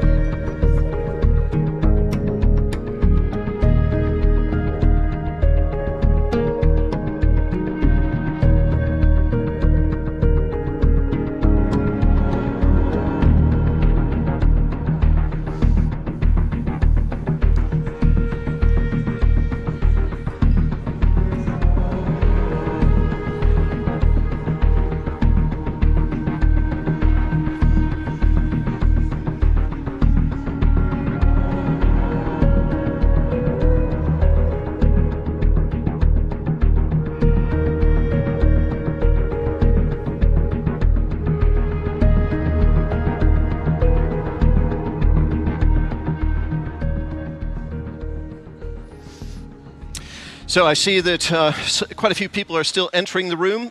Please, you're welcome all to come and join us here for our first high-level panel discussion. And it's my great pleasure to introduce the moderator of this discussion, focusing on the EU's engine, whether it's lacking a leader from Central and Eastern Europe. Your moderator is Jan Cienski.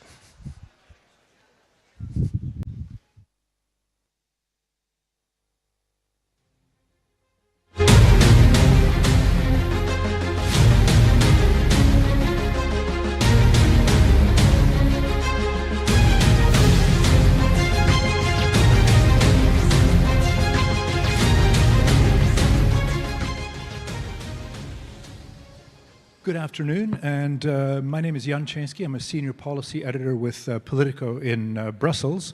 And welcome to our panel, which is going to look at the question, is the EU's engine lacking a leader from Central and Eastern Europe? It's an issue which has percolated up as Central and Eastern Europe have sort of risen up the economics ranking after the end of communism, and their voice has become louder both politically and economically. Back in 2003, French President Chirac famously told Central Europe that they had missed a good occasion to shut up when they were advocating for a more active role in the invasion of Iraq.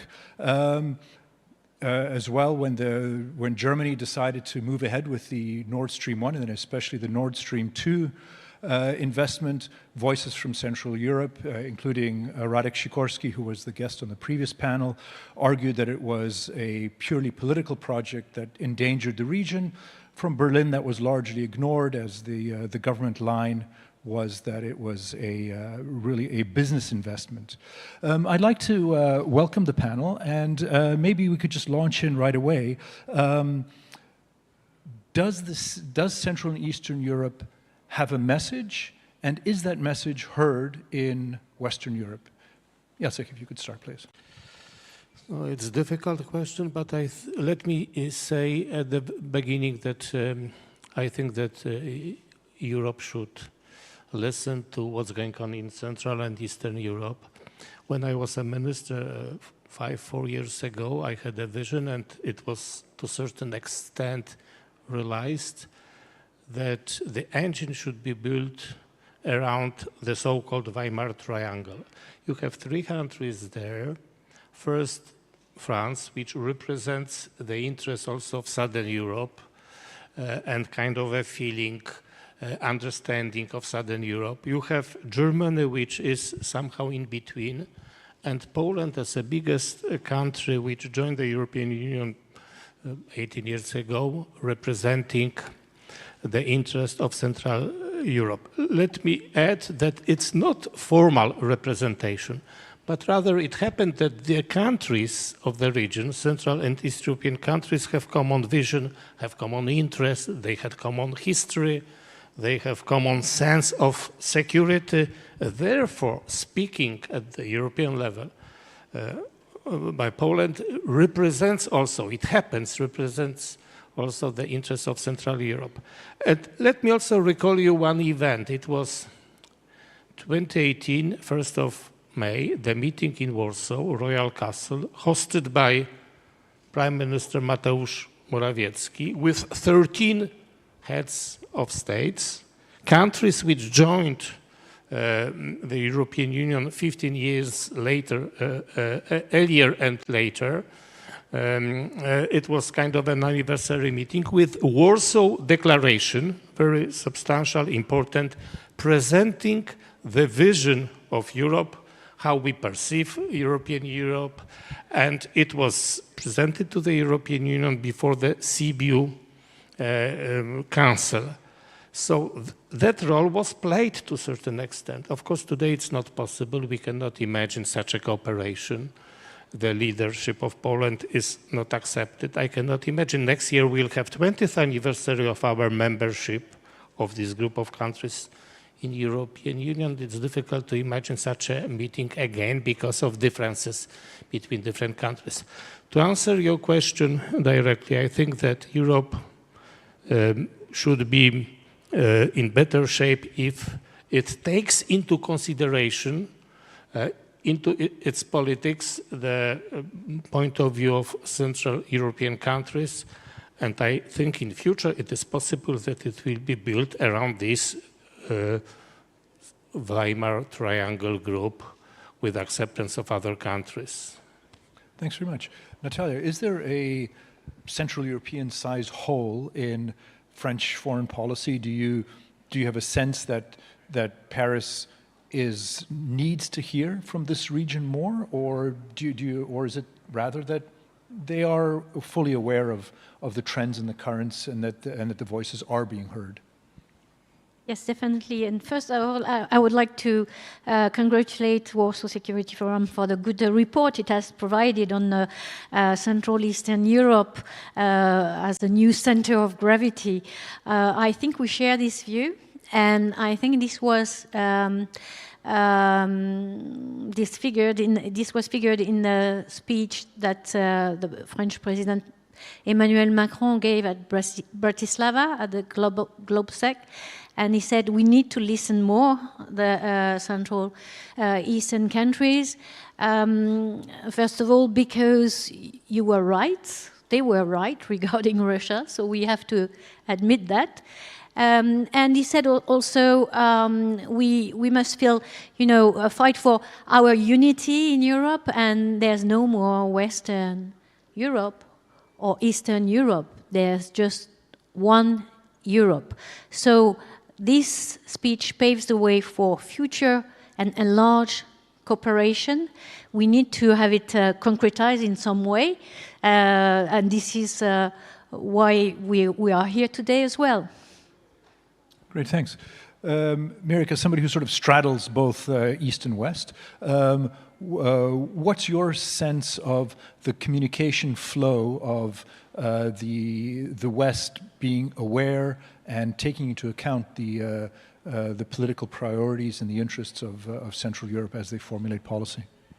No, thanks. And so I'm a Czech citizen, but work for an international organization headquartered in Geneva. Maybe just, Peter, if I could say that, first of all, over the past 30 years, this has been a tremendous success story. I mean, I lived through that as a young person, and so just wanted to say how remarkable that was. Obviously, we saw huge growth numbers prior to the financial crisis. Still, we saw huge resilience. For example, Poland was the only country in the EU that didn't have recession during the 2007-2008 financial crisis.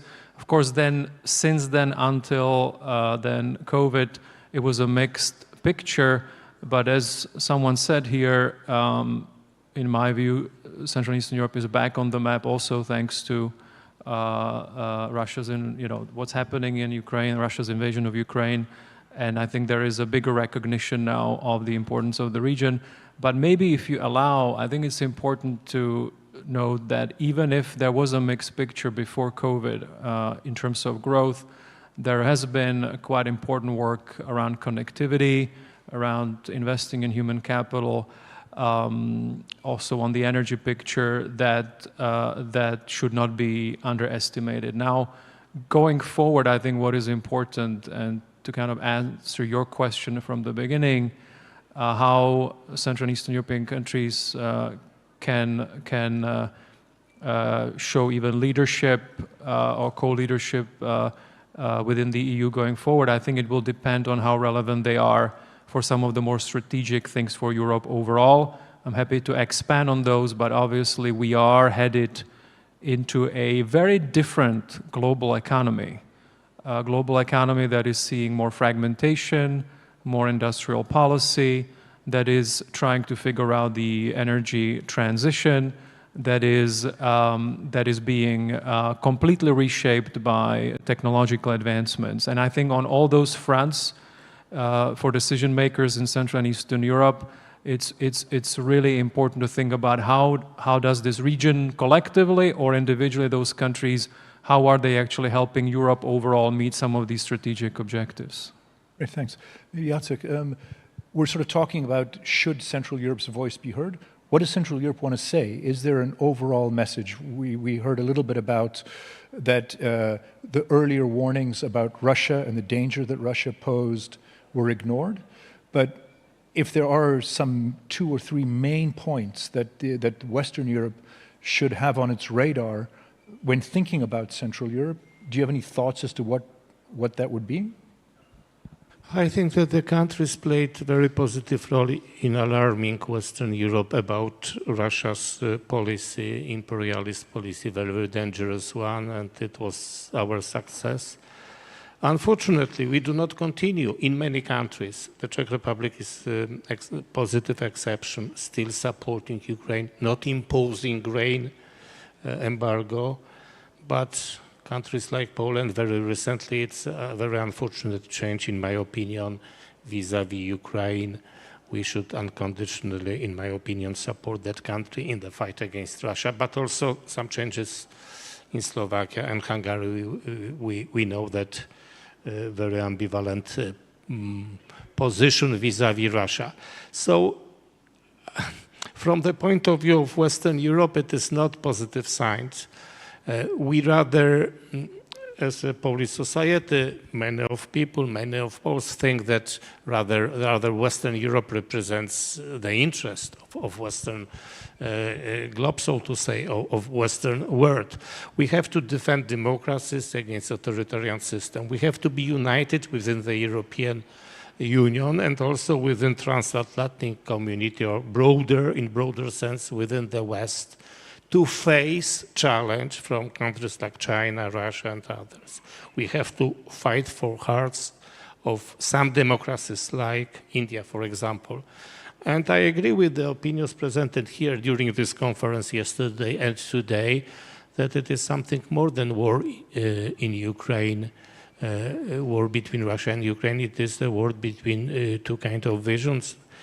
And unfortunately, sometimes we forget in our region. Therefore, not much to offer today to Western Europe as far as how foreign policy of European Union should be conducted. Rather, we should follow. Policy has changed. Policy of Germany or France vis-à-vis Ukraine very positively. But we lack of continuation. Recent change of policy in Poland demonstrates that in Poland and therefore we are not reliable. It is criticism of current government. I am aware of that. No, but I can say it in different words. Great, thanks. Natalia, do you have that sense that this region is so internally divided? We've got pro-Russian, theoretically pro-Russian countries like Hungary, Slovakia potentially trending in that direction. We've got countries with deep rule of law issues like Poland and Hungary. We have others like the Czech Republic which do not. We have quite differing economies, differing political systems. Does that mean that it's easy to say Central Europe should have a voice and Western Europe should listen to that, but if you're sitting in Paris, is there just a complete cacophony coming out of this region and there's no overall direction or message from Central Europe to Paris? I would be rather more positive about that, because I think that there's now a strategic depth, an alliance we can see between some of the Eastern countries, Baltic, Poland, and that are very determined to push their agenda in terms of technology, in terms of increasing their defense expenditure, and that it can be seen and it is heard. It's by the other member states. So the main key point. So yes, let's maybe put aside Hungary, Slovakia. But the main agenda is to first remain united regarding the military support and all the support we can provide to Ukraine. And I think this is achievable with most of the Central Eastern countries here. And second, it's a bit more difficult. It's about sharing a vision of what we call the European sovereignty, because this is a long-term agenda. And that's true that the CEE countries, they want to speed up a little bit the system. And I think this long-term agenda needs to be explained more and more. There are some progresses that are made regarding, for instance, the resilience of Europe, regarding how we're going to protect our technology, the de-risking for our supply, so it regards energy, technology, and various fields. So it's not about, being egoistic, each country trying to, of course, push forward its economic agenda. It's more to share a common vision of what are our long-term interests. And the other question is, of course, is Europe considering itself as a real military power or not? And this is something we have to work at as well, in terms of European defense, in terms of any kind of challenge we may face regarding the climate change, in terms of strengthening the European pillar within NATO. We haven't come to a common vision yet, I think, but there's room for improvement, and there's of course also the important question of our core values, and this is something that is sometimes that will, I would say, split the perception of the populations between West and East. So this is something we have to be careful about. Do you think that there is in fact a common vision? I was talking to a few days ago to a law and justice politician from here in Poland, and they were saying, if law and justice wins the next election, they will actively work to ensure that there are no deep structural changes to the European Union that could potentially undermine the national right of veto on crucial policies. He also emphasized that we absolutely disagree with the European Union's migration policy and will firmly act against it. So on these very crucial issues, there's quite and I assume Hungary would be pretty much in line with that view. So how do you create an overall common direction of travel if you have such differing approaches to these crucial issues? Yes, this is another challenge, migration. You're right. This is what we have to address, and we have to take the lessons from what's happening, for instance, at the moment in Italy. The countries who said zero immigration, we can see there's no real success in that kind of policy. So, of course, we have the same issues regarding our populations everywhere. Even in France, you have people who are really I would say, complaining about this, the number of migrants coming in the country. So we have to find some solidarity. So it's debating, and it's recognizing that we have the same concerns. So put our problems on the table, and we have to try to find a common solution, because we are dependent from one another, because, yes, of course, we have to strengthen the EU borders, and it's the same thing for our security. We have to share a common vision of the future architecture of security and stability on the European continent. So climate change is another challenge. So, so many difficult issues, but it's because we will find a way to address these challenges together. It's how we will be stronger. I think there's no way that a single country in Europe can address these challenges by itself. Thanks. on its own. Mirek, do you Natalia mentions these common concerns.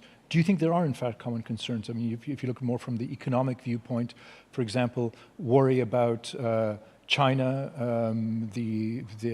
some countries, France is pushing quite hard for the European Union to examine EV production in China and sales. Germany, much more reluctant. Central Europe, I'm not sure where it stands on that, but is there in fact a commonality of interest, or is everybody sort of split? Thank you. I do think it's quite interesting because at one point you said vision. I think vision is quite a strong or ambitious word, and you could argue, is there a vision for emanating from other regions of the EU? But as you said, there could be convergence or trends that you can see where there are commonalities. I have to say personally, if you, for example, look at the implementation of the European Green Deal, obviously it's a long arc, long trajectory. You may have seen, for example, the speech of Vice President Šefčovič, where he was getting confirmed, I think yesterday, or today got confirmed. Yesterday was the speech. And so the things that they lay out together with the Commission President now, that they have the industry dialogues, they would also have a lot of effort around not leaving people behind. And there are other measures. Of course, that thing has evolved, and I think I don't want to give credit to any individual countries, but I think there's been an evolution and dialogue within the EU, and I think this triangle, for example, around energy sustainability, affordability, and security, I think has always been quite important to a lot of the actors within the region we're talking about, and I do think that that's maybe now becoming more of a mainstream European Union discussion if I look at some of the pronouncements that I see. So overall, I think on the energy transition, building clean energy economy of the future, I do feel that this region, there is some converging commonalities. If you look at the technology picture as well, I mean, it's well known that there are certain countries that have been working on the importance of nuclear. France is in that group too. And it is part of the picture as far as we can now see within Europe. So I think energy and let's say the European Green Deal agenda, you could say that. There is this thing about catching up as well. So let's not forget that these countries have this spirit of, you know, we used to be under communists, kind of poor. We want to catch up with Western Europe. And I think that sentiment is still there on the economic side. It drives people. We do measure how much, you know, what is left to get to GDP per capita to reach Germany, to reach other countries. So I think that also drives a lot of the entrepreneurship.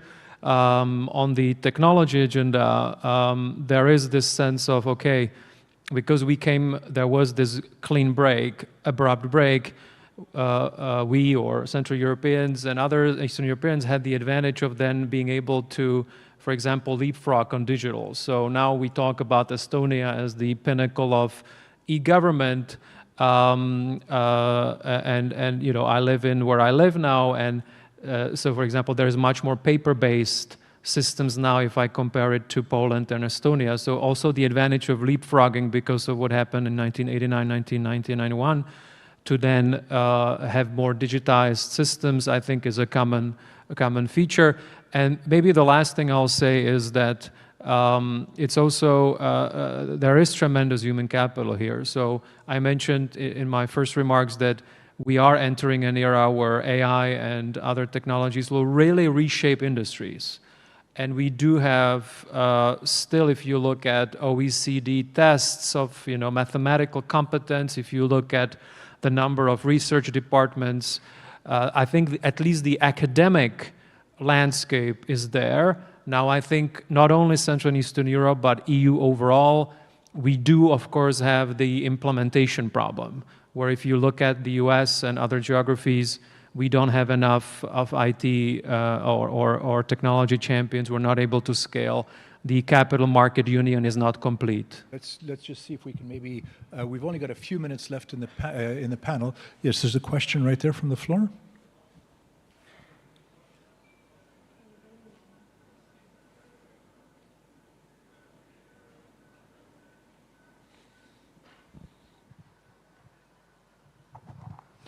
Thank you. This discussion has really ignored one aspect of this, which between Eastern Europe and Central Europe, which is kind of the long-term historical patterns. I was foreign minister for 6 years, beginning in 1996. I was vice chairman of the Foreign Affairs Committee of the European Parliament and president of Estonia for 10 years. In that time, we have seen things such as the war in Georgia, which Sarkozy gave up on all sanctions and restored the PCA with the Russians immediately after the war, ruining the agreement. 9 months later, of course, at the US, we had the reset. We had 2014. The only good thing that came out of that was that Germany stopped its block of defense planning for the Baltic countries. NATO members did not have defense planning because, oh, those little East Europeans there, we better not give it to them. 2014, the invasion of Crimea. A year later, Germany rode roughshod over the European Commission and signed the agreement on Nord Stream 2. I mean, we see this history. It's not just like, oh, are we listening to them now? This is active policies against Eastern Europe, which is noticed all across all of Eastern Europe. We don't forget that September 9th, 2022, 6 months after Bucha was made aware, the world was made aware of Bucha, Macron called East Europeans warmongers. I mean, this is the history that we have. And I would repeat here that since Poland, the Czech Republic, and Hungary joined NATO 25 years ago, and 20 years after all of the current, almost all the current members joined the EU and the rest of us joined NATO, there has not been one high representative from anywhere in the East. Not one Secretary General of NATO anywhere from the East. And we know, because people talk, that there is this active position of we can't let those crazy Central and East Europeans with their Russophobic attitudes come in to NATO or have the high representative. So I don't see, I'll just tell you, I don't see how we're going to get over this with current attitudes, and it's a lot more than listening to the East Europeans. Western Europe really has to change if there is going to be a future. Super, thank you very much. Yatsi, could I get a quick response to that, and Natalia as well? I agree with this opinion that we were right and the West was wrong as far as European policy vis-à-vis Russia is concerned. And you just mentioned that land justice politicians will block change of veto in European Union on migratory policy. I agree with that, but it is not only a problem with politicians, it's rather a problem with society. Maybe not a problem, but the fact. And even if there is a change of government, it will be very strong opposition in Polish society to change European Union to be more federalist or more centralized, because we feel that the Western countries want to impose on us their will, which is not always right. You mentioned migratory policy. I must say that I'm very skeptical as far as the relocation mechanism is concerned, because we had such an experience several years ago that refugees from Syria came to Poland, they were welcomed, and then they simply left Poland to other countries. And even when you listen to politicians from the left side in Poland, they already know, I agree with them, that it will not work. You can distribute people. It's not about 1,000 or 2,000 refugees relocated to Poland. It's rather the problem of giving another competences to the European level, and it will not work because you cannot force these refugees to live in Poland if they don't want to live in Poland. And we will have problem after this decision is imposed on us. So this is an example that our voice should be heard by Western countries. Thank you very much. Natalia, just a couple, we're over time, so before Yes, we get pulled off the stage, if you could just very quickly maybe respond to the idea that actually there is a strong resistance to hearing Central European voices. No, well, I think if we relate to history, you know, first Europe was funded by some members because they wanted to get out from war between France and Germany. So, of course, this has an important history. If we talk about energy, I must say that after 2011, Fukushima, Germany made some choices regarding nuclear energy that France didn't share, and we still have the same dispute ongoing now. So, because we don't agree on the fact that Germany has become more dependent on Russia. So, okay, we have disputes. Maybe we're not in agreement about migration, but I can say we share the same issue when some migrants come to France, but they just want to cross to the channel to go to England. And it's the same issues, so we have to face these concerns and be responsible. And this is how we will achieve some progress at the European Union level. And we should not deny our disputes. We should not deny our divergence. We have to put the problems on the table. And for the Central Eastern countries, that's true that they must be a bit patient because everything takes long time in the European Union. So we can understand the frustrations, but we have a. I think that we'll have to wrap now. We give you our hands, and we hope you will give something back as well in return. I'd like to thank. I'm afraid we have to end at this point. Not sure Central Europeans will take your message of more patience as the outgoing message, but thank you very much to all the panelists and as well to the question from the floor. Thanks again.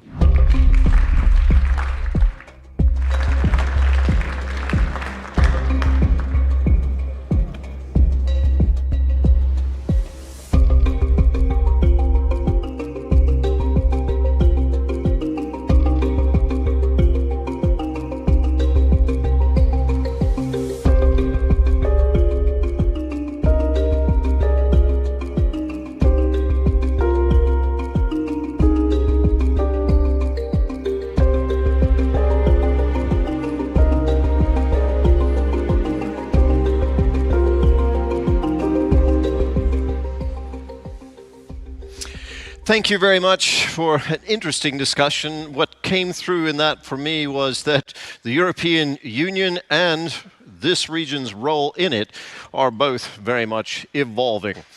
Now, moving on to our net, we're a little bit behind. I don't see us catching up, but I see a great deal of interest in these topics. I'll just try to keep my input short. What is about to happen is a discussion between two people who are very articulate, very experienced, very knowledgeable, and we're going to put the focus back on Ukraine.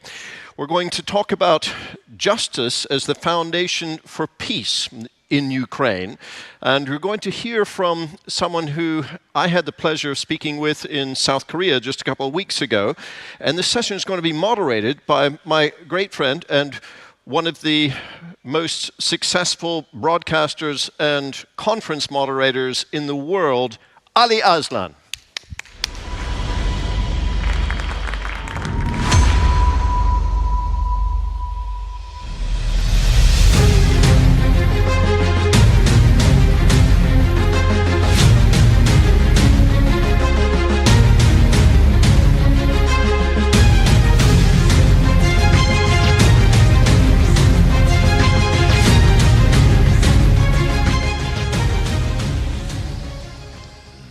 Terry, thank you so much for this very kind and flattering introduction. Indeed, I couldn't be more delighted to be joined here on stage for a one-on-one with internationally renowned Ukrainian human rights lawyer and the head of the Kiev-based non-profit organization Center for Civil Liberties, which of course was awarded the Nobel Peace Prize last year, the first ever awarded to a Ukrainian citizen or organization. Ladies and gentlemen, please give a warm welcome to Alexandra Matvichuk.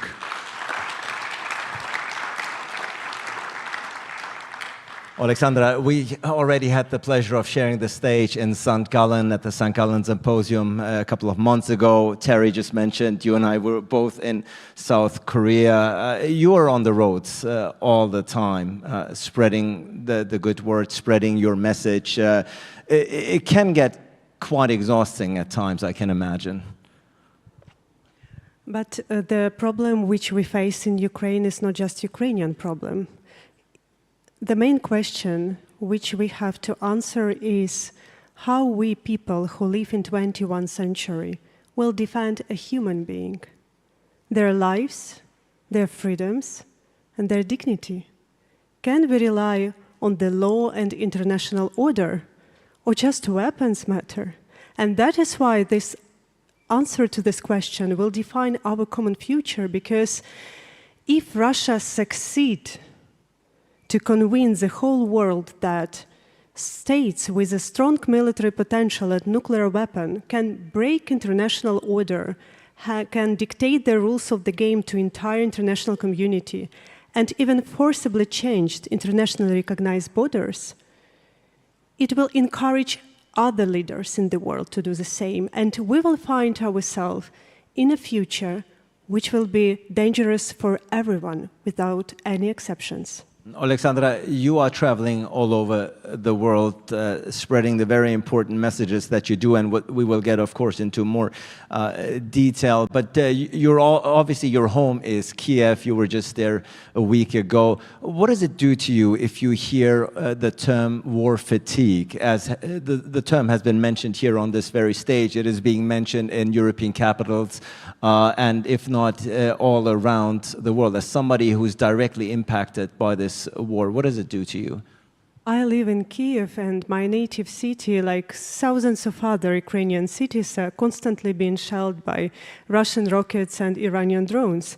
That is why we feel no fatigue. We feel a huge desire to fight and to survive, to defend our freedom, our country, our people, and our democratic choice. And I think, to be honest, that is not fatigue which we're speaking about. This is a lack of bravery of political leaders of the world to help Ukraine to win fast. Because now we still get support on a level, let's help Ukraine not to fail. We are grateful.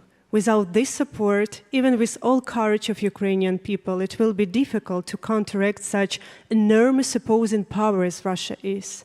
But there is a huge difference between let's help Ukraine not to fail and let's help Ukraine to win fast.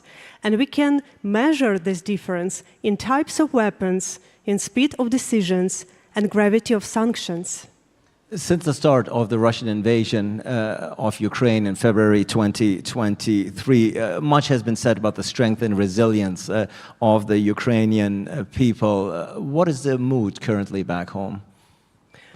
We still have this enormous wave of solidarity across the country. And I'm still lacking a proper words to describe what does it mean to live during the large-scale invasion. What I want to say that I will never wish any nation to go through our experience because war is horrible. But these dramatic times provide us an opportunity to express the best in us, to be courageous, to fight for freedom, to make difficult but right choices, and what is more important, to help each other.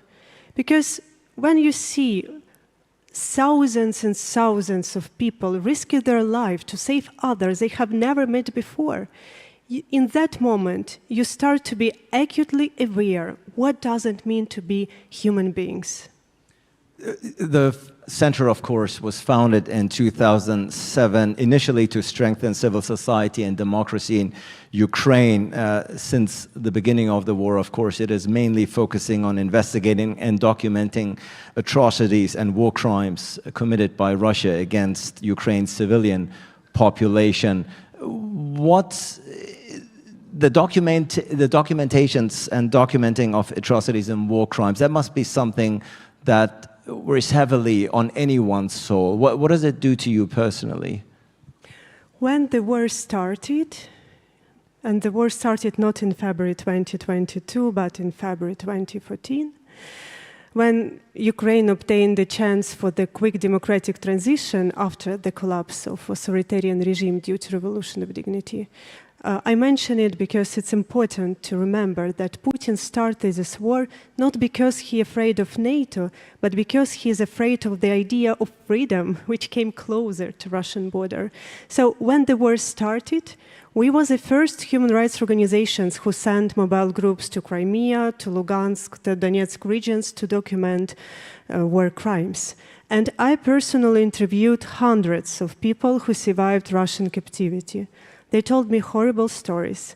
They told me how they were beaten, raped, how their fingers were cut, how they were smashed into wooden boxes, how their nails were torn away, their nails were drilled. One woman told me how her eyes was dug out with a spoon. And frankly speaking, even on the 9 years of war, I can't get used to such kind of stories. With all my experience, with all my knowledge, with all my understanding of the situation, I don't accept it as normal. It still hurts me.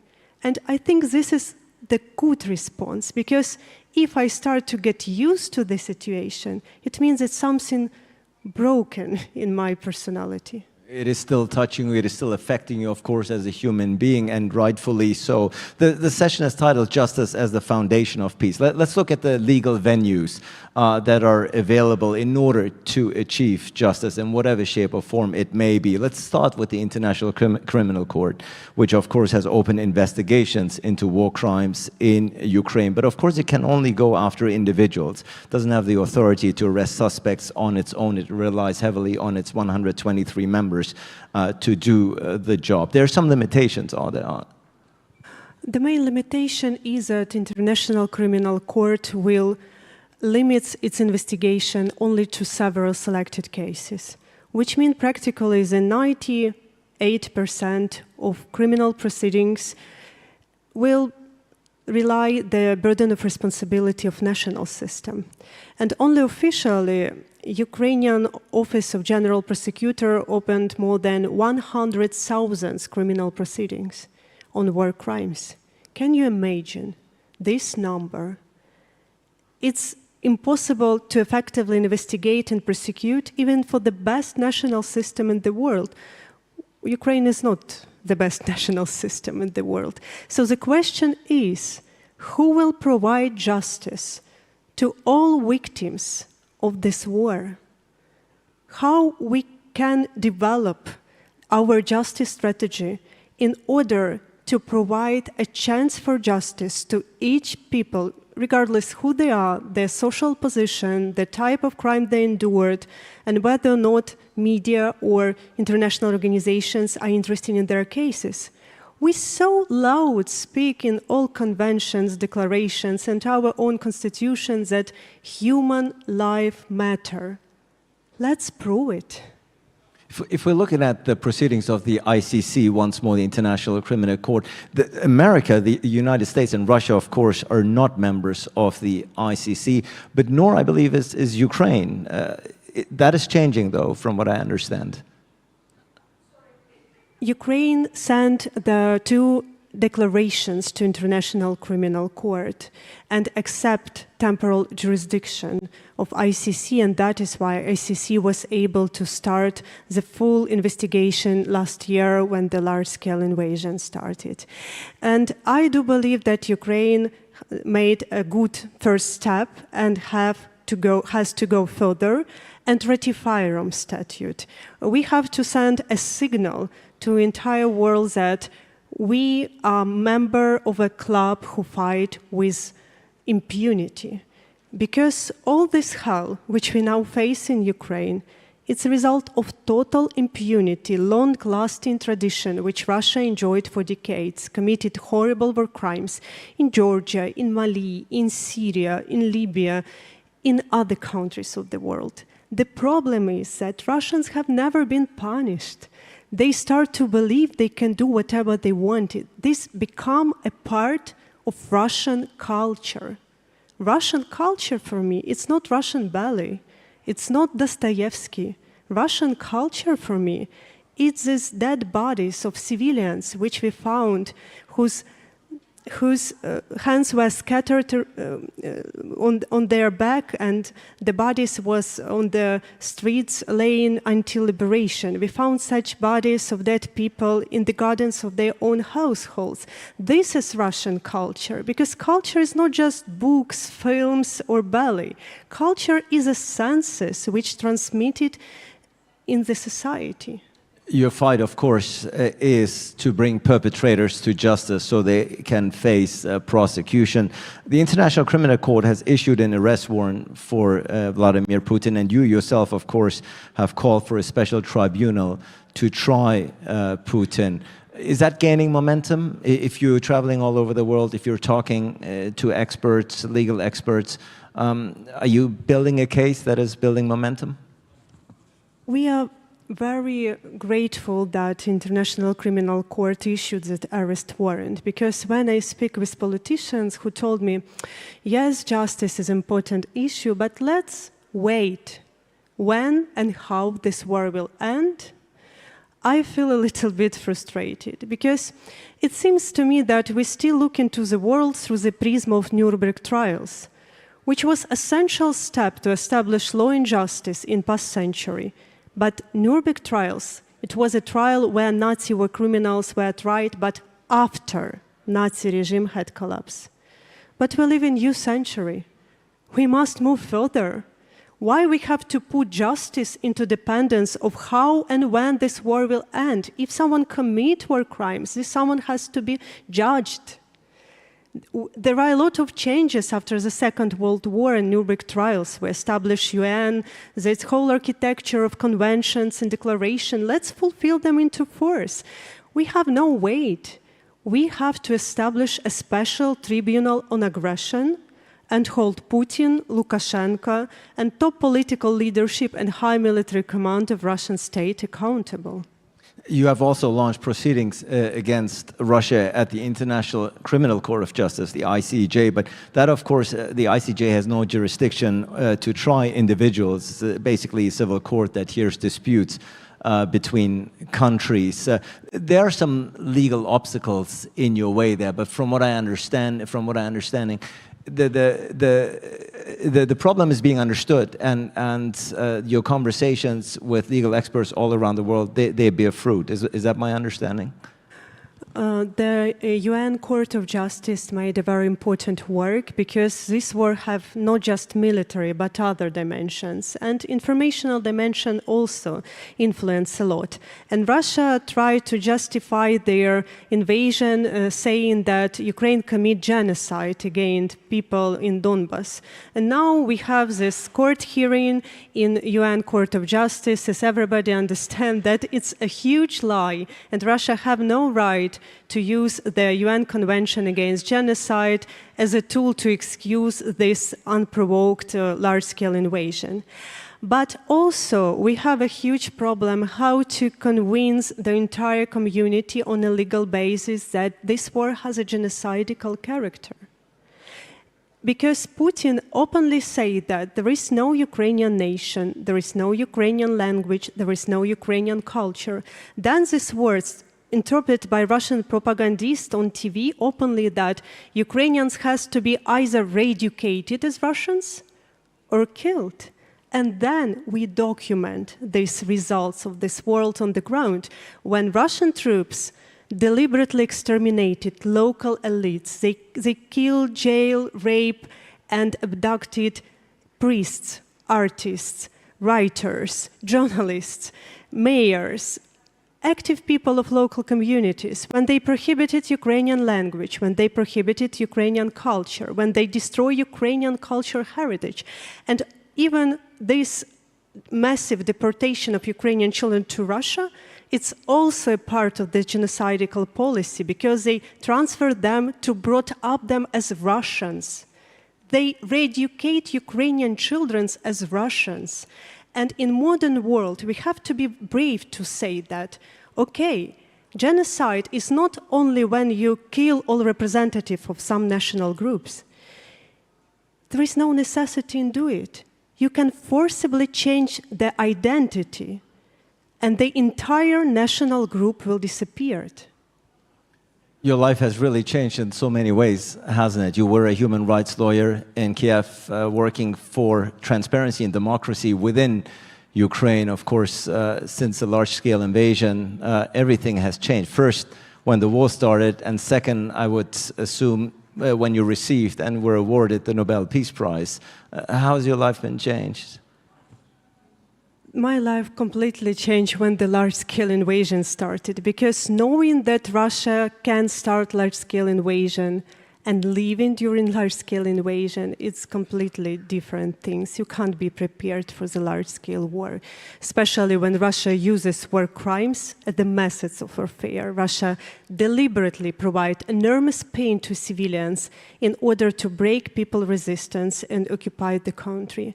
But what was changed after the Nobel Peace Prize award, I'll be honest, for decades, the voice of human rights defenders wasn't heard from our part of the regions. We told openly for decades that human rights and peace are inextricably linked. There will be no peace without human rights and respect and ensure justice. That country which violates human rights is a threat not just to its citizens. Such country is a threat to the peace to the entire world, and Russia is a bright example. And we wasn't heard, because even well-developed democracies continue their business as usual with Russia. They shaked Putin hands, they built gas pipeline, and now it's very visible that if you based your political decisions just on economical benefits or geopolitical interests, even if you benefits in short term, you will face with catastrophe in long term, because values matter. It certainly does.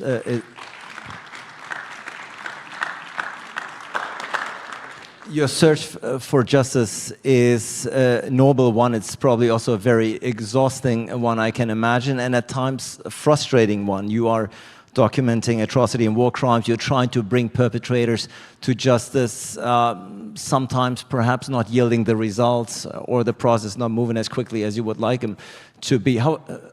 Tell us a little bit, how frustrated are you sometimes about the pace that things are moving? I can't get used to numerous deaths. We are dying.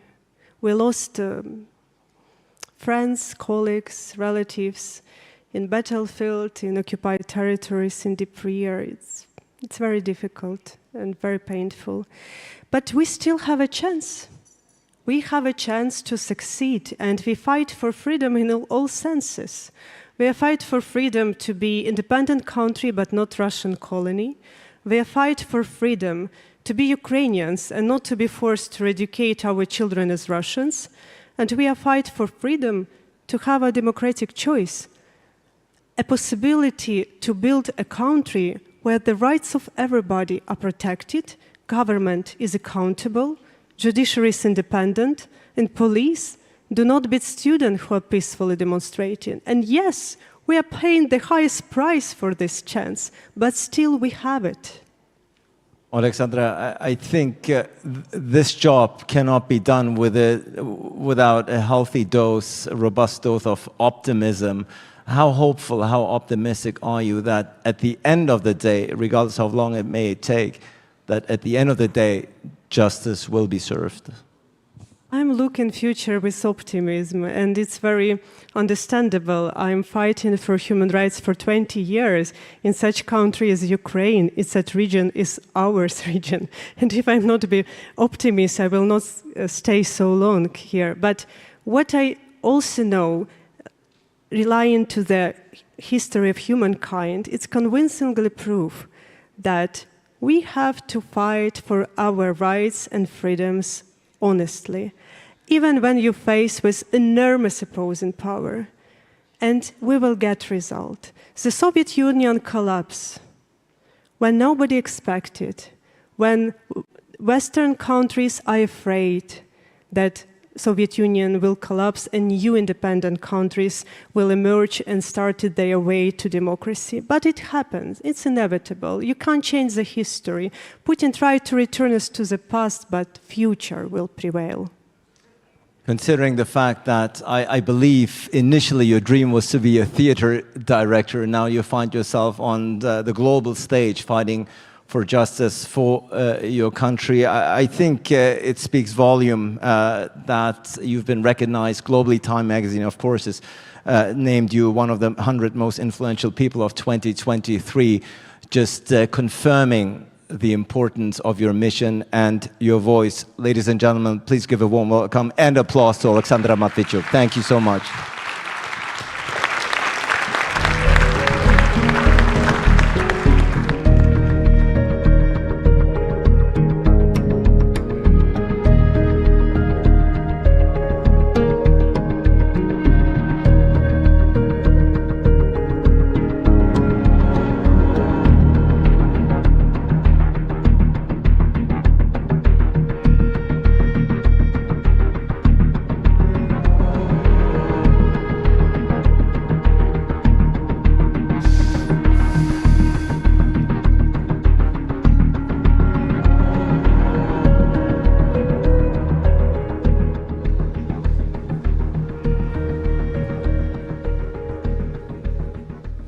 Thank you for that fascinating discussion. This is a voice that we just heard from that I think we're going to be hearing a lot more from, and the quest for justice in Ukraine in the wake of Russia's invasion will continue, no doubt. Now, we're going to shift our attention back to the region here, Central and Eastern Europe. We've already heard earlier about its relations with the European Union, the evolving relations, the role of the Central and Eastern Europe within the European Union. Now we're going to look at its relations to another important, vitally important institution in this part of the world, but transatlantic in the transatlantic realm, and that, of course, is NATO. The title of the session is NATO as the security guarantor of Central and Eastern Europe and what's next for the alliance. We're going to broaden that out. And this session, by the way, is being brought to you in cooperation with NATO. It's being supported by NATO and is being held in partnership with the German Marshall Fund of the United States. The moderator is no stranger to the Warsaw Security Forum. He's a well-known face here. You will recognize him. And he's also an excellent analyst himself. I have the pleasure as a television news moderator of interviewing him on occasion, and he always provides excellent insight. So I think we're going to have a fantastic panel right now, high-level panel discussion. It's my great pleasure to introduce the Managing Director of the German Marshall Fund East, Regional Director of Poland, Michał Baranowski.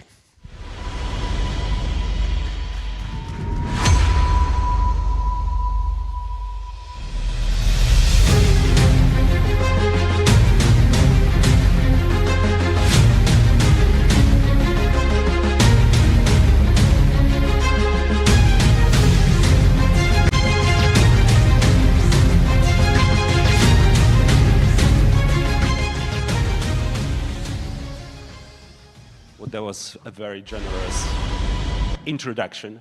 Wonderful to be with you all. Thank you for joining us for really one of the, I think, the best panels of the conference. We'll find out. High pressure is on. But certainly with fantastic panelists, really all-star panel, with some of my favorite people to talk with. Frankly, my favorite general of Polish Armed Forces, Chad, General Andrzejczak. Please welcome him.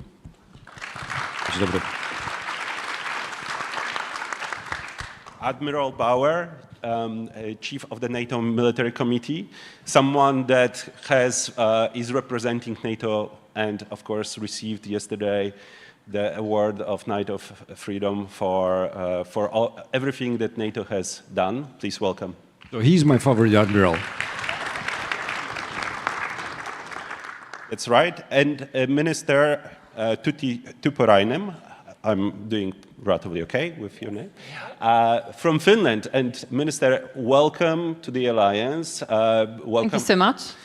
It's fantastic that you are bringing another 1,340 kilometers of the border with Russia. You're welcome. we know that it gives Russia a bigger headache than you know, the more headache that they have, the better for us. So we are, at this session, we are going to focus on what's next for NATO. The title is NATO as a guarantor for the eastern flank, but of course NATO is protecting the whole of the alliance and every inch of the alliance. So we are going to go beyond the eastern flank. I actually want to start with Admiral Bauer with an overview. Let's keep the initial comments to 2-3 minutes. I mean, we have just completed Vilnius summit. We are in the run-up to the Washington summit on the horizon. NATO has adopted regional plans. We are in the process of fulfilling those. So if you could give us to this mix of expert, wonkish, but also more general audience, where we are in this process, especially, and I will then turn to General Andrzejczak, as we are looking at what the Russians are doing. So who is winning this, this basically competition in terms of, you know, a race? Are we fulfilling our plans fast enough for the Russian reconstitution of forces? Over to you, Admiral.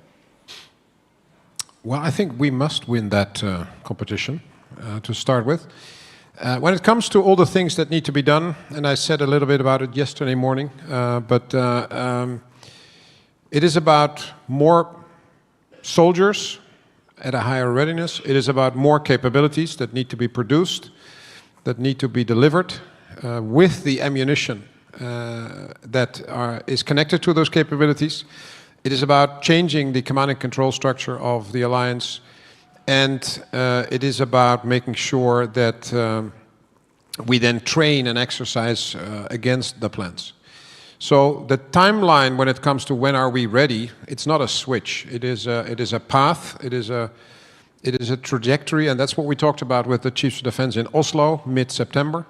Executability of these plans, to make sure that we are achieving in real terms, with real people and real capabilities and the right amount of ammunition and the right training, what the leaders in Oslo, in Vilnius have agreed to.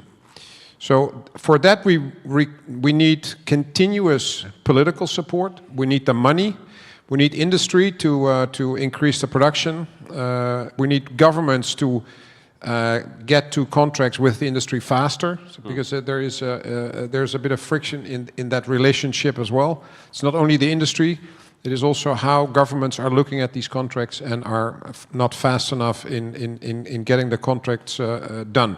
So all that is part of how fast we're going to achieve the goal, which is executability.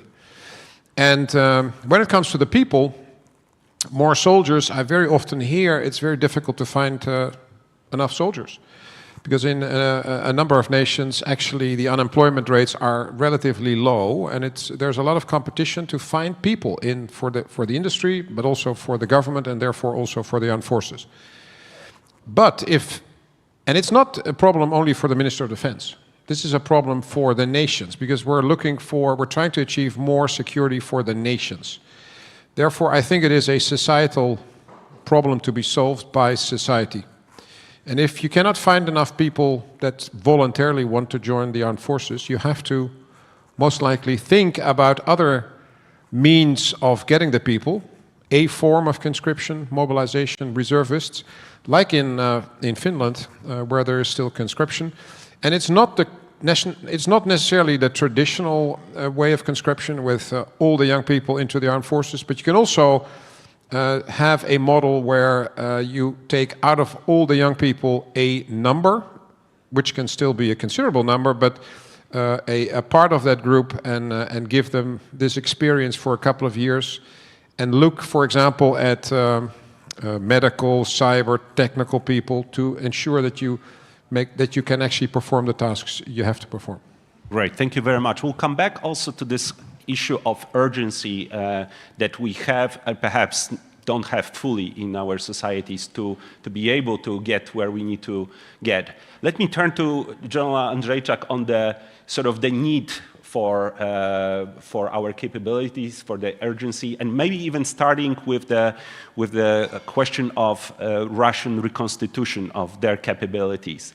How fast are they reconstituting their forces? What keeps you up at night in that context? Don't tell us everything that keeps you up at night, but in the context of Russian reconstitution and the speed, again, to which we are adapting versus they are building up their forces. The question how fast they reconstitute, revitalize, rebuild, and modernize, the simple answer will be too fast. I think it's too fast, so do not relax anybody. And when we see the battlefield and we see production of tanks and production of ammunition, and it's not only about the numbers, but if we see a couple of hundreds new tanks, Russian new tanks in the 2 or 3 years, don't forget there will be entire logistics system, reserve, training, infrastructure, culture, tactics, and so on. So the question for us will be how many tanks, the brand new tanks in NATO we will have in our regional plans. This is the question. And it sounds brutal, but this is a war of attrition, and attrition of everything. It's attrition of resources, recruitment, personal. Russia is in a scale bigger than Ukraine and possessing bigger potential in economy, in army, and also in the personal. So the question is not necessarily about the numbers of equipment, but about the timeline and synchronizing properly what we're doing. So speed of attrition of Russian army, speed of attrition Ukraine army, unfortunately, and entire nation, society. And then combination of donations, because we still have to support Ukraine not only fighting but also winning, and then modernizing at the same time. So no other place in the region than Warsaw is the place you can feel all of those things and mention. Let me follow up on this, because those 4 speeds, from the perspective of Warsaw, right, we could almost draw them out. If you were to move 2, 3, maybe even 5 years down the road, how are we doing on those speeds? Are we in a good place? Do we need to speed up place of our modernization and perhaps depletion of Russian forces, reconstitution of Ukrainian forces as well? How are, looking at not the snapshot, but actually moving forward? How are we on those speeds? It's not only about the simple numbers of certain combat systems, but it's much more complex. It's about the society, it's about the effectiveness of sanctions, it's about the potential support of North Korea or China to Russia. So a lot of things, and what we discussed with Admiral Bauer, we need a table and everybody speaking the same language and to design proper intel system to track all of those processes and influence to keep initiative. I'm soldier, I'm armor, so initiative is my DNA. So I feel some kind of a need to increase a little bit our proactive approach, not necessarily looking what the Russian army, the Russian state is doing and then reacting on it. So Ukraine has no potential and no time in this battle, but I still believe we get a chance. Thank you very much. Let me turn to you, Madam Minister. I mean, Finland has never really relaxed like many other parts of Europe. We already welcome you to the alliance. We are very excited to have you as the newest member, soon hopefully to be followed by Sweden. So if you could tell us a little bit what kind of ally Finland you think is going to be. How do you look at your neighborhood? How do you look at your new role where you have to protect not only your land, but also support, think of deterrence and defense of others? Finally, how do you think of having NATO presence on your soil, something that you haven't had for, forever, and something new? We wish NATO welcome to our territory, and definitely it feels good to be a NATO member state. So thank you so much for your support. We did apply for NATO membership because we needed more security It was a security choice, but let us make no mistake. Finland is not only a consumer of security. We are also somebody who adds to more security to the whole alliance. So we have been investing in our armed forces throughout the decades after the Second World War. We have been preparing ourselves so we can provide with more security not only this 1,340 kilometers of border with Russia. Of that, we can also take care now together with our new allied friends. Coming back to the trajectory as we are heading towards the Washington summit, what are the priorities and what we should keep in mind? And as a politician, I don't interfere into deployment of troops or anything like that, but I have some political messages very shortly. Number one is, of course, that we have to make sure that Sweden is also ratified as soon as possible. I hope it happens by the end of the year or as soon as possible, but Sweden will be a crucial member in the alliance. A crucial member in order to provide with more security for Europe and especially in the Baltic Sea region. If we look at the Baltic Sea, we are here in Warsaw. It desperately needs the presence of Sweden as well as an allied member in the Baltic Sea region. So Sweden is crucial for the alliance. It is technologically so advanced country. It will also provide with many new capabilities when it comes to our defense and deterrence in the whole alliance. So that's number one. We should keep on the work in order to get Sweden in. Now, second issue, which I would like to raise here, looking from the Finnish perspective, is the Arctic, high north. The alliance needs more strategic depth when it comes to the Arctic region. And given the fact that soon there will be 7 out of 8 Arctic countries in the alliance, we have all the reasons to be present in the Arctic area. And Russia, it holds it so dear. The Kola Peninsula especially, it is so precious for Russia. It thinks that it can dominate in that region, but we should not allow Putin that luxury. Arctic is too important to us all that the whole alliance should have a 360 degrees approach towards the Arctic. And here again, Finland could be somebody who delivers and provides with added value when it comes to the alliance joint presence in the Arctic region. And thirdly, if I may, as we've seen the terrible war in Ukraine, it is vital that we increase our societal readiness also in other countries of NATO member states. As you said, we have been preparing in Finland. We have a high level of resilience in the society, but I don't know if that's the case in other countries. Would our societies run out of, endurance? Should they be an aggression towards us? I don't know. But at least I think we have to do our homework when it comes to societal readiness and preparedness and resilience. And here again, we can provide with added value with our experience. Absolutely, thank you very much. No, we definitely can learn from Finland and from Sweden on this total defense concept, and resilience is part of a deterrence in this context as well. I see John Andrzejczak wanting to jump in, so please do. It's extremely interesting what you said, ma'am, especially for Poles. We are naturally, historically, East-oriented because always the troubles are coming from Moscow, historically, and sometimes from different directions as well.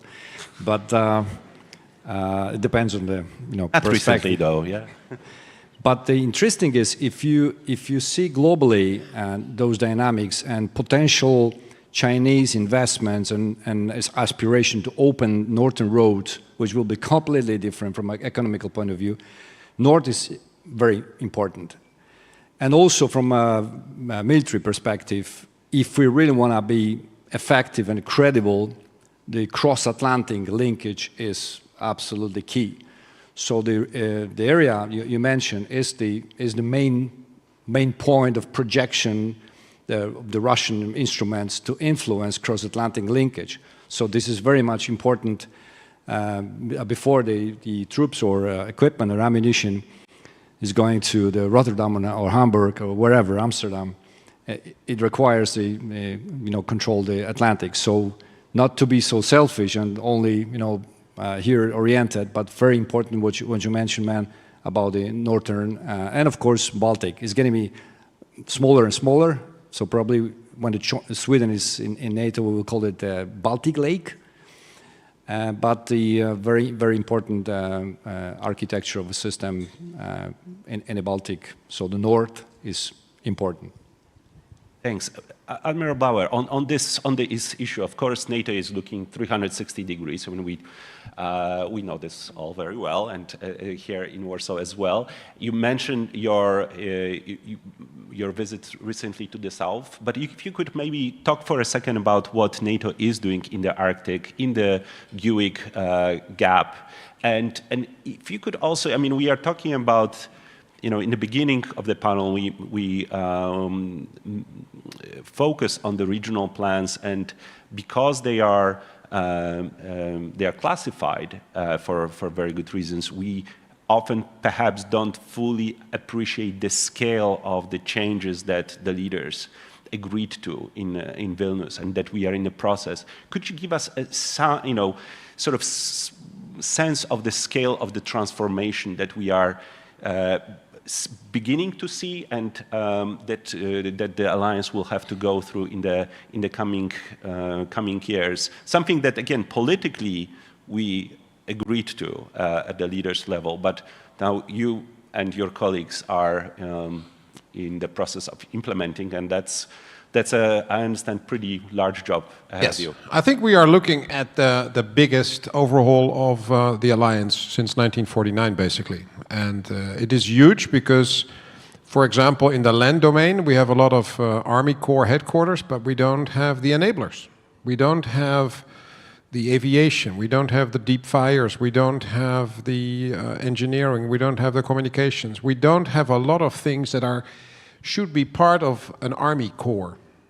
And we have Army Corps headquarters because for 25 years we rotated Army Corps headquarters over Afghanistan. And you went there with the Army Corps headquarters and you got the troops that were there to command, and then you, after 6 months or 9 months, you came back. What we're looking at here is that we are able to fight with divisions and Army Corps in the land domain in a way we haven't been exercising and doing for a very, very long time. That requires a lot of investment. It requires reorganizing ourselves. It requires different command and control arrangements. So all that is happening, and that's only the land domain. So this is huge. And I have to remind politicians in every meeting that I have with them that we need their continuous support to make this work, to make this possible, to actually make sure that we get what the leaders have agreed to. So that is one.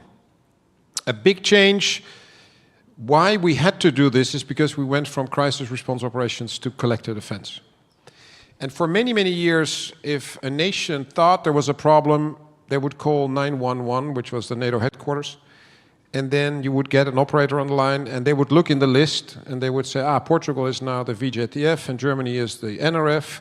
So these two nations would get a call, and they would report, let's say, in Poland. So actually, how we thought, and I'm exaggerating this on purpose, but how we thought was basically that someone else was going to solve your problem. That is how a lot of people, a lot of nations thought.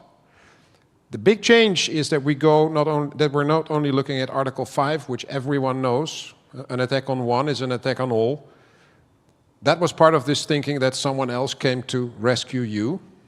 But actually before Article 5 is not only Article 4, but also Article 3. And Article 3 is about that every nation has the obligation to be able to defend itself. It starts with that.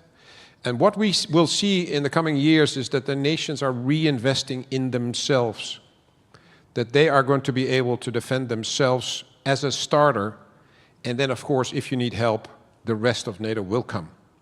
That is also why we are now looking at this regionalization, which doesn't mean that Portugal is no longer coming to Poland, because that is still the case. But it is logic to actually work with the nations around you if there is a problem, because they are closest by, they know the terrain better than anyone from far away. So this is the sort of thing we will see in the coming years, is that it is about strengthening your own defense.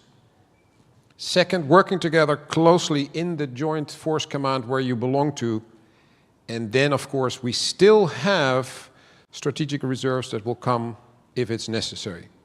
So I think that is the big change that we will see. And I think it is important to understand that we cannot always count on the US. Why? Because it is not fair. I think the word burden sharing that you very often hear is probably not the good term, because it's a negative term. I think we should be talking more about security sharing, because actually it is something we should be happy with, that we have NATO, that we are able to provide security as we have done for the last 74 years. It is an amazing achievement that next year we will celebrate 75 years of the most successful alliance in the world. There is no other organization in the world where, on the political and military level, on a daily basis, we agree through consensus, which means that everyone has to agree on so many things. And why is it important that we continue to do that? Because if a Portuguese soldier has to die in Poland, you should have a majority vote. We should agree on this from the start. And therefore, consensus will remain the way to go if it comes to collective defense. And I think we should be extremely proud of this. And yes, there are differences of opinion. Yes, journalists very often talk about there's a crack in the alliance and there's not enough unity, and then they come with a name of a ally, and then I have to respond to that. Thank God there is differences of opinion. We are 31, soon to be 32 sovereign states. Do you really think we all think the same? Of course not. We're different. But the power of this alliance is that we actually agree when it is necessary on all the important stuff at 31, at 32, despite the differences. Today it is this problem. 20 years ago it was something else. 40 years ago it was something else. 74 years ago it was something else. In the beginning with 12, now with almost 32. It is amazing, and we should be proud of it. And I think that is the achievement of all of us together. Not of NATO headquarters, not of a command, not of me. It is the nations and the people in those nations that achieve this. Absolutely. I know, Minister, you would like to comment. I just want to also just emphasize in a run-up to the Washington summit how the rise of capabilities, the rise of capability, especially of European allies, is critical to maintain this unity of the alliance, as there are real debates within the United States about the role that allies will play in its future strategy, especially depending on the presidential election. But, Madam Minister, you wanted to jump in, and then I have a question going beyond our land domain, looking at the time. I also wanted to go to General Andrzejczak. Yes. We have to keep in mind what we are and who we are, and we are democracies. And we see how democracy is being defended every day in Ukraine.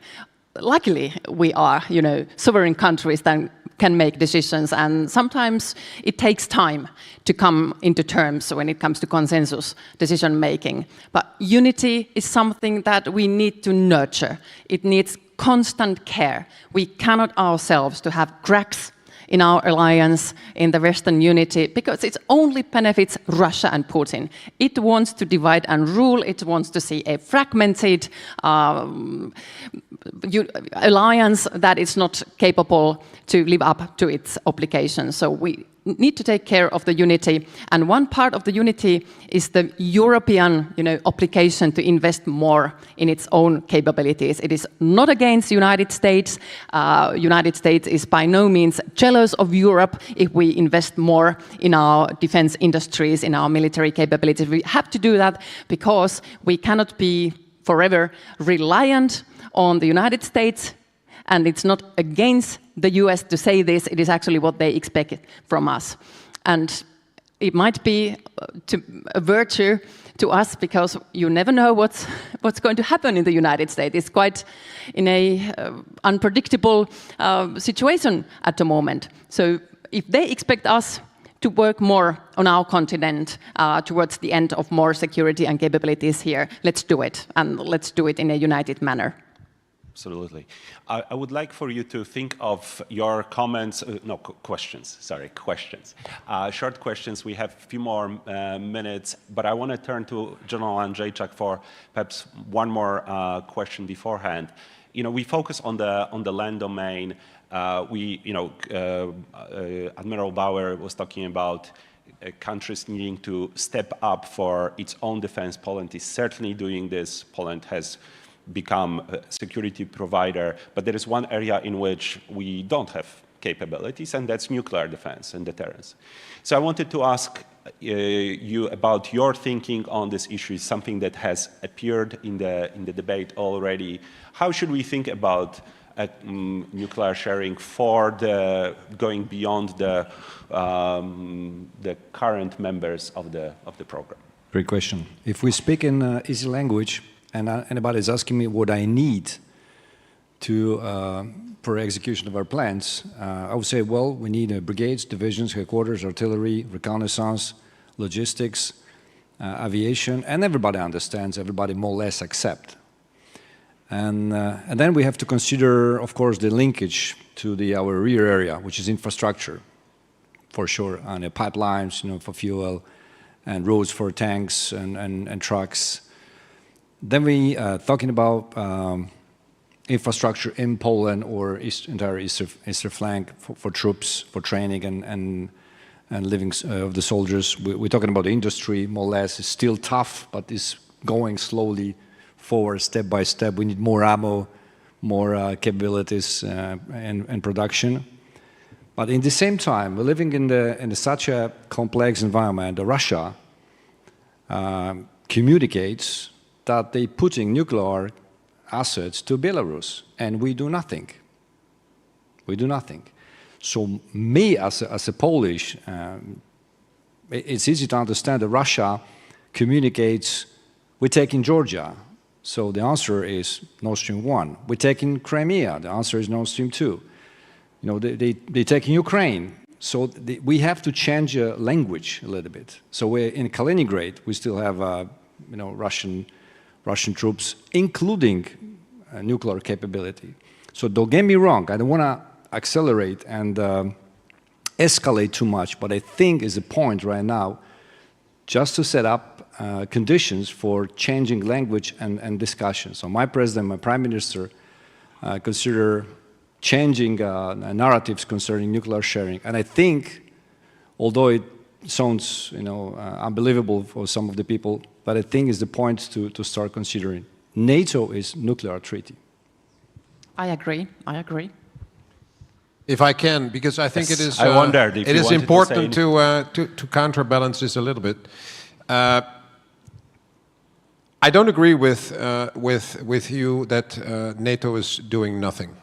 We are watching the Russian decisions and the Russian movements very, very closely. That is one. And so far, we don't have to change our nuclear posture as a result of what we see or hear. And I think that is not the result of doing nothing, but that is the result of a assessment of what is happening and then seeing what the consequences are and whether we need to change anything in that sense. So I don't agree with the fact that we're doing nothing. It might look to the outside world that we're doing nothing, but it's of continuous concern, and the conclusion at this moment is that NATO does not have to change its posture as a result of what we see and hear. Okay, I see. So yes, just for everyone. So we have 3 minutes. Our time got cut. General Andrzejczak wants to jump in, and he needs to jump in, Madam Minister, as well. So unfortunately, the questions will have to come for the coffee break. General Andrzejczak, and then... Just to make it clear, I'm not saying that we have to change the posture, that we have to change the language and communication. So that was the point I I made that Russia communicates, Russia communicates as putting nuclear weapons, and we say nothing. So there's a slightly different between, taking actions immediately and rising up our airplanes with the bombs to the air. Be clear. What I'm saying as a representative from the latest NATO member state is that our deterrence has to be credible in all scenarios. We do not allow ourselves to be intimidated by Russia and Putin, but let us make no mistake, our deterrence has to be absolutely credible, and if that requires something, we all allies, we should be ready for that. When we joined NATO, we had no exceptions. We are willing to be committed to the NATO without any conditions. Wonderful. Okay, there is a single question that I'm going to take. This gentleman right here, and it's going to be 1 minute for us to answer it. So, chosen one. Thank you. Georgi Baramidze, I represent Georgia, United National Movement, the biggest opposition party. But I was the one who was in the delegation together with President Saakashvili, who is now in prison, in Bucharest summit, when Georgia was promised membership. I have a question, though I'm in opposition, I have a still very strong desire to support my country as soon as possible, together with Ukraine, become a member of NATO. As a military experts and top-level officials, how would you assess Georgia's armed forces readiness, whether we are doing our homework in order to meet obligations, and maybe our colleague can answer about the political readiness. So armed forces readiness and then political readiness in order to meet our final objective. Thank you very much. So because we are out of time, I'm going to just ask General Bauer to answer the question on Georgia's military preparedness. Obviously, we understand that this is more of a political question, but if you wouldn't mind, give your military assessment. Only if I'm your favorite general, otherwise I... You could be my favorite non-Polish general. Or favorite admiral, absolutely. Okay. Yes. Yeah, but you said general. Okay, it's obvious I'm not going to answer the political questions because you have to ask them to someone else. We are in continuous contact with Georgia. And for example, the NATO Military Committee will visit Georgia later this month, or early next month. And we do that every 2 years, and we are in regular contact with the representatives of Georgia in the NATO headquarters. I meet with the Minister of Defense, with the Deputy Minister of Defense, with the Ambassador. So we are in regular contact. And part of the discussion is on the things that Georgia has to do in order to become interoperable, to not only in military terms, but also how a nation organizes itself. All the things that are part of the, let's say, sort of checklist that we have. When you want to become a member, you need to meet certain standards, not only in military, but also in judicial, also in how you run the government, the civilian oversight over the military. All these things are part of the debate that we have with Georgia, and that is ongoing.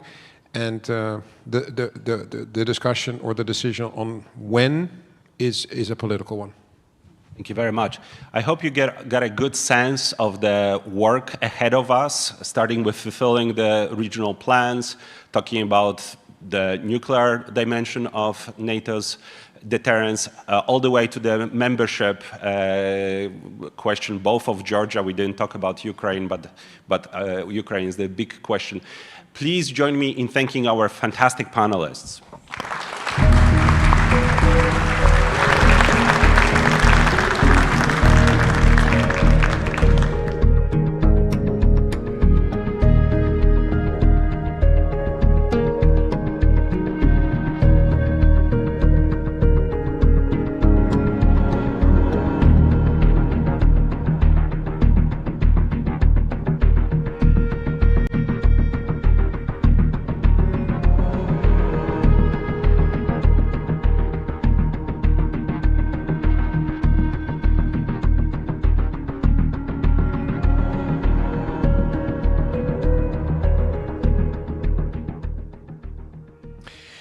Now, we're still focusing on Central and Eastern Europe. In this next 20-minute session, we're going to get straight into it because I know that the guest has to catch a plane.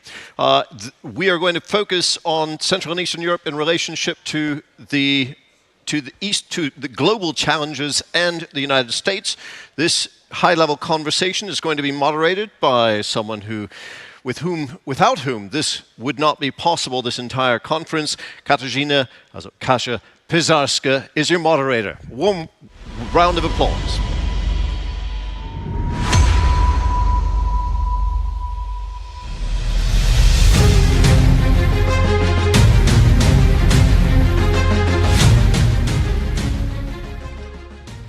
Ladies and gentlemen, thank you for being with us again, and welcome to our high-level discussion with a wonderful guest we are hosting here again at the Warsaw Security Forum. Please welcome Philip Gordon, Dr. Philip Gordon, the National Security Advisor to the Vice President of the United States, Kamala Harris. Phil, thank you for being with us. Phil, right to the point, because we don't have time. The war is waging, and we really hear the discussions. I think the sense of urgency is really, really here. But I wanted to ask you the first question about the United States' long-term strategy towards the region of Central and Eastern Europe, towards our region, and especially, has it in any way changed since the invasion of Russia in 2022? Kasia, first, let me say thanks for having me back. It's really useful for me to engage and deepen our relationship with Poland. And that's related to the first question you asked about our commitment to Central and Eastern Europe. Has it changed? I would say no. Which is to say that for many years we have had a strategy in Central and Eastern Europe of consolidating democracy and the alliance with us. And we want to see a Central and Eastern Europe that is sovereign democratic states integrated in Europe and the European Union and members of NATO and closely allied to the United States. That has been true for a number of years now, and I've served in successive administrations going back some time. And it remains true today. If anything, it's even more true in the wake of Russia's invasion of Ukraine. Having strong democratic allies in this part of the world is even more important now than it was then. Thank you. But is the United States really prepared to deal with Russia as a long-term adversary? And what is the end game for you in Ukraine? You had very heated, I know, discussions also with our Ukrainian friends who are saying again and again, it's not about Ukraine not losing the war, it's about Ukraine actually winning the war. And saying sometimes that the United States may be afraid of that victory. What would that entail also for Russia? So are you ready to deal with Russia as a long-term strategic adversary? I think we have to be. It's obviously not our first choice. That's not the Russia that we wanted to see or want to see, but we're also realistic, and you have to deal with the realities out there. And the reality is we probably will be faced with an adversarial Russia for some time. So it's not our choice, but we're prepared to deal with it. And on the Ukrainian piece of your question and the question about an endgame, the endgame is up to the Ukrainians. They will decide how this plays out. We remain, and as we said and been absolutely clear, committed to a sovereign democratic Ukraine that controls all of its territory, and Russia needs to get out of Ukrainian territory. And our job, when it comes to the endgame, is to give Ukraine what it needs to pursue the endgame that it sees fit. And that's what we are doing and will continue to do. Okay, but let's look further on when it comes to Ukraine. The security and prosperity of Ukraine is, of course, of strategic importance for Central and Eastern Europe. The question of spillover effect, the questions of the consequences of a Ukrainian loss for the region would be just immense. But we have to think about post-war again, and most importantly about the security guarantees for Ukraine once the hot phase of this conflict ends. Is the United States of America prepared to admit Ukraine to NATO, and when? That's obviously going to be a question for all NATO allies. At the Vilnius summit recently, NATO itself said, including the United States, that Ukraine will be a member of NATO. And then it made kind of the obvious point that that's going to happen when NATO members agree. And there needs to be consensus. And I'm sure there's going to be a vigorous debate about that between now and the Washington summit that we will host. What I can also tell you, though, because you asked about this in terms of like after the hot war ends, our job in the meantime is to defend Ukraine, support Ukraine, and help it deal with the hot war that is going on now. So in terms of commitments to Ukraine, I would say one, we already have a commitment to Ukraine that we are implementing. And we have been delivering massive amounts of security and other assistance to help Ukraine defend itself, not against a theoretical future invasion. And you're right, we're going to have a discussion about NATO and security guarantees. And those questions will have to be addressed. But the urgent priority now is to help Ukraine deal with the invasion that has already happened.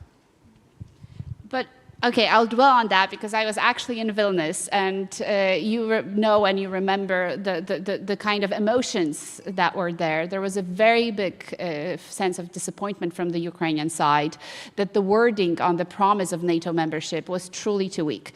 And today, a lot of Ukrainians hope that the wording will change at the Washington summit next year. But again, we fear that the decisive voice is actually in Washington, D.C. It is not in Riga, it is not in Lisbon, it is not in Madrid, but it is really the United States' commitment to admitting Ukraine to NATO that's going to matter most. And the feeling was that the commitment is not there. But look, the Ukrainian position is certainly understandable. I think if I was Ukrainian, I would want a commitment by NATO, the most powerful, incredible alliance that has ever existed in the world. What NATO has to do is decide by unanimity, you need every country in NATO to be on board, that it's going to give a solemn defense guarantee, that's going to get it through their parliamentary systems, and that it's prepared to apply Article 5 in the way Article 5 must be applied, which is to say in a sacrosanct way. You've heard us talk about the defense guarantee to Poland, for example, and NATO members. It's ironclad. We really mean it. When we give a defense guarantee, it means we're prepared, and our publics are prepared, and our parliaments are prepared to defend every inch of that territory. So that is going to be the question before NATO members going forward. It's not something that you can casually agree to and then decide later how much you mean it. And that's why this is a challenging issue. It's one that NATO members will address. But again, I want to return to this central point. We are and must be defending Ukraine right now. I mean, a NATO commitment is to bring aid and assistance, is to treat an attack on you as an attack on others, and you bring the aid and assistance to help them.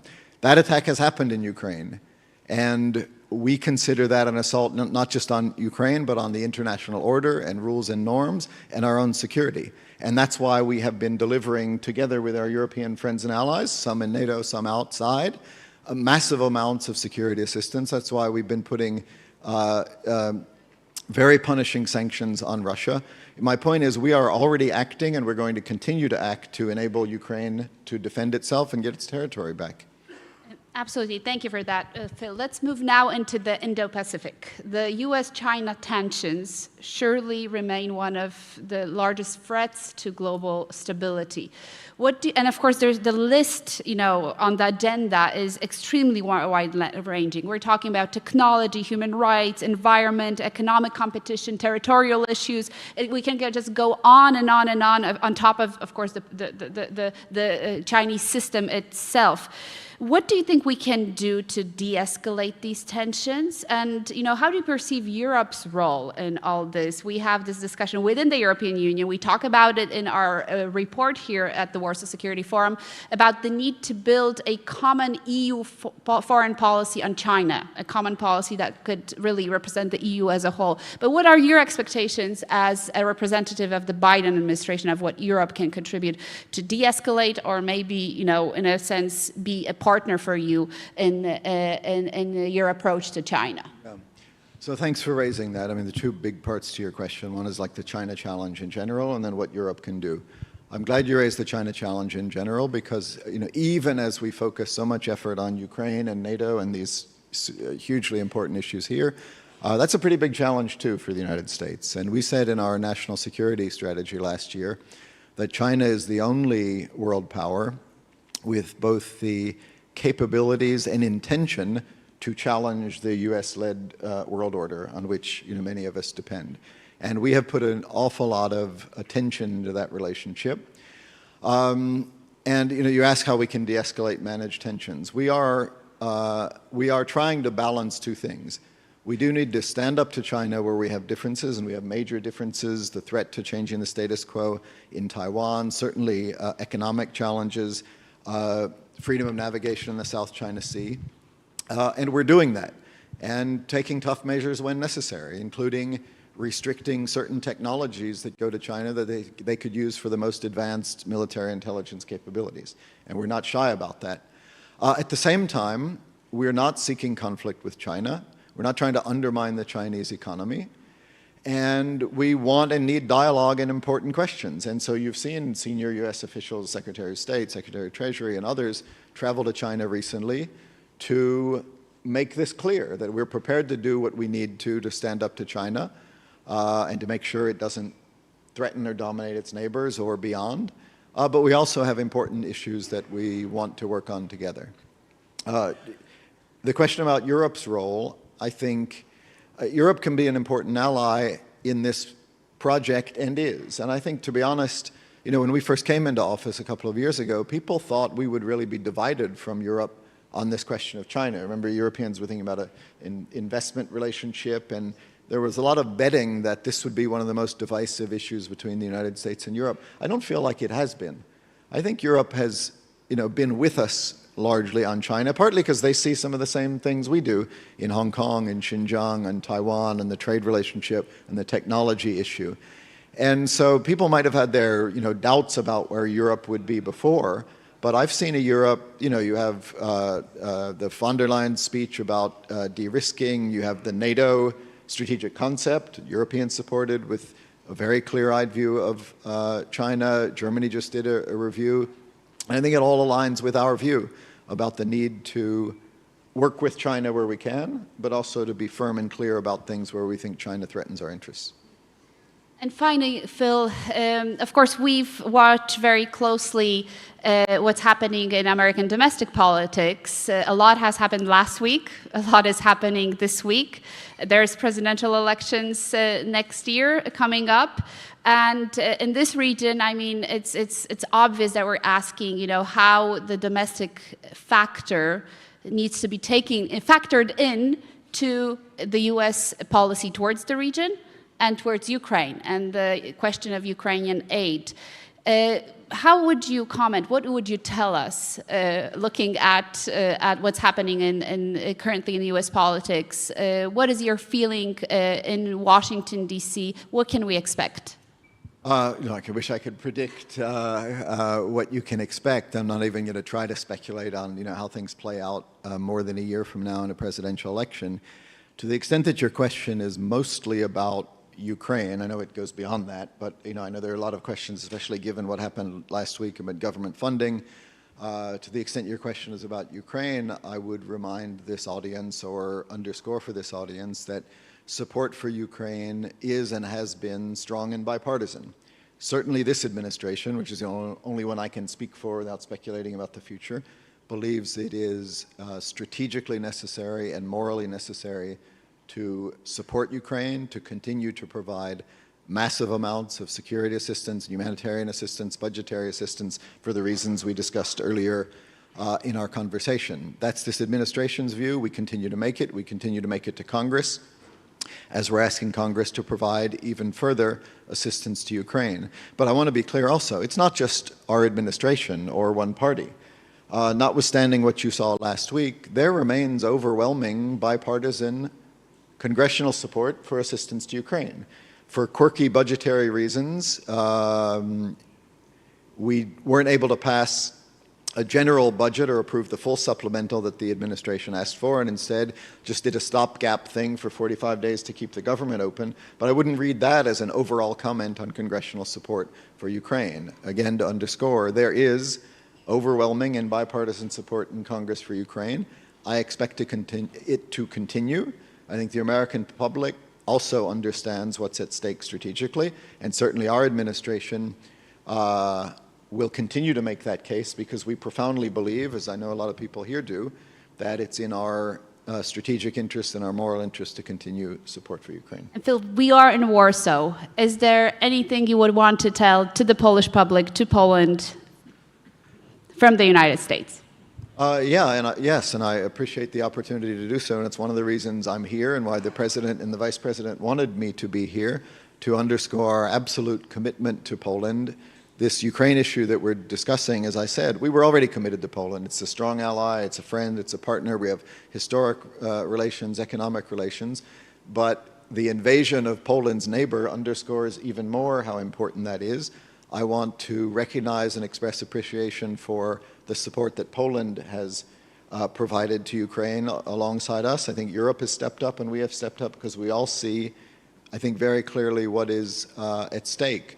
I would urge Poland, as I would all of our friends in Europe, and frankly my colleagues back at home, including Congress, we have to stay together on this and show a united front.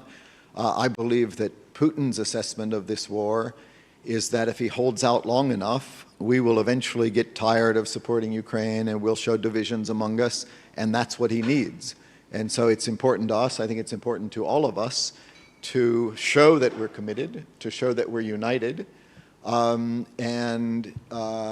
we're certainly prepared to do that as the administration, and I know the Polish people are as well. And that may be Putin's strategy, but I think he is destined to fail. There are at least 50 countries in the world that are committed to this international coalition supporting Ukraine. We're stronger than Russia is. Our defense industrial base is stronger, our technology is greater, our economic potential is greater. And I'm confident if we stay united with the Polish people and the Polish government, that we and the Ukrainians will succeed. Absolutely, I remain confident too. Ladies and gentlemen, Dr. Philip Gordon, thank you very much for being with us. Pleasure Thank you. To be here. Thank you.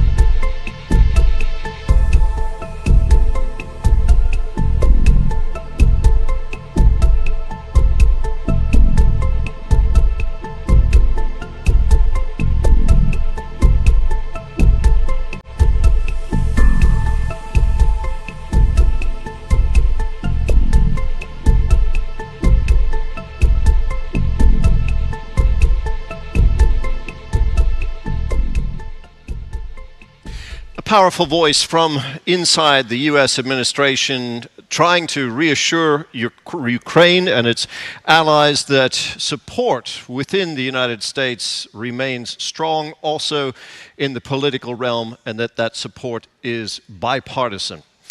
We're now, well, unfortunately, Ukraine's opponent, Russia, is not without its friends in the world either. Our next session is going to look at the Sino-Russian axis and what that means. It's going to be moderated by a very capable person. Florence Gaub is going to be familiar to many of you. She is director of the research division at NATO's Defense College, and I should mention that this session is brought to you in partnership with the Friedrich Ebert Stiftung of Germany. The floor is yours. A warm round of applause for your moderator.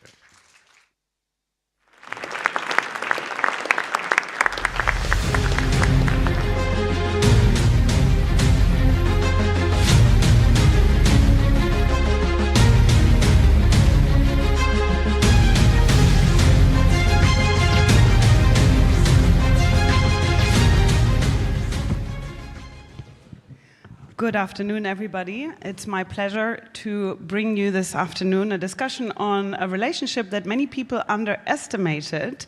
I'm gonna be breaking a little bit the Chatham House rule here. If I tell you that 3.5 years ago at the Munich Security Conference, I assisted to an event that was called "What if Russia and China became allies?" It was off the record, so technically I cannot tell you who said what, but suffice it to say that all the Asians and Russians in the room were sure that that alliance already existed, and all the Westerners in the room thought it will never happen. Which to me indicated that we're having a major perception problem. One of the two has to be wrong. So, of course, fast forward 3.5 years later, COVID and Ukraine, I think we're a bit wiser, but perhaps still not wise enough. So I'm pleased to discuss this and other questions related. To my right, Dietmar Nitan, who is an MP from Germany. To his right, the only Russian in the room, or perhaps almost the only Russian in the room, Vladimir Milov, who is from the Russian opposition. To his right, Teresa Fellon, a well-known voice. She's a director of the Center for Russia-Europe, but basically you are just Teresa Fellon, no matter where you work.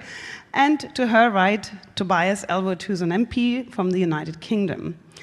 So, Vladimir, since you are one of the few Russians attending this conference today, I thought I'll give you the privilege to start this conversation. Would we discussed a bit earlier, you think you have a bit of a more nuanced vision. I think we're now seeing in Europe or in the West in general this fear that Russia and China are going to become best friends, and what does it mean for us? You're saying it's a bit more nuanced than that. Can you elaborate? Thank you very much. It's a pleasure being here. Yes, it is indeed more nuanced, and Putin and Xi Jinping, they would like you to believe that they're best friends, and they maintain this firm alliance against the West. However, this is what you see on surface, and I really worked a lot beneath the surface. When I used to be in the Russian government 20 years ago, I used to work a lot with Chinese on different energy projects, and talked to them ever since. And I also know a lot of people in the Russian government, and I know what they think. So there's this deep level of distrust. I won't go into, this insider conspiracy formulas, but I would refer to just a very recent quote by one of the most influential Russian policymakers, Mayor of Moscow, Sergei Sobyanin, who spoke at the Moscow Financial Forum just a few days ago and made a lot of headlines saying that the East, and China in particular, are no less waging an economic war against Russia and are much tougher partners than the West was, because they are only interested in selling their manufactured finished products at a premium, taking our mineral resources with huge discount, and not agreeing to any technology transfer, because Russians say we only need some critical technologies and components that we are missing, but Chinese saying no, no technologies, no components, buy a finished product. By the way, on average, when China became a major supplier of passenger cars to Russia, 92% of imports now are Chinese. Prices surged 50% upwards, as compared to cars imported from Europe or Korea or Japan. So that's roughly the nature of economic relationship. And I think also there's big distrust among the elites. To my best knowledge, Chinese elite perceives Russian elite as unworthy, corrupt, and not acting in national interest. I've seen many signs that they heavily despise current Russian rulers. And Russian elite perceives China as a country which will someday, if things develop as they do now, will swallow Russia. So the level, I mean, if you scratch that surface of a global alliance, they still need each other to act together against the collective West, because they see democratic rule-based order and Western democracy as a lifestyle as a major existential threat. Because their own people might want the same thing in their own countries, so that is an existential threat. So this is why they are forced to act together, and they will do a lot of stuff together.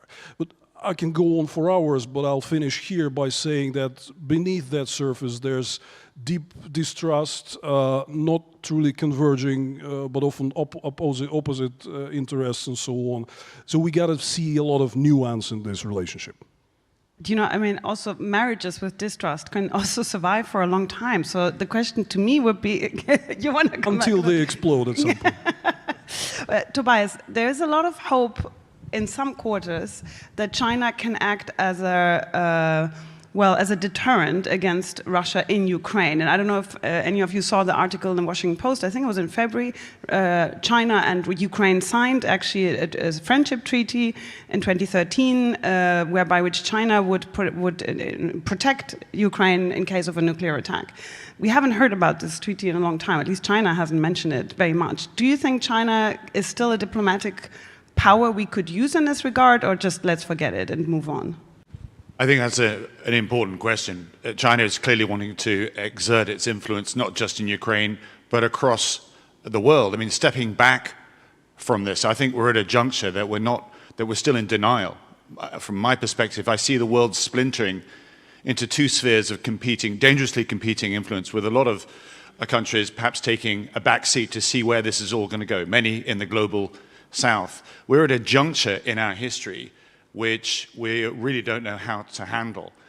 Without being too sensationalist about it, historians like to bracket history. So the Treaty of Westphalia saw a set of rules come out from that. The victor sets the rules. That lasted so long until arguably the Treaty of Utrecht. That lasted so long until the Napoleonic Wars. We had the Vienna Congress. That lasted so long until the Treaty of Versailles after the First World War. League of Nations. Then we had the Bretton Woods World War II. And we are now testing the limits of what we now call the international rules-based order. We are heading towards crisis mode because those rules that we wrote back in 1945 are no longer relevant for today, because powers have grown, alliances have developed, countries are weaponizing, and we are too perhaps risk-averse to recognize how weak the United Nations, which we look at the custodians for international security, have become. So China can now step into this to take advantage, because we don't know which way to face and what to do. Why people consider today 1930s feel as to the way the world is actually going. Very, very gloomy prospects. But Theresa, can you help us find an avenue for action? I mean, you're very critical of how, well, we Europeans, Westerners have handled all of this. What would you propose if I gave you 5 minutes, I don't know, let's say with the American president or anybody in Europe who you think has influence? What would we have to do to make sure that they don't get closer? Is there even any way to disentangle this relationship between China and Russia, or you're saying the ship has sailed? Is there any hope? First of all, thank you so much. I'm so delighted to be here and on this wonderful panel. I feel after we had a morning round table, and it was really helpful for me to hear these voices in the room about, largely French voices, about a third way, that somehow Europe can kind of maybe pull China away from Russia or pull Russia away from China. And I'm sorry, I lived in Russia from 1998 to 2003, and then immediately moved to Beijing from 2003 to 2007. And this experience was so interesting for me because many people, when they move to China, they don't see Soviet influence. But if you live in Moscow for 5.5 years and you move to Beijing, all you see is Soviet influence. So that relationship was so important. It was one of the biggest technological transfers in history. You see in the architecture, you see it in a lot of the traditions. And after about 3 months, it started to wear off. And I was in Moscow at a time when it was kind of negative, and the one thing about moving to Beijing was very positive. People every year of their life got better after the Cultural Revolution, and that's not the case anymore. So they have a lot of inner problems. But what I want to go to is like 1989, and we saw the fall of the Berlin Wall, but that same year, June 4th, was Tiananmen Square. So everyone was like, yay, the world, end of history, everything's done. But we kind of ignored what was going on in the People's Republic of China. And let me make it clear, I had such a positive, good experience in China. It's the Chinese Communist Party I have a bit of trouble with, not the people. So I think what we really have to keep in mind is that we got our eye off the ball, and we helped. There's a saying, we thought if we fed the baby shark, it would grow up into a dolphin. And now we have a killer shark, and what are we going to do with it? So we've enriched it, and now it's this incredible peer competitor of the United States. It's challenging Western values. And in the leaked document number 9, it's made very clear all of these things, democracy, rule of law, all of these things are a threat to the Chinese Communist Party. And the main thing for Xi Jinping is to control, to make the world safe for the Chinese Communist Party. And now we're seeing him make some interesting choices of security over economic growth. And this is a new narrative because many European businesses, many American businesses, they're having to deal with a raft of contradictory rules and regulations that make it almost impossible to do business in China, uninvestable. So now let's also remember what happened in 1989. Gorbachev was invited by Deng Xiaoping to visit Beijing. And then there was the student protests, and it became almost embarrassing for Deng Xiaoping. But why did Deng reach out to Gorbachev? He was trying to pull the Soviet Union into, to improve relations. And what's happened in history, I think a lot of people, maybe Kissinger is very good, at selling himself. But in 1961, there was already I call them reverse armchair Kissingers, this idea of agency that we can flip Russia-China relations. But in 1961, they already had a separation, right?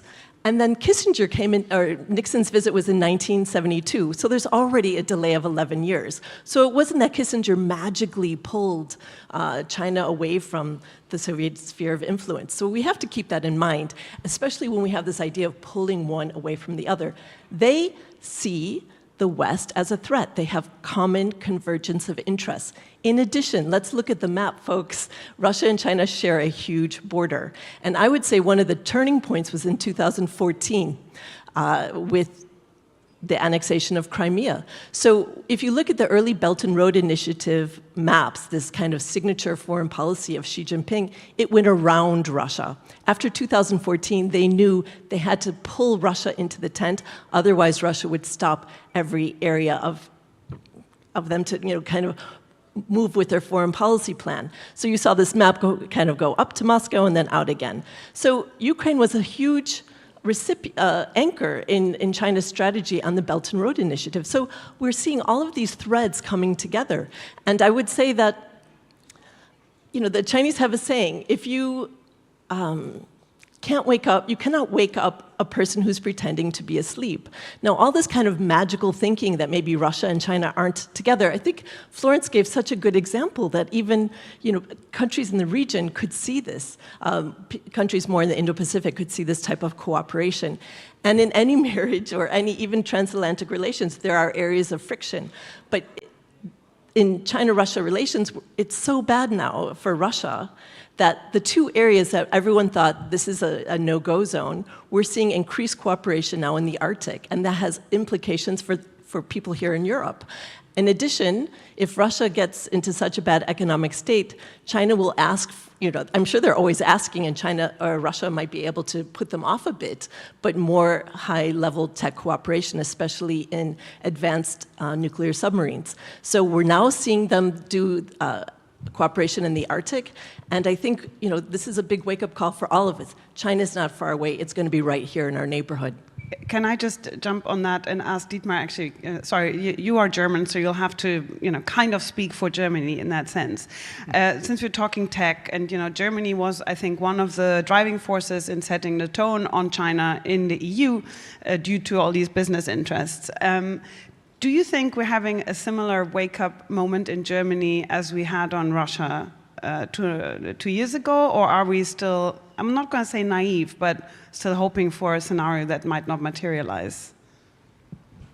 I would say that, of course, in a very differentiated political system, we have also until today policymakers who are perhaps very naive in their looking to China, but the overwhelming majority waked up, not only because of that what happened with the imperialistic war from Russia against Ukraine, because of the question, are we Europeans, not only we Germans alone, are we able to protect, to defend our European way of life in the next decades?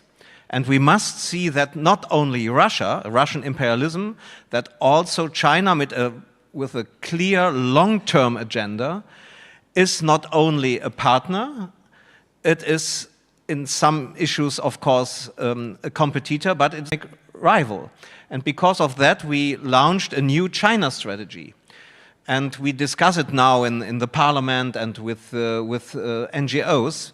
And I think we must learn, not only we Germans perhaps at first, to think as China in long terms. We have, in a time where you can order everything by Amazon in 24 hours, a lot of us are not able to think in very long terms. And we must do that regarding China. And that means for me, to set one example, security is more important than economic growth, is not in the interest of the global south.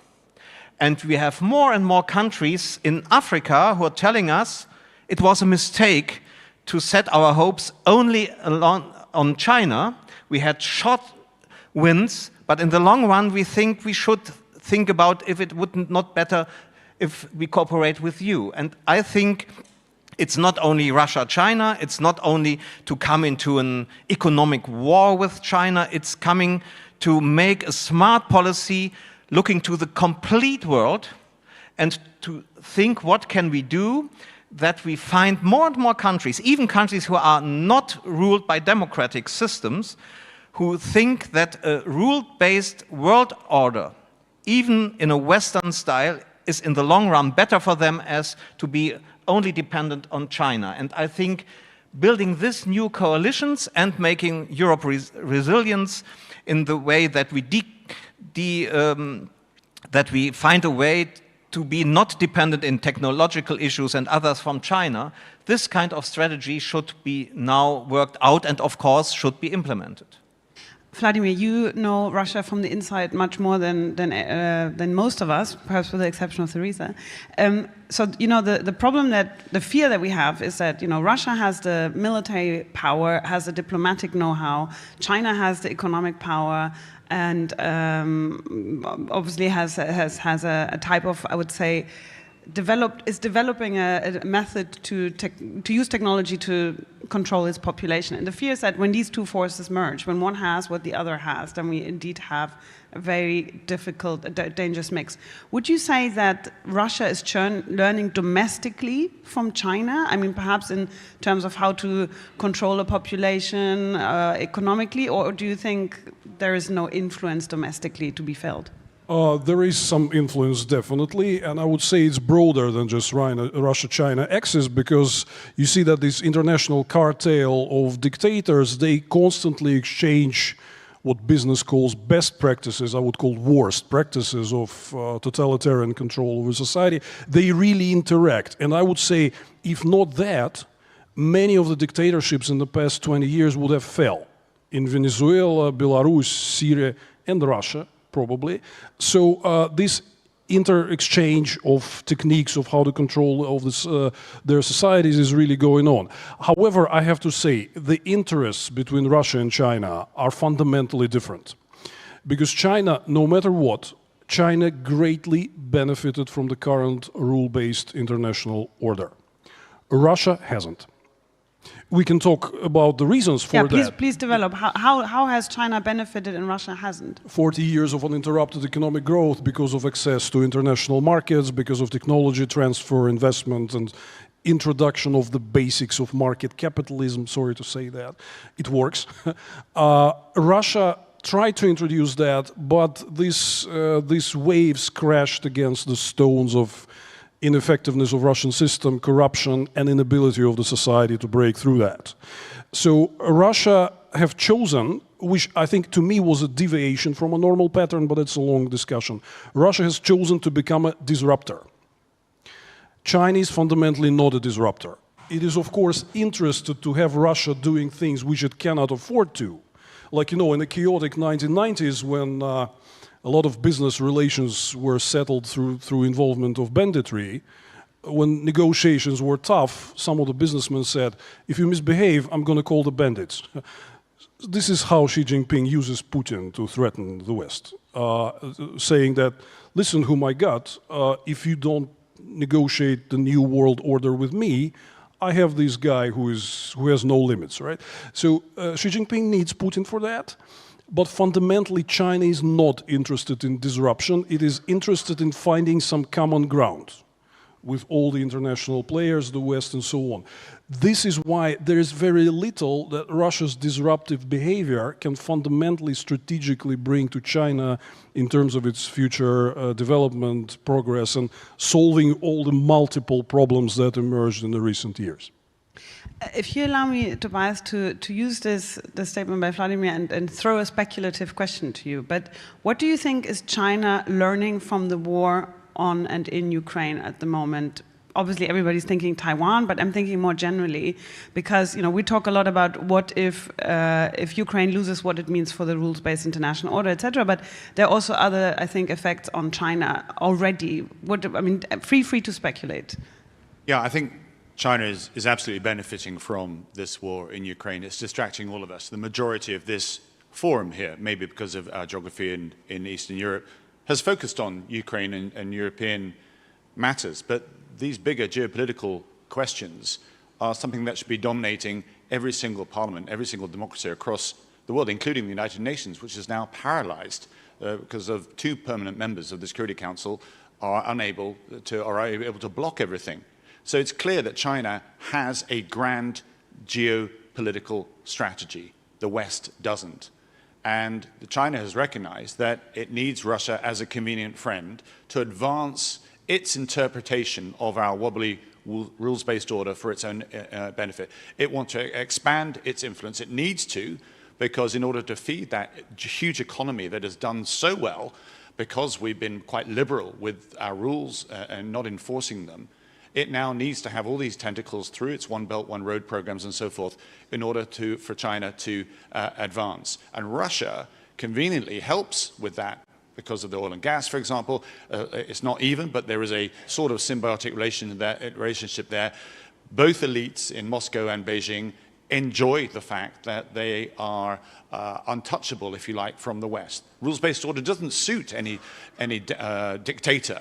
Transparency, democracy, openness, fairness, and so on. These aren't things that Russia wants, neither or Moscow and Beijing want. So they are gagging up, if you like, to challenge where we are. For me, the high tide point of Western liberalism after the Second World War was probably Afghanistan, maybe the Berlin Wall. That's when we became complacent, when we became too relaxed about recognizing what we believe in, what we defend, what we're willing to stand up for to protect the international rules-based order. But the real clinch was Afghanistan, when we decided to pack it all in after 20 years. And I think that was a signal to Russia to say the West hasn't got it in them. And it was their green light to then invade Ukraine. And this is where we are. This is going to be China's century. There's no doubt about it, the way it's growing. Now, internally, there's questions about whether it will last, whether it could implode and so forth. I think there's an awful lot of speculation there. What China is doing is asserting its way of life on many, many countries around the world. Its influence, being able to close countries down to their ability to express their views, whether it be at the UN or even at the Human Rights Council in Geneva. Russia has just applied to rejoin the Human Rights Council in Geneva. And how could that possibly be? But they will probably get membership simply because the numbers there will support that. That shows you the chaotic place that our world currently is. We're still in this space of denial and understanding where we need to go. But we also need an off-ramp. We need to recognize that China is not going away. It is absolutely massive. So how is it, and I think economics is the answer here, you put the G7 plus the EU and other countries, like-minded nations together, you get over half the world's GDP. But are we forceful enough to actually encourage recognition of the rules that we operate from when we do trading, when we've been so lackluster, so timid in making sure that China operates from those same rules? That, for me, is the answer that avoids potential conflict or a bump, if you like, between the big 2 superpowers that we have now, the United States and China, some way further down in our century. Teresa, can I can I also invite you to speculate, referring to you who has lived in China, referring to that treaty of friendship between Ukraine and China, which promises protection to Ukraine from China in case of a nuclear attack. Do you think, so here's again speculation, do you think that Xi Jinping and Putin ever talk about that? And Xi says, could you not do that, because then I would have to respond, and if I didn't respond, then actually that would look bad? Or do you think this treaty is just conveniently being forgotten and Russia has carte blanche? My question is, what would have to happen for the two to at least have some type of rift diplomatically at the international level? What would Russia have to do in Ukraine so that China has to distance itself a bit? It's 19 months, almost into the war. If China was going to do something, they would have done it by now. So I think this is magical thinking. The 1991 agreement that the People's Republic of China signed has been conveniently forgotten. They've signed many agreements in regard to other states in Asia, and those are being ignored. The United Nations Convention on the Law of the Sea, they also ignore. So this is just another example of, they can sign anything. They've signed an agreement on non-export of European data, but I think most people would agree that that's being ignored. So I don't think, they're transactionalists and they're mercantilist, and it suits their purposes to look the other way. Ukraine was a very good partner of China. They got their first aircraft carrier from Ukraine. They got special technology that Russia wouldn't sell them. They even trained PLA soldiers in Ukraine. So when push came to shove, China just kind of forgot all about that, and Russia was there, and that was more to China's interests and benefits. So I've talked to some Chinese officials, and I asked them, it's kind of being handcuffed to a corpse. How are you going? You're losing Europe because of your close relationship with Putin. And you know what the response was?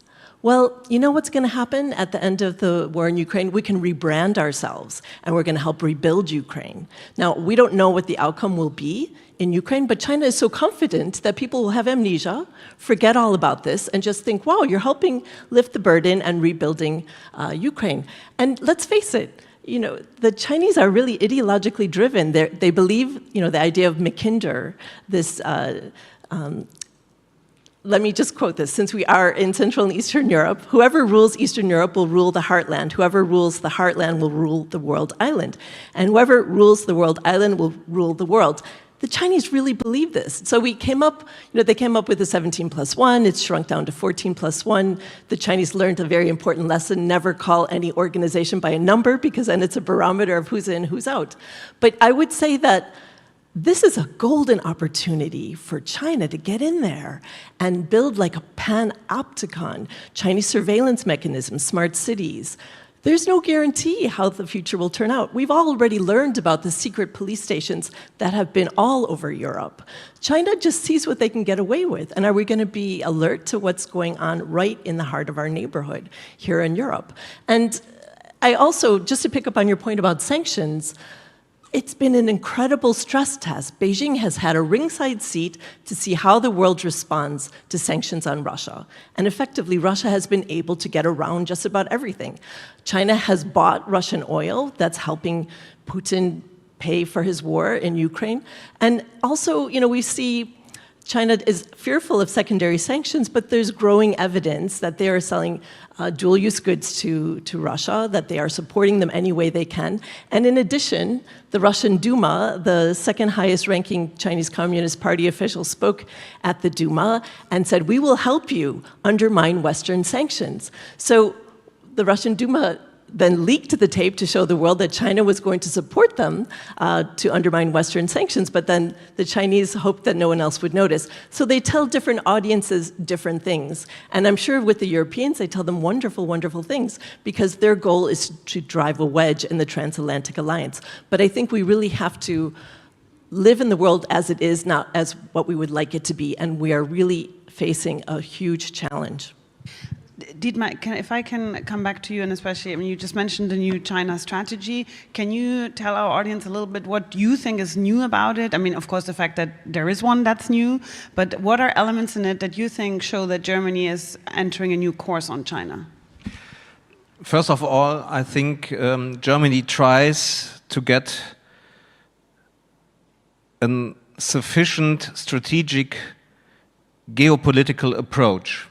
And we are throwing back from, with good economic relations, we get trust and we can do something for good with China. So that's a change. And to speak out clear that it's also a rival.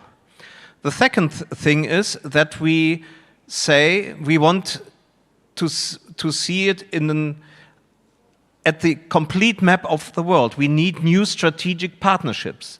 To say it clear, we have heard a lot of analysis of the threats of China and Russia, but I think we should think about what's to do that these threats will not again threats that will change our policies, and therefore we need new alliances. I think that the new president of Brazil don't want to live under Chinese rule. He says some stupid things about Ukraine, but he is not a completely anti-Westerner. We must work together with countries like China. We must work more together even when we have an Hinduistic, nationalistic government with India. And India don't want to live under the rule of China.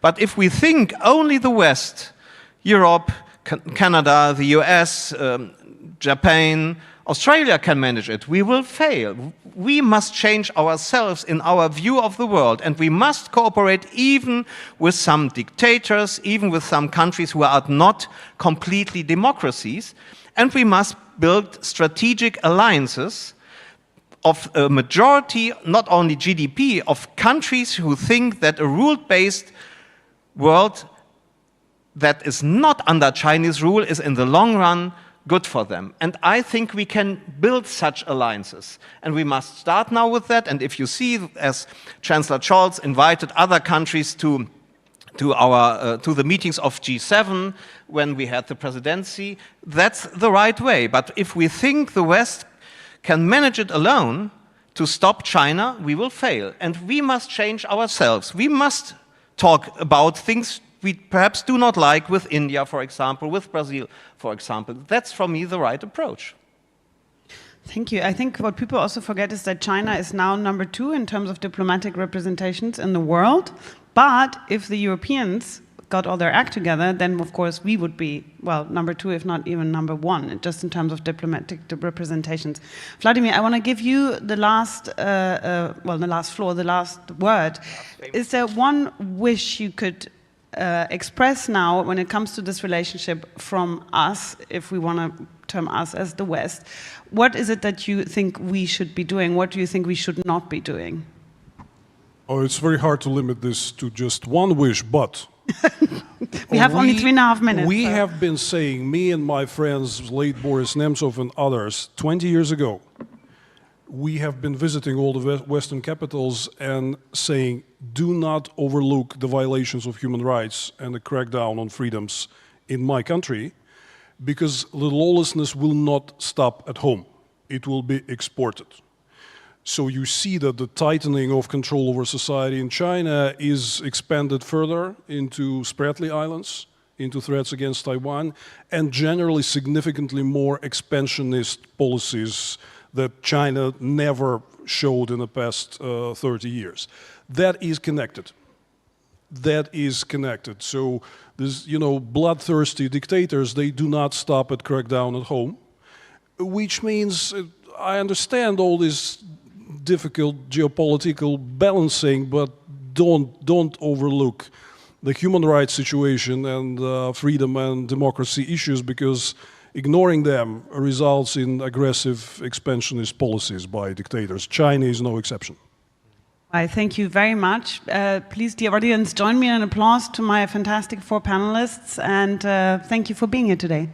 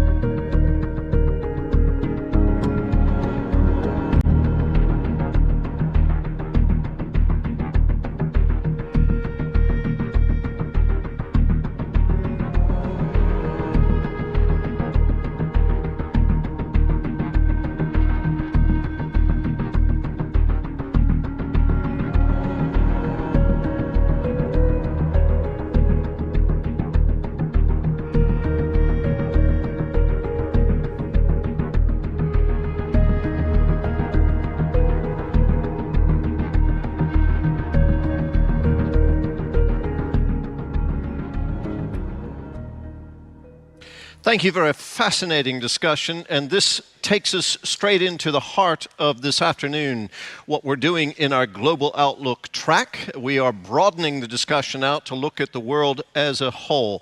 That took us very well into the realm that we're about to enter now, and that is looking at global rivalry, in this case, as seen by Europe and the emerging powers of the Indo-Pacific. This session is in partnership with the Center for International Relations Foundation, and the president of that center, Małgorzata Bornikowska, I think I got her name right, is president, and it is our great honor to have her and her guests please come to the stage.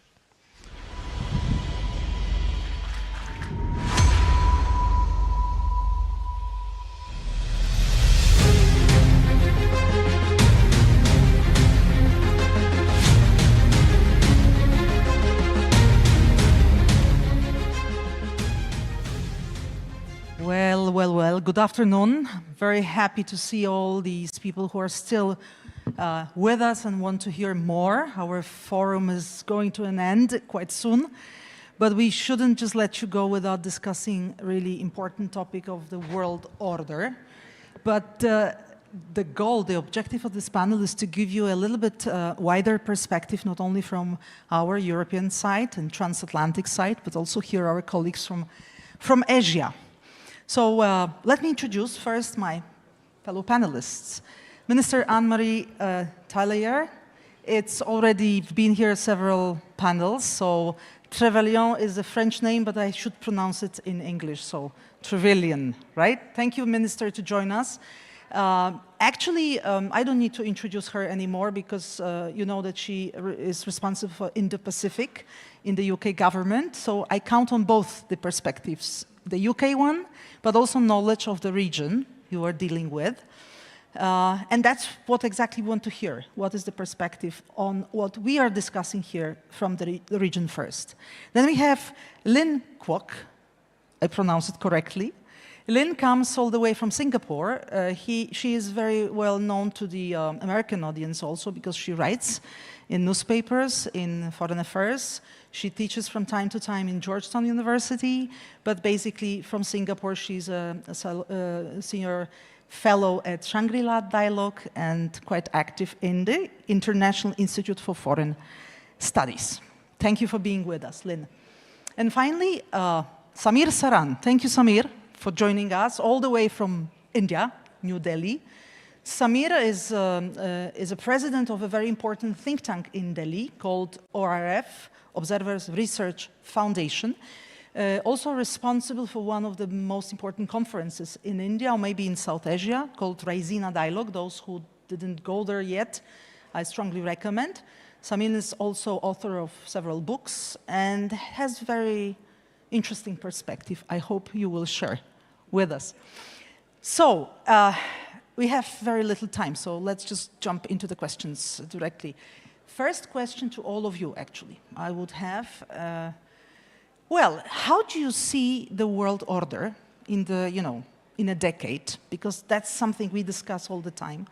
But it may be a different view from our European perspective than the UK, of course, the US, but we have Asian colleagues with us. Do you think it's really a moment that we are starting something new? It's really a complete change, or it's just a modification of what we've had? Are we heading towards a new Cold War, bipolar world, or maybe multilateral, maybe multipolar? We have G20 very active. Just recently, India is having presidency in G20, but we have also G7. So what do you think? I will start with Anne-Marie. Thank you. Well, we could look at this in many ways. A lot of it is, of course, under our control to determine how we progress our world order. But the Indo-Pacific region is going to be where half of the world's growth comes from, more than in the next few decades. So we need to think very carefully and understand, sitting as certainly I do in the UK and in Europe, that this is where all the really exciting economic opportunity is going to be. And it's important that as Europeans, we understand, reflect, and indeed respect that. Really important to see that incredible growth. This youth bubble that we have across the Indo-Pacific is one which is going to, quite rightly, harness some really exciting opportunities. You had also the position in the UK government. You were responsible for trade and international cooperation, so you know something about it. So yes, so I was the Trade Secretary and put together and negotiated our first free trade agreements after we left the EU with Australia, with New Zealand, launched our CPTPP negotiations, our India FTA negotiations. So the UK is very focused on the fact that this is a region of the world where there is really exciting economic opportunity. The downside of that, from a number of directions, is there are some serious risks. First of those being incredible climate challenges. It is one of the most vulnerable parts of our planet for climate threat, which of course could derail much of those opportunities if we don't all work together to get ahead of that. And some of the key sources of that are, 5 of the highest polluters who need to decarbonise most are in that region. So that symbiosis ought to be visible and clear, but I don't think it necessarily is yet. And we all have to work together through our COPs and other networks to really try and persuade those who must make the change to do so in order to protect and enable that economic growth. This is how maybe the UK sees the opportunities, also some weak points for Indo-Pacific, but then how do you see, as a UK minister, also the world order? That's important to comment on the political side as well. Is it true, in your opinion, that really the shift of power goes towards Asia, that it will be the not only exciting place to do business with, but it will be really the center of the world? Well, it will, by definition of its economic growth, continue to be a more important region geopolitically. But of course, if we're talking about China, already the second largest economy in the world, and how it chooses to behave with its economic partners, we are already seeing some very worrying behaviour, and that is where I think we need to worry politically about the potential shift in, you can call it the world order if you like, in the way that countries, and in the Indo-Pacific in particular, you see this very clear phenomenon, which is countries who just want to be allowed to get on with doing their own thing. They're non-aligned in every sense. The ASEAN family comes together and stands firmly together in that space, which is we want to be able to not have to make choices about who are allies and who are not. And those pressures are growing, and there's no avoiding the fact that the economic coercion coming from China at the moment is real, really felt as I travel the region. It's really felt day in, day out. And countries are struggling in how to overcome and be able to get on with their lives and this opportunity, economic growth opportunity for their citizens without feeling under pressure from China. And that's where I think the real potential struggle is. What we see here at the moment in Europe, the battle that Ukraine is fighting for its sovereignty, that is really well understood in the region. That's what I find very interesting. Whilst Ukraine feels a long way from the Indo-Pacific, I visited Vanuatu just a few months ago. That is literally the other side of the world.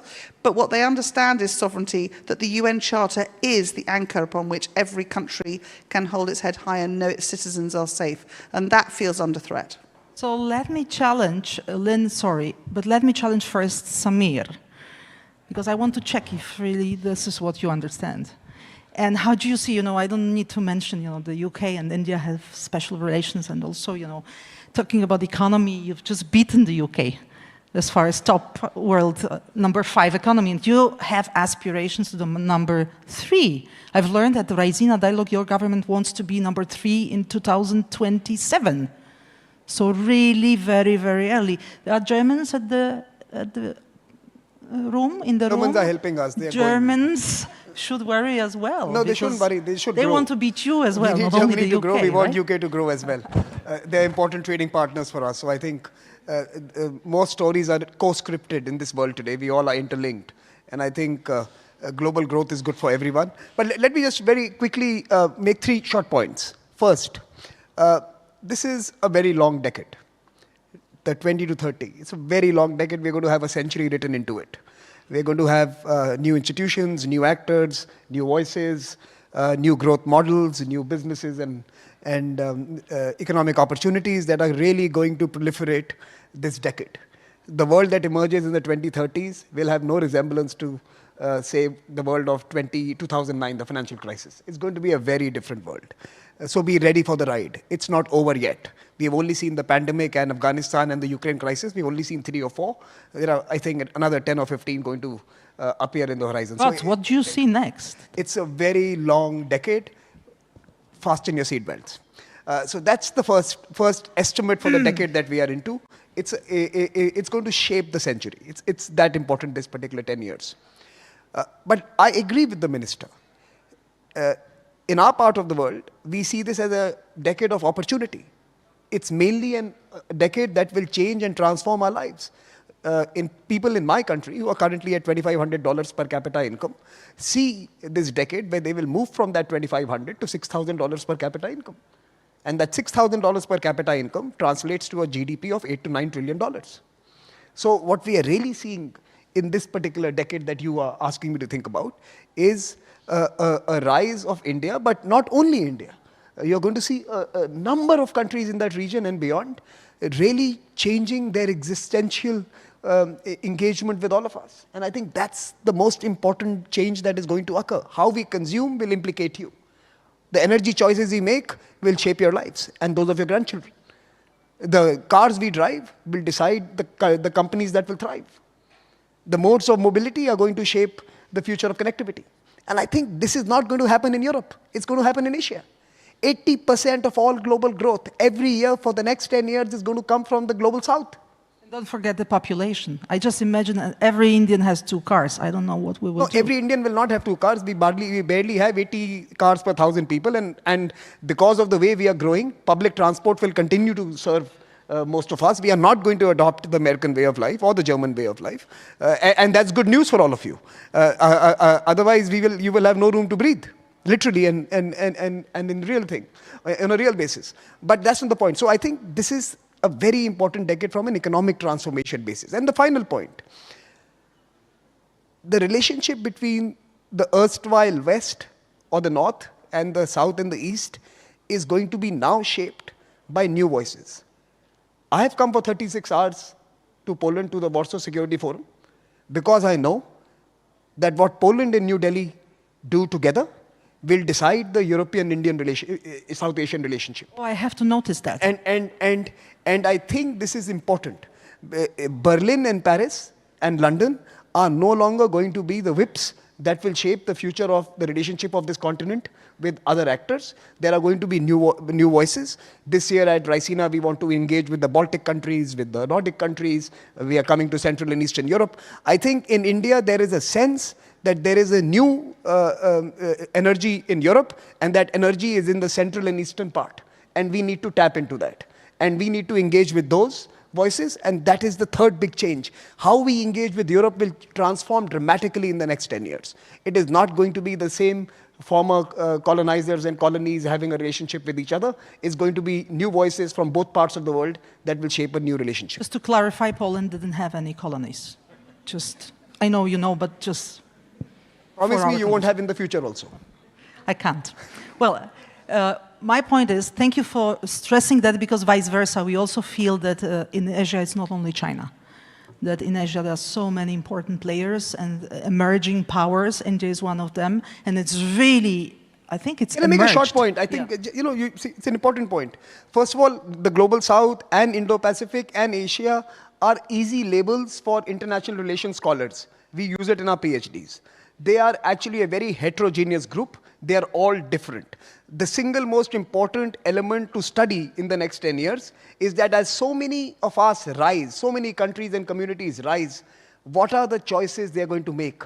They are all going to be different. Are they going to prefer the Chinese-styled, state-controlled capitalism model? Are they going to prefer the cowboy capitalism that comes from California? Are they going to take a more regulated and low-growth route of Europe? They are all going to decide certain pathways. And I think the vectoral aggregate of so many countries rising is very difficult to predict. But where they go is where the world is going. It's not going to happen out of Europe. It's going to happen with the rise of those 100-odd countries, growing differentially and moving differently. That is going to be the future of the world. It's not going to be here. This is really important to stress. You know, we have now many more countries than 100 years ago. It's almost 200 countries. To organize all this is not that easy, but we in the West, we have to realize that it's not only us. So now, Lynn, you are in the middle of the two. You are in Singapore, which is a very interesting place actually to be. It's nothing new that you have this, approach to the international dialogue, and you could be a very good place. Even Donald Trump selected Singapore for some important meetings. So how do you see, from your perspective, all these balances, between, let's say, the West, and we were saying the rest, now the rest is saying the West. Now, I don't know who is more important, maybe it's just a mix. How do you see that? Well, I think it's quite clear that the balance of power is shifting and will continue to shift in the next decade. But whether that shift is decisive is still being contested. And I think whether or not that shift, and I think for the record, I think actually the two main contenders in the next decade will remain the United States and China, though we see emerging powers and important powers and voices emerge that Samir highlighted.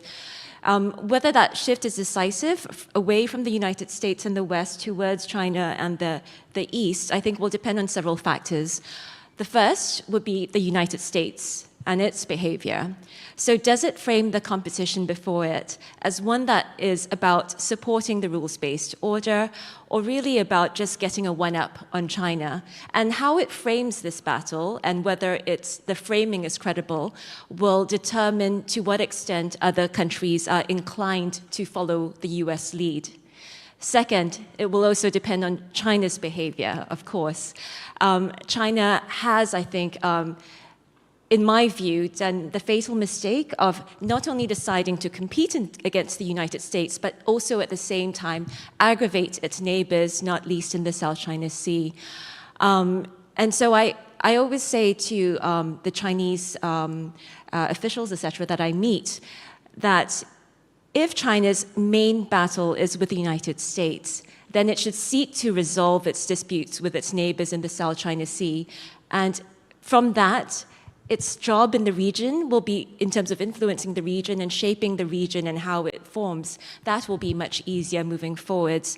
So China's behavior matters, but it's not only its behavior, because I think, at least in my part of the world, in Southeast Asia, I think countries have shown themselves to be rather tolerant of bad behavior, as long as economic offerings are good.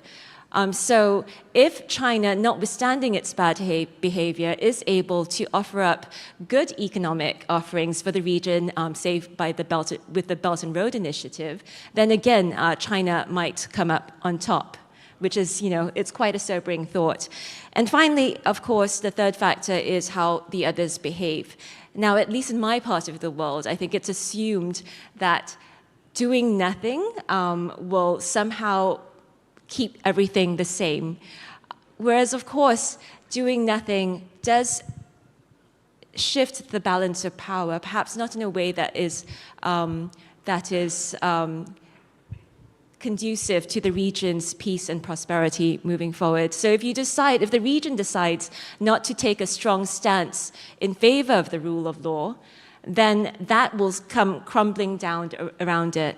If it doesn't take a strong stance on Russia's invasion of Ukraine, if it doesn't take a strong stance on China's unlawful actions in the South China Sea, then although it might have stability in the near term, in the longer term, there is nothing preventing the region's peace and prosperity. There's nothing undergirding the region's peace and prosperity moving forwards. And of course, then we will see powers that might be less inclined and less supportive of the rule of law rise to greater dominance. And I'm not sure that that's something that we should be aiming towards. Well, now I really have to, Madam Minister, I'm sorry for that, but to Samir, because I want him to comment on that. How do you see, being the world's largest democracy, of course, how do you see the war in Ukraine? And in what way you interpret the consequences of this war also? And how do you see Russia? How do I see Russia? No, but look, this is not a fair question. How do I see the war in Ukraine? I see the war in Ukraine as an outcome of a criminal, unlawful breach of international law by Russia. How do I see Russia? As a friend. And both of them are actually true at the same time. The same way as you saw the decimation of Iraq by America as unlawful and illegal, and yet you did not find America to be your enemy. So the point here is that we are opposed and against, and I think this is a good place to clear the misconception. In much of the global south, there is no sympathy or support for what Russia has done, but it doesn't mean that they are opposed to Russia, and I think sometimes we conflate the two. They are fighting more urgent battles at home, and even though this is a very important issue for them, it's probably number 8 in their to-do list. They have 7 more urgent fires to fight against at home.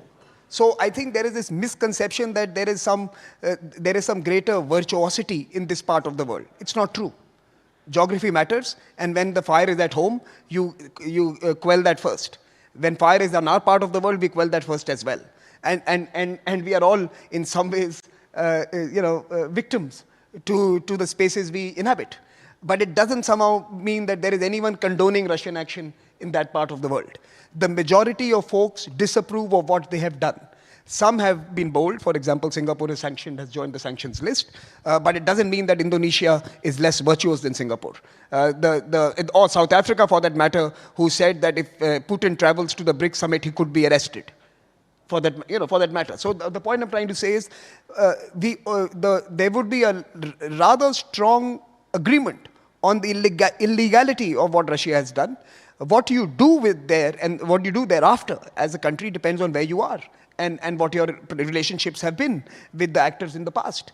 And I think, in my personal view, the future of the world is not going to be shaped by Russia as it is now. Russia will have to transform into a more responsible actor if we have to have a stable Europe and if we have to have a stable Asia as well, because it straddles both continents. It will have a key role in the future of 2 continents. And we hope a responsible and a more considerate governance format emerges in that part of the world.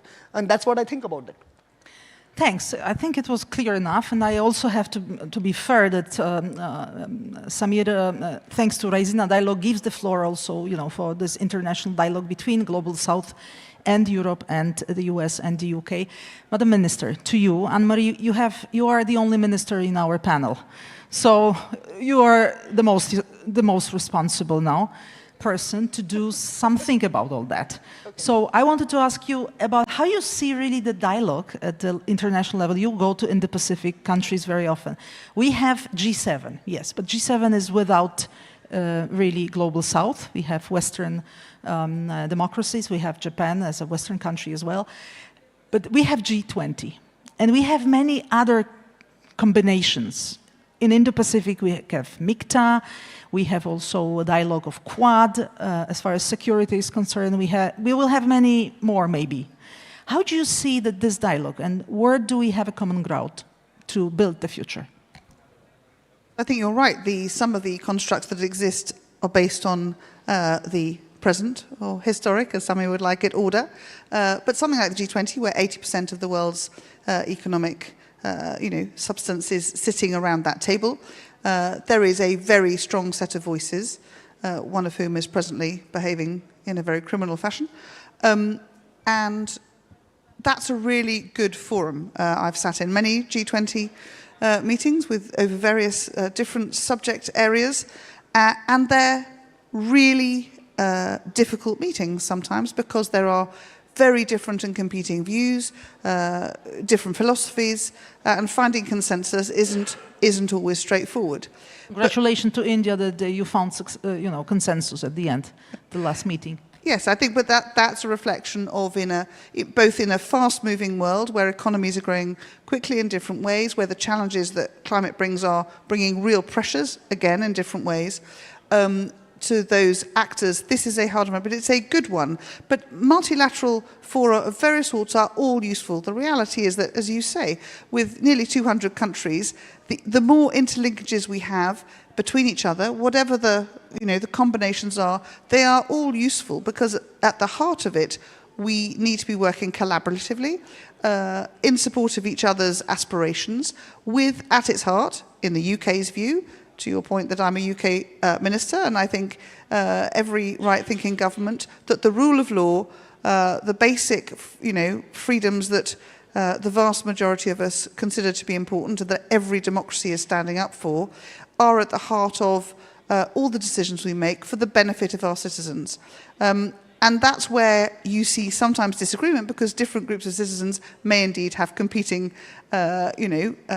urgencies. Some of the issues around fishing in some of the WTO meetings I've sat in have been more than lively, because people can move as indeed the fish can. So that creates a very real, practical difficulty to reach an agreement, because you're not dealing with static issues. But the more fora we have, be they Defence and Security Commission, be they trading ones, be they cultural groups, all of these different multinational fora, be they mini ones or big ones, like-minded countries, they afford the opportunity, when there's something that needs fixing, to be able to pick up the phone at a governmental level and bring people together to try and find a way through. Compromise is how we manage to keep our world hopefully relatively calm and safe, and afford the opportunity for the talent of the next generation to thrive and to come up with solutions that will improve both the lives of the humans on our planet, but also hopefully get better now at living sustainably with our planet. Thank you. Of course, it reminds me also what your minister, Jai Shankar, said, that we have to maybe realize in Europe that Europe always thinks all the European problems are world problems, but not all the world problems are European problems. So maybe, in a little way, Warsaw Security Forum can also contribute to this understanding. We have not many minutes left, just 6 minutes left. Maybe there are some questions or comments from the floor. Yes, please. I hardly see, but I hope there is a mic somewhere and here. So let's start. This gentleman was first, and then the other. Here.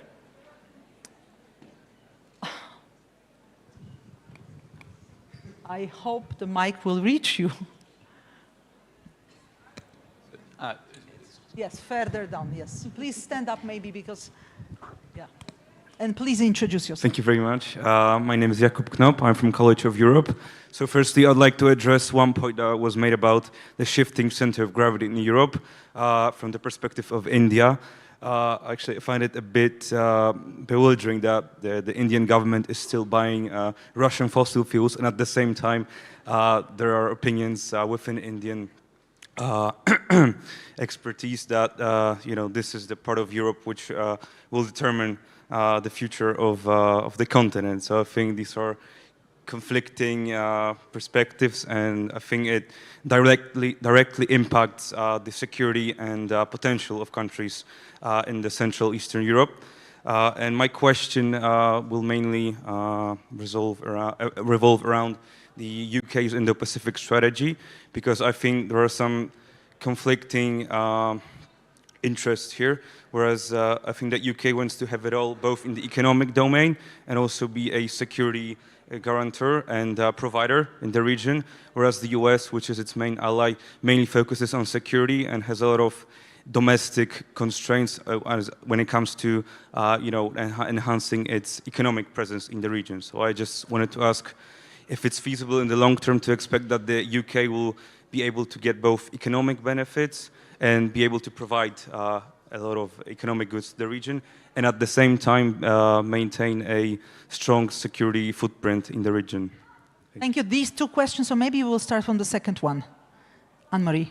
So I think, as we set out in our integration review refresh in March, what's important, obviously in terms of the economic points about UK interests and how we can be part of that exciting growth curve that we can all see.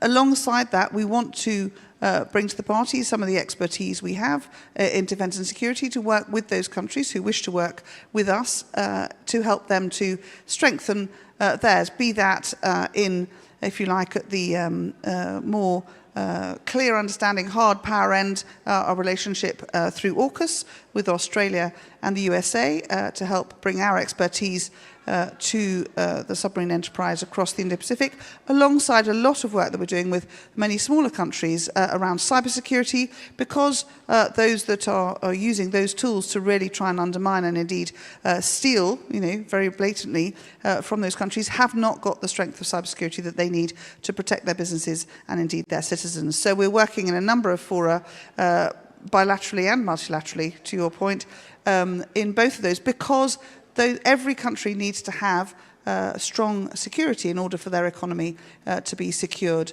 and growth. But I think really importantly, just to make the point, this regional growth is exciting and I think very important. But to Lim's point, it's not assured. And where we see the breakdown, as we're now doing with Russia's illegal invasion into Ukraine, the catastrophic cost, ignoring just for a moment the human cost, the appalling damage to the country and its people, the economic cost to the world to be able to put Ukraine back on her feet once she has won the war is going to be a huge drain on global resources. So it's so important that we make sure that those defence and security architecture with all countries who are determined to protect their sovereignty is going to be effective. Maybe I will give the floor to Liz now also, because you deal with security architecture also in Indo-Pacific. You can comment on that as well.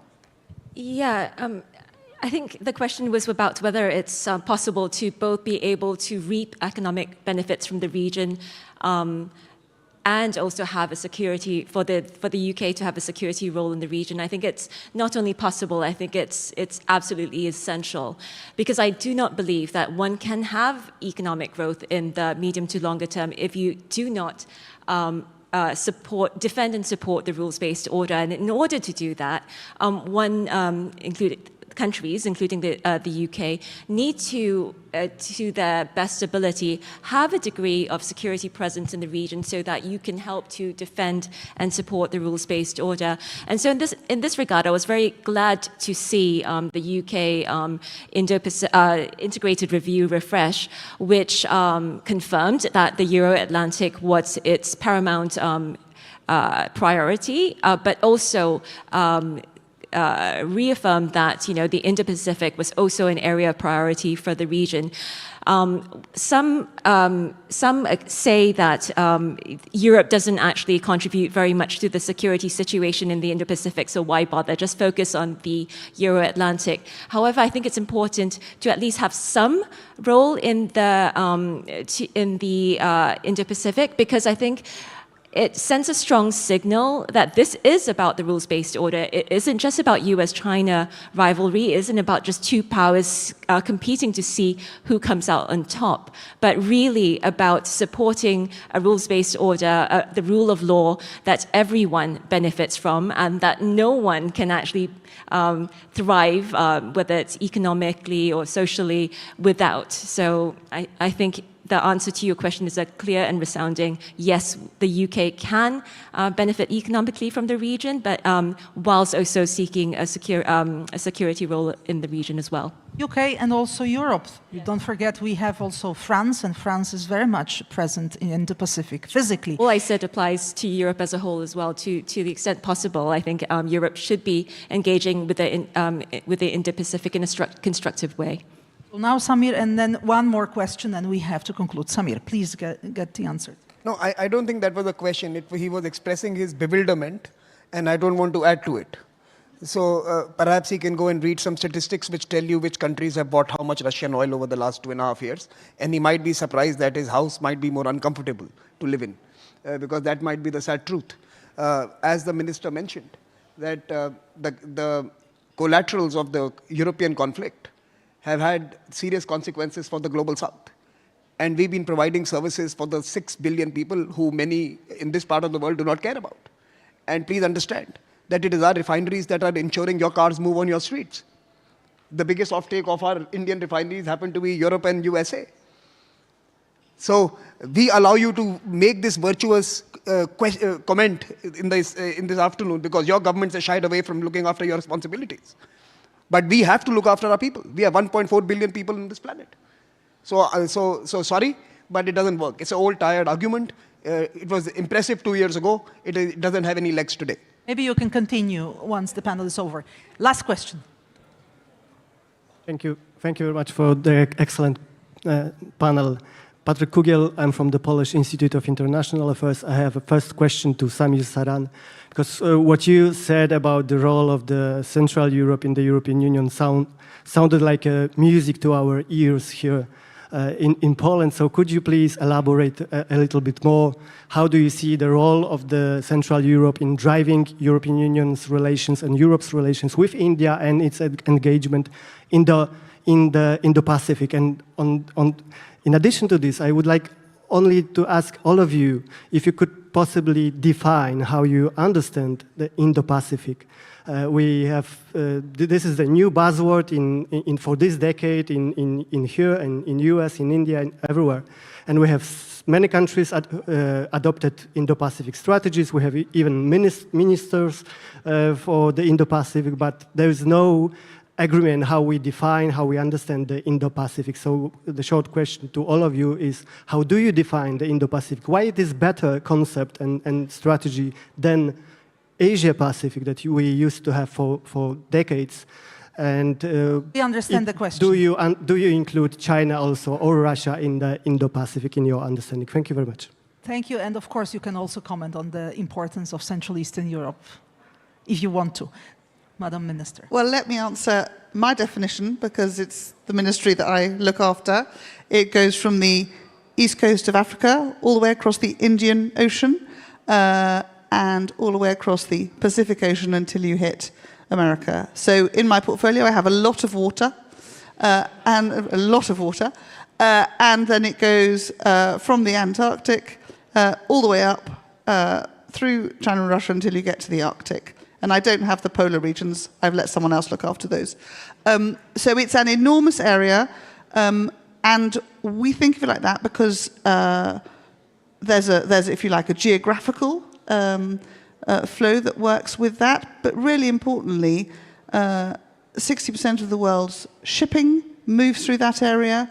Some of the key, the major ports, some of the key countries, a number of areas sit in that space, and looking at it holistically like that means that for us, we wanted to be able to make policy which is really speaking to, as we've talked about, that area which is where all the growth and the exciting opportunity is for the world, and we want to be very much part of that, but also where some of the most serious threats are from, and again, to be able to provide the focus across that region, working with all those partners to try and tackle those. This was such a beautiful definition that I have to stress that Poland doesn't have still the strategy towards Indo-Pacific. What a pity. Well, thank you for your question on the definition of the Indo-Pacific. So I think different countries have got different geographic definitions of so the reach of the Indo-Pacific for different countries varies. But I think the importance of the concept, or why countries came up with their own Indo-Pacific strategies, was to stress 2 points. First, the importance of the maritime domain to the current competition. And in this respect, the importance of freedom of navigation and open seas. So that's an important battleground, the maritime domain. So that's the first reason for the Indo-Pacific, so stressing the Indian Ocean and the Pacific Oceans. And the second reason for this revitalized or resuscitated Indo-Pacific concept is to bring in India, to bring in India, a major country, a powerful country, into, for want of a better word, into the fray. So I think the idea behind it was a sort of balancing against China, although this would not be explicitly said in many Indo-Pacific policy documents at all, or any at all. So for this reason, I think Southeast Asian countries, even though there is an ASEAN outlook on the Indo-Pacific, many Southeast Asian countries, with perhaps the exception of Indonesia and Thailand, they have not in official documents actually adopted the terminology of Indo-Pacific. So Indonesia has, Thailand has, but not, say, for instance, Singapore, which still references the Asia-Pacific. And so the ASEAN Outlook on the Indo-Pacific document was just to give ASEAN's view of this region and how they stood on various issues. Because they don't want to be considered as anti-China. When I listen to you, it's a little bit like with definition of Central Eastern Europe, I think. You're also not very certain. Samir. Okay, at so, the end. On the Indo-Pacific, the irony is that the only country that has truly defined the Indo-Pacific through investments and infrastructure is China. That doesn't like the word the Indo-Pacific, but it's actually it's the only Indo-Pacific power today. It's the only country that actually has put money and resources and relationships in that region. Others are catching up. Now, for me, Indo-Pacific is very simple. It's the new theater for growth as well as for contest in the 21st century. And we will keep, and it's an elastic definition. We will continue to redescribe it to suit our purpose. I remember Harry Harris, Admiral Harry Harris, Pacific Commander. He was not the Indo-Pacific Commander, he was the Pacific Commander. He described it as from Hollywood to Bollywood. So that was his definition of the Indo-Pacific. Now, of course, we have the Kenyan film industry involved as well. So the cultural arc has grown of the Indo-Pacific. But the only single actor with significant presence happens to be China. The rest have to team up and catch up in that particular region. On Central and Eastern Europe, I think this region is crucial for two future balances that we require. European balance, so the relationship with Russia, its future role, how does it reintegrate with the world of the future? And I think this part is going to be crucial for that relationship. But the second relationship that is sometimes overlooked is also balancing China. And I think Central and Eastern Europe are going to be crucial if we have to have a healthy and a mutually beneficial reciprocal relationship with China. I'm not necessarily a fan of the ABC club, anybody but China club. I think the future of the world will be much stronger if we have a responsible China participating in it. And I think this part of the world will have an important role in ensuring that. And we have to stop that, because Kasia will kill me otherwise. That is the conversation we need to have. What do we do with the expansive China, and how do we reintegrate and think about the future of Russia in the world order? I think these are some conversations besides, of course, our economic growth, the growth in our economic relationships. Thank you. Thank you very much, all the panelists. Anne-Marie,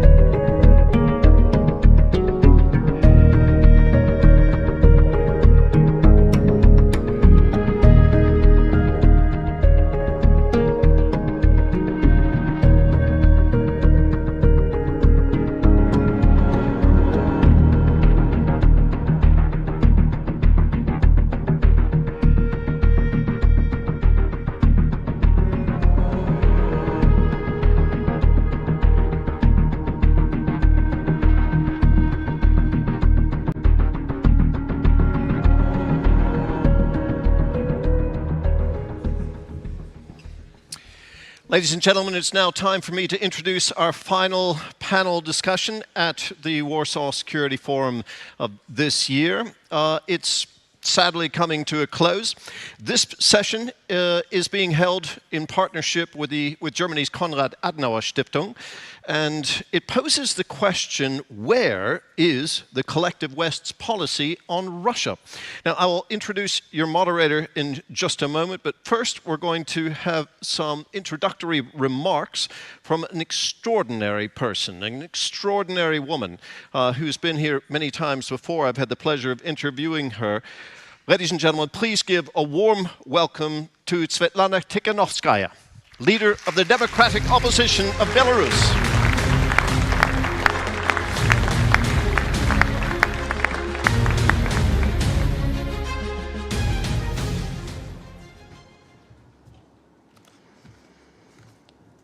Dear Excellencies, participants of Warsaw Security Forum, friends of democracy and friends of freedom.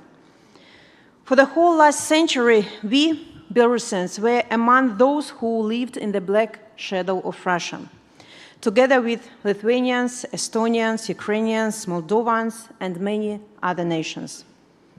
Eventually, we all have stepped out of the shadow. We Belarusians definitely did it in 2020 with our peaceful revolution that still goes on. After 2020, the whole world knows that Belarus is not Russia and will never be. An individual life with its needs traditionally means almost nothing in Russia, and it means almost nothing for Lukashenko. This is what distinguishes Lukashenko from Belarusian people and Russia from Europe. Respect for every individual, for human lives and human rights, freedom of speech, tolerance and rule of law, these are European values. These are also Belarusian values, nurtured by centuries of European history. The world should stop thinking of Belarus as some part of Russia. We have a different culture, different history, and different language. We have our own identity. We were part of Europe many centuries before Russia came to Belarus. Belarus was Europe and will always be Europe. When we Belarusians chose democracy in 2020, we went back to our European roots.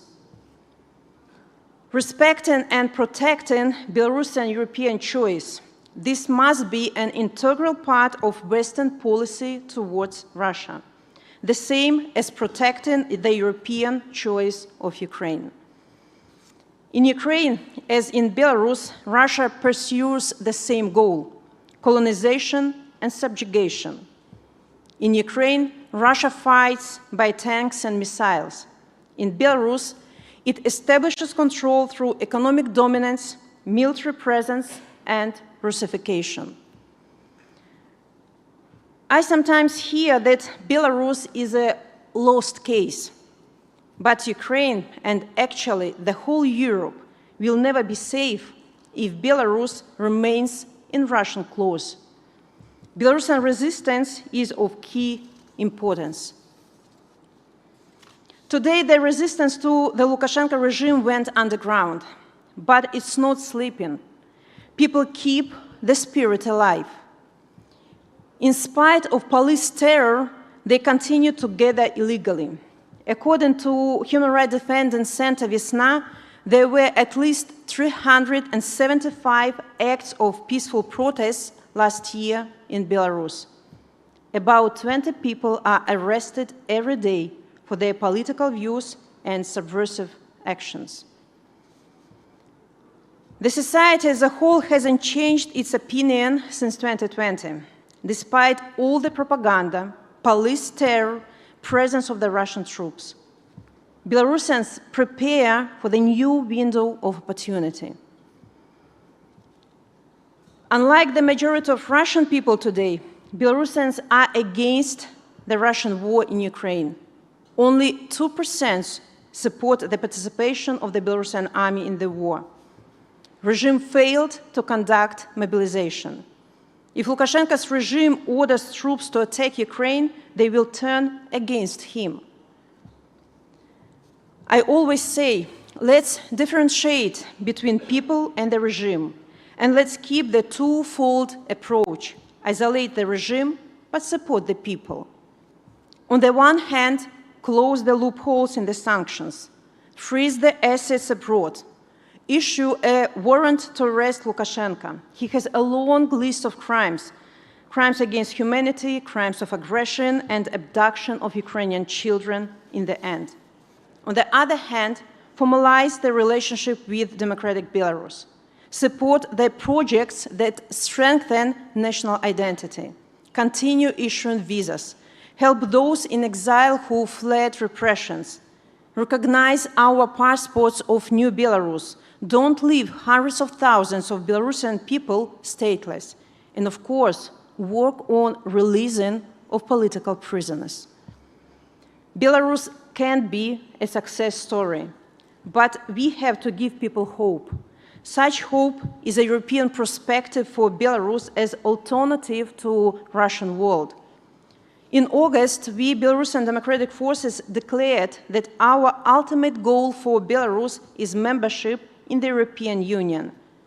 But Belarusians also want to hear from you that Europe's door is opened for Belarus, and it will not be given as consolation prize for Putin. And finally, let's help Ukraine to win this unjust war. Victory of Ukraine will be the ultimate defeat of Putin and Lukashenko. Many Belarusians fight for Ukrainian freedom as we speak. Many of them gave their lives already in this fight, because we understand that it's not just their war, it's our common war for freedom. Живи Беларусь! Слава Украине!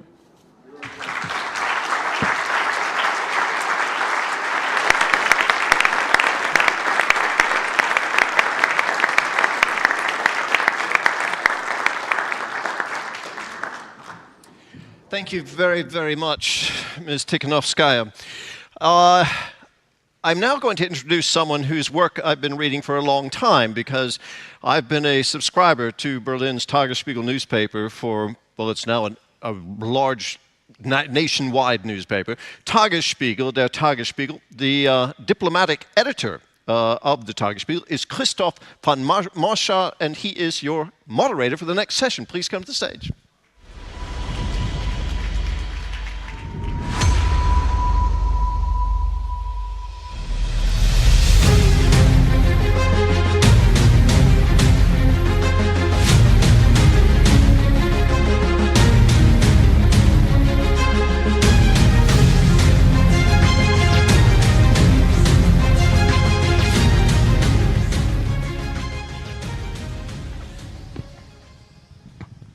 Thank you very much for the nice introduction. And now we are here at the last panel for today. And I hope you are still hungry for thought food, because this will be a very interesting experience. I would like, before I introduce all our panelists, to ask a question which you can just answer by yes or no or show of hands. We want to know whether there is something like a collective West's comprehensible policy on Russia. Who on the panel believes that we have already a comprehensible Western strategy to Russia? Who rather believes not? No. No. Okay. Interesting. Unanimity. How do we get there? Now, we have a wonderful panel. We have, of course, Anne Applebaum, who is a writer with The Atlantic, but an author of very many bestseller books on the US, but also on the history of Europe. We have Thomas Ilves, who was president of Estonia, Garry Kasparov, who is a co-founder of the Russian Action Committee, and Mr. Linkevicius, who was the foreign minister of Lithuania. And I would like to ask every one of them why that is that we do not have a comprehensive Western Russia policy. Where are the dividing lines? Is this between Europe and the US? Is it inside Europe? And what do you think? And if you can ask all of you just to limit your remarks to 2 or 3 ideas that we get in half an hour through 3 questions with such a wonderful panel. Anne, where are the dividing lines? I'm not sure what you mean by dividing line, but what we lack is the imagination to think of a different Russia. If you look at Russia and you think, what would we like it to become, and what can we do to help it get there? We don't think like that. We think defensively. We need to help Ukraine defend itself. We need to push back when Russia makes an incursion into Georgia. We need to respond when Russia, murders one of our citizens in our own countries. Our policy is consistently reactive. We don't think forward. What's the different Russia we could encourage? How do we imagine it, and how do we get there? We don't have that way of thinking about Russia. President Ilves, what do you think? What are the reasons that you showed, no, we don't have this comprehensible approach? Well, I think largely because that there is a dividing line. It's largely between Eastern and Western Europe. It has not been eliminated after 25 years of NATO membership for Poland and the Czechs. Hungarians. It is still there after 20 years since all of these countries, including mine, joined the European Union. And the reason is, I think, that too much of Western Europe sees Russia as an El Dorado for its business community, and sees Eastern Europe too much as, oh, those hysterical, funny people there. We, on the other hand, say we have empirical experience with what Russians do and have done, and we have not been taken seriously. You know, I mean, probably the best example of not being taken seriously is citing Nord Stream 2, writing roughshod over the EU, and signing it a year after the annexation of Crimea. That just sort of says it all about attitudes. Dividing line inside Europe, you would say, but is this eastern part of Central and Eastern Europe, is that on the same page as the US, or are there also different approaches? Or do you think that's rather in sync? Well, I think that there is, when we think of strategic autonomy, we think of all of Europe. We don't think of it as a Franco-German engine to run our foreign policy. Gary, where do you see from your point of view, which is a different, not you are looking on Russia and... No, it's not different, it's just I'd like to look at the bigger picture. There is no strategy to Russia because there is no strategy, period. After the end of the Cold War, the free world failed to come up with a new vision for the world. We know that from history that there were certain moments where, you know, the new arrangements have been made. You can go back to 1648, Westphal arrangement, then 1715 after the War for Spanish Succession, 1815 after the Napoleonic Wars, then the League of Nations after, which failed, the United Nations. But the world that has been governed by the structure of 1945 ended in 1991. And since 1991, they were just, you know, spontaneous reactions. If the world I grew up, you know, had America as a permanent factor, and we knew that this policy of opposing Soviet Union and beating communism designed by Truman administration was followed by consecutive administrations, both Democratic and Republicans, since 1991 it was more like pendulum. You know, Clinton goes one way, Bush 43 another way, then Obama, then Trump, then Biden, and that created total confusion, and we still see no strategy, period. What is the world we want to live with? And Russia, unfortunately, you know, is one of the Russian policies, one of the victims of these strategical shortcomings. You spoke mainly about the United States, but where is Europe in your pendulum picture? Is Europe, Western Europe, Central Eastern Europe also in this pendulum, or did they have a more consistent? We're talking about, you know, just, you know, this geopolitical strategy, and unless Washington makes a decision, I'm not making comments whether it's good or bad, it's a fact. Nothing happens in Europe. So I think the situation could be improved, but from 1991 to this day, we still, you know, live in a world that is very much, you know, rotating around DC, and the fact is that America failed even to start the process of communicating the vision of the new world, left a vacuum that had been filled by Putins of this world. Inas, what is your view? Why do we lack this comprehensive Western strategy? Just to ease your task, I will take Euro-Atlantic picture just to talk about European lines and Euro-Atlantic. And there's a chain of fatal mistakes, total misunderstanding, misperception of Russia. And the example, which is not long ago, it's a strategic concept which was adopted for NATO in 2010. I was part of these discussions. And I remember a group of majority of our colleagues were insisting to call Russia a strategic partner. And a handful of us were saying that, guys, it's 2 years after they occupied 20% of Georgian territory.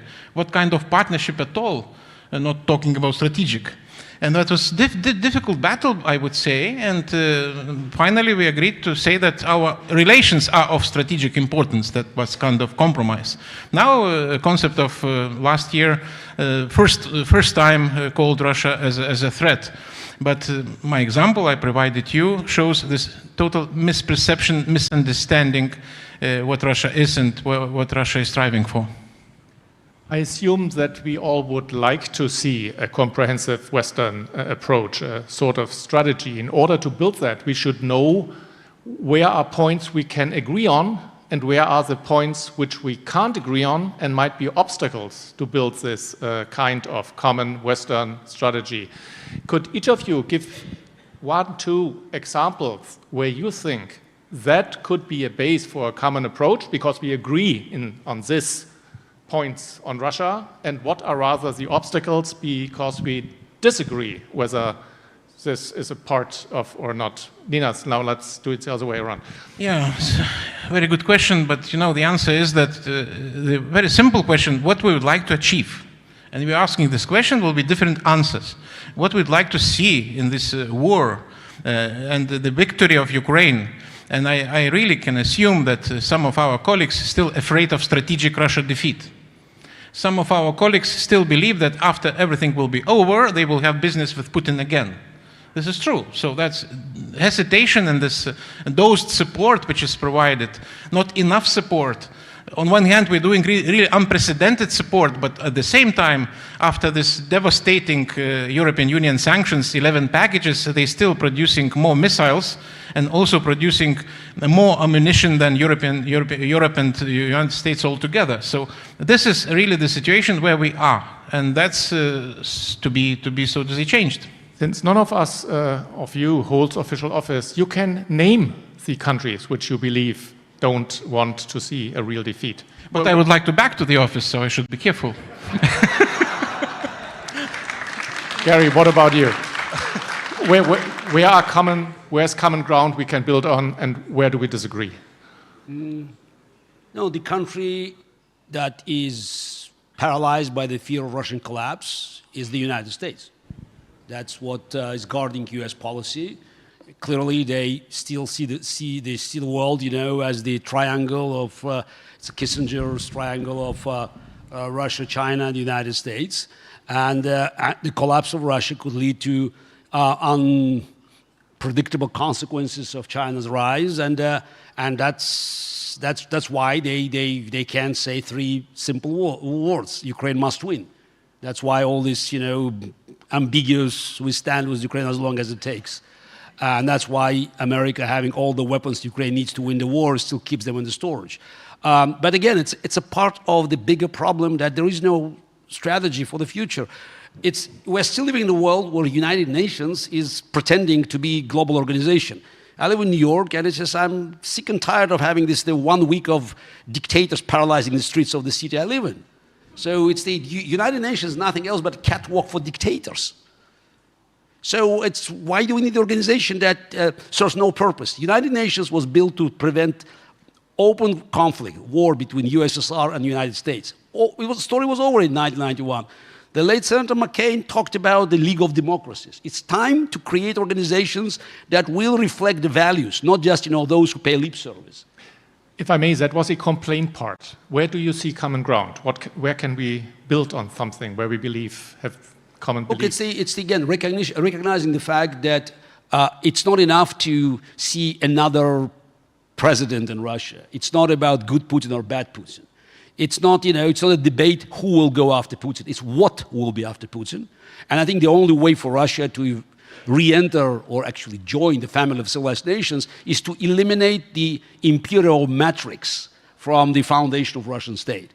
And the only way to convince, or at least to send a shocking message to the minds of Russians, or my compatriots, is to demonstrate them that the empire is dead. Nothing short of Ukrainian flag in Sevastopol will do it. But is that a common ground, or is that your hopes that we will arrive there? Is that common ground? Does everybody think without destroying the idea of Russian imperialism? Again, look, Russia never ceased to be an empire. So the Bolsheviks took over and won the civil war because they also extended the idea of the empire. A few people remember that, you know, one of the reasons they won civil war, that 40% of Russian officers of the Tsarist army joined Bolsheviks. So then we have Soviet Union, which collapsed, but the idea of the empire has not gone. Empire shrank, but the means of algorithm of our governance remain imperial, and that's the Chechen war demonstrated that even Boris Yeltsin's government had no intentions of eliminating the imperial heritage. Thomas, may I invite you to tell us a little bit more? Do we have common ground? I think we should have a common ground that actually is based upon the stated principles that we're constantly proclaiming: rule of law, human rights, international law. This does not apply only to Russia. It should be the basis of our policy regarding a whole series of countries.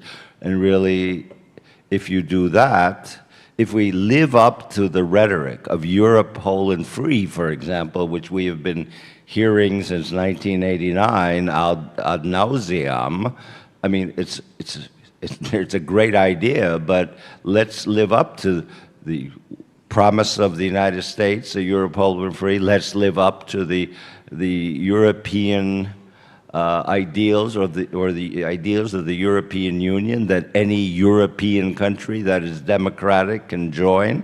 I mean, the problem is we don't live up, or Europe and the United States do not live up to their own stated fundamental principles. Those fundamental principles should be the basis of a common policy, and again, it's not just Russia, it's a whole bunch of dictatorships that should determine the nature of the relationship of the liberal democratic West, which includes, in fact, Japan. That should be the basis of our relations with autocracies, dictatorships. If they're more murderous, then we should have a tougher policy, but none of this kind of like proclaiming all of this and then saying, but I really want to have a deal, so let's like look past all of those things because it's good for our economy. Since we are in Poland, it's maybe worth to remind that there's a great guy, Stanisław Jerzy Lec, his aphorisms. One of them is, we can all agree on principles, but how do we get to doing something? So where do you see the bridge from these abstract principles to active policy? Well, that comes down to the leadership of the United States and the individual countries of the European Union as represented in the European Union. I mean, one way would be to have somewhat better leaders, frankly, and but that's up to us as democracies to choose them. And your ideas about common ground and lack of. Yes, I mean, I'll start actually by responding to something Tom said in his first answer, which was now so long ago you probably can't remember. But the real division inside Europe and inside the West about Russia, which I don't think is geographic. I think it's actually ideological. I mean, so Hungary is in Eastern Europe, but Hungary is pro-Russian and anti-Ukrainian. There are also divisions within each country. There are pro-Russian parties in many European countries, and a part of the Republican Party now qualifies as that too. And not coincidentally, those are also political parties and movements that are in favor of autocracy. And so then I'll say that I agree with Tom's second answer, which is that the one way to unify both people in and out of power, not just in Europe, but around the world, is precisely to focus on these issues of democracy and rule of law. And I do think there are pragmatic issues and institutions we could organize around. I mean, the UN is useless in this regard. But, we all have a common interest in limiting the spread of kleptocracy and the abuse of our financial systems, for example. So, unity between those countries that want to fight kleptocracy that's undermining our own political systems.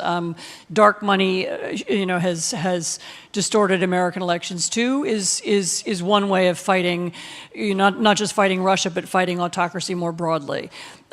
Thinking in a broader way about the internet freedom, internet safety in more sophisticated ways. That's another thing that you can see information war and other ways in which Russia and other countries seek to undermine our democracies, we should be creating unions to fight back against that. In other words, it seems to me there are particular issues and particular subjects that we could organize around as a way of pushing back against the spread of autocracy in Europe and elsewhere. And I would agree, by the way, that Japan, Australia, and others could easily join us. Is there any specific point where you would like to start to build this comprehensible Western strategy? Yes. I mean, we could start tomorrow by, an international conference on kleptocracy, and that would be, how does Putin, how did he come to power, or how does he maintain power? And the same story with other autocrats around the world is they do so by stealing money from their own country, by laundering it abroad, and then by bringing it back. We could start by ending that. One way to push back against Russian autocracy is by ending that process. Gary, you wanted to intervene? Gary disagrees because he thinks it's impossible. No. I'd love to live in this world. I'm dreaming about it. Actually, I want to say something about history, but it's fantastic having conferences. How many banks and financial institutions could go belly up if this dream is being realized? Look, Russians' money, it's probably a couple of $1 trillion sent outside of Russia, and they don't exist, just it's not hidden in Africa somewhere. They have been, it's like tentacles. They are everywhere. So I wish we have a way to extract it. But actually, the reason I took a mic, you talked about... Change the rules of the system itself. Let's do it, I'm but not talking just about targeting it's a gargantuan task, and you have a massive opposition, not only from autocrats, but also from those who have been partnering with them and benefited for years. But the reason I asked for the mic is that you talked about history, and it's a huge gap, cultural, political, social. The first university in Russia was opened in the middle of the 18th century. So now what, Oxford, the Bologna, Oxford, so that's the end of the... Okay, Tartu is a little bit there, but look, we're talking about... Jagiellonian University. Yeah, Jagiellonian. Oh, we're talking about... I'm not here. Paris, yes, I think Bologna and Paris, but we're talking about 500 years gap. But also one thing that I suggest, when you look, read chronicles, so the Russian, whatever they're real or not, but they always talk about the kings, about the big decisions. You read Machiavelli, History of Florence, it's about people. So it's a fundamental different approach to individuals versus state. It's embedded in modern Russian culture. And also when we talk Russian culture, we should remember there were European elements in Russia. Because today's Putin's Russia is a successor of Golden Horde and Byzantine imperial vision of the world. But its irony is that the European Russia is Ukraine and Lithuania when you look at the history of the 13th, 14th, 15th century. So that's why somehow today in Ukraine you see the battle between the European Russia and the Golden Horde, the last showdown. Yeah, one small point, just when you think about kleptocracy, I agree, the whole thing, it's very big and complicated, but there are small elements that would be very popular. I mean, if you said it is illegal to own property anonymously in London and New York, you would immediately, it would be very politically popular. People hate, this, presence of oligarchs in their cities, and you would eliminate one Russian possibility. But I'm just saying that it's not politically impossible once there's a decision to do it. Well, the third question I would have for all of you, what could be done in practical terms to make a more comprehensible Western approach to Russia possible? And of course it can be things like Anna already said, it's about corruption. Or from your last intervention, Gary, one can conclude, we can't make up those 500 years of university history, but then why do we build not more Western universities in Russia? That would be this practical example from what you said. In this sense, and if you would start, what would be now real practical examples how we start to build, to empower a common Western approach towards Russia? What could be done? Oh, well, I would say, first of all, I think we can discard this misguided idea of the last 35 years that will bring Russians to the West, and then they will slap their foreheads and say, my God, I didn't realize liberal democracy was so great. Simonian spent, years in the United States. That didn't work. I mean, we have to realize that there are things we can do which we take care as to who we bring here, but there is not going to be this moment of epiphany that suddenly it's so great. It's far too cynical a culture by this point. So that I think the first thing we need to do is to agree among ourselves that we will defend ourselves, we will defend ourselves with whatever it takes. That would be already a big step. And I would include, of course, Ukraine in that. I would not slow walk weapons, but I would realize that there is a genuine danger. It's been explicitly said over and over. We want those countries back. I mean, recognize that and realize that that is more important than getting a gas deal. That is more important than getting favorable conditions for your investments in Russia, which unfortunately, so if you look at sort of some of the countries in Western Europe, they haven't really figured that one out. And get over the fact, I mean, I keep raising this. I've said this, I think, at every time I've spoken here. 6 months after Bucha news came out, Emmanuel Macron, Emmanuel Lemagna, called East European countries warmongers. I mean, let's get over that attitude. So building a security architecture not with Russia, but against Russia. Yeah, this whole idea of building security with Russia is an bizarre kumbaya, sort of la-la land idea that has no basis in reality. And back to you. I answered the question already. I mean, I think that, there are pragmatic, particular issues that we can build consensus around. Beginning to think about constructing long-term defense against Russia, beginning to think what's the long game? How do we defend Ukraine? Not just over the next 6 months, but over the next 6 years and the next 60 years. How do we begin to think about reinforcing all of our borders? I mean, I think beginning to understand that Russia is until Russia changes, and I don't exclude the possibility that it could, but until Russia changes, Russia is now a continual permanent threat, not in terms of physical security, but as well as information security, cyber security, and in many other ways. Russia has a strategy towards us.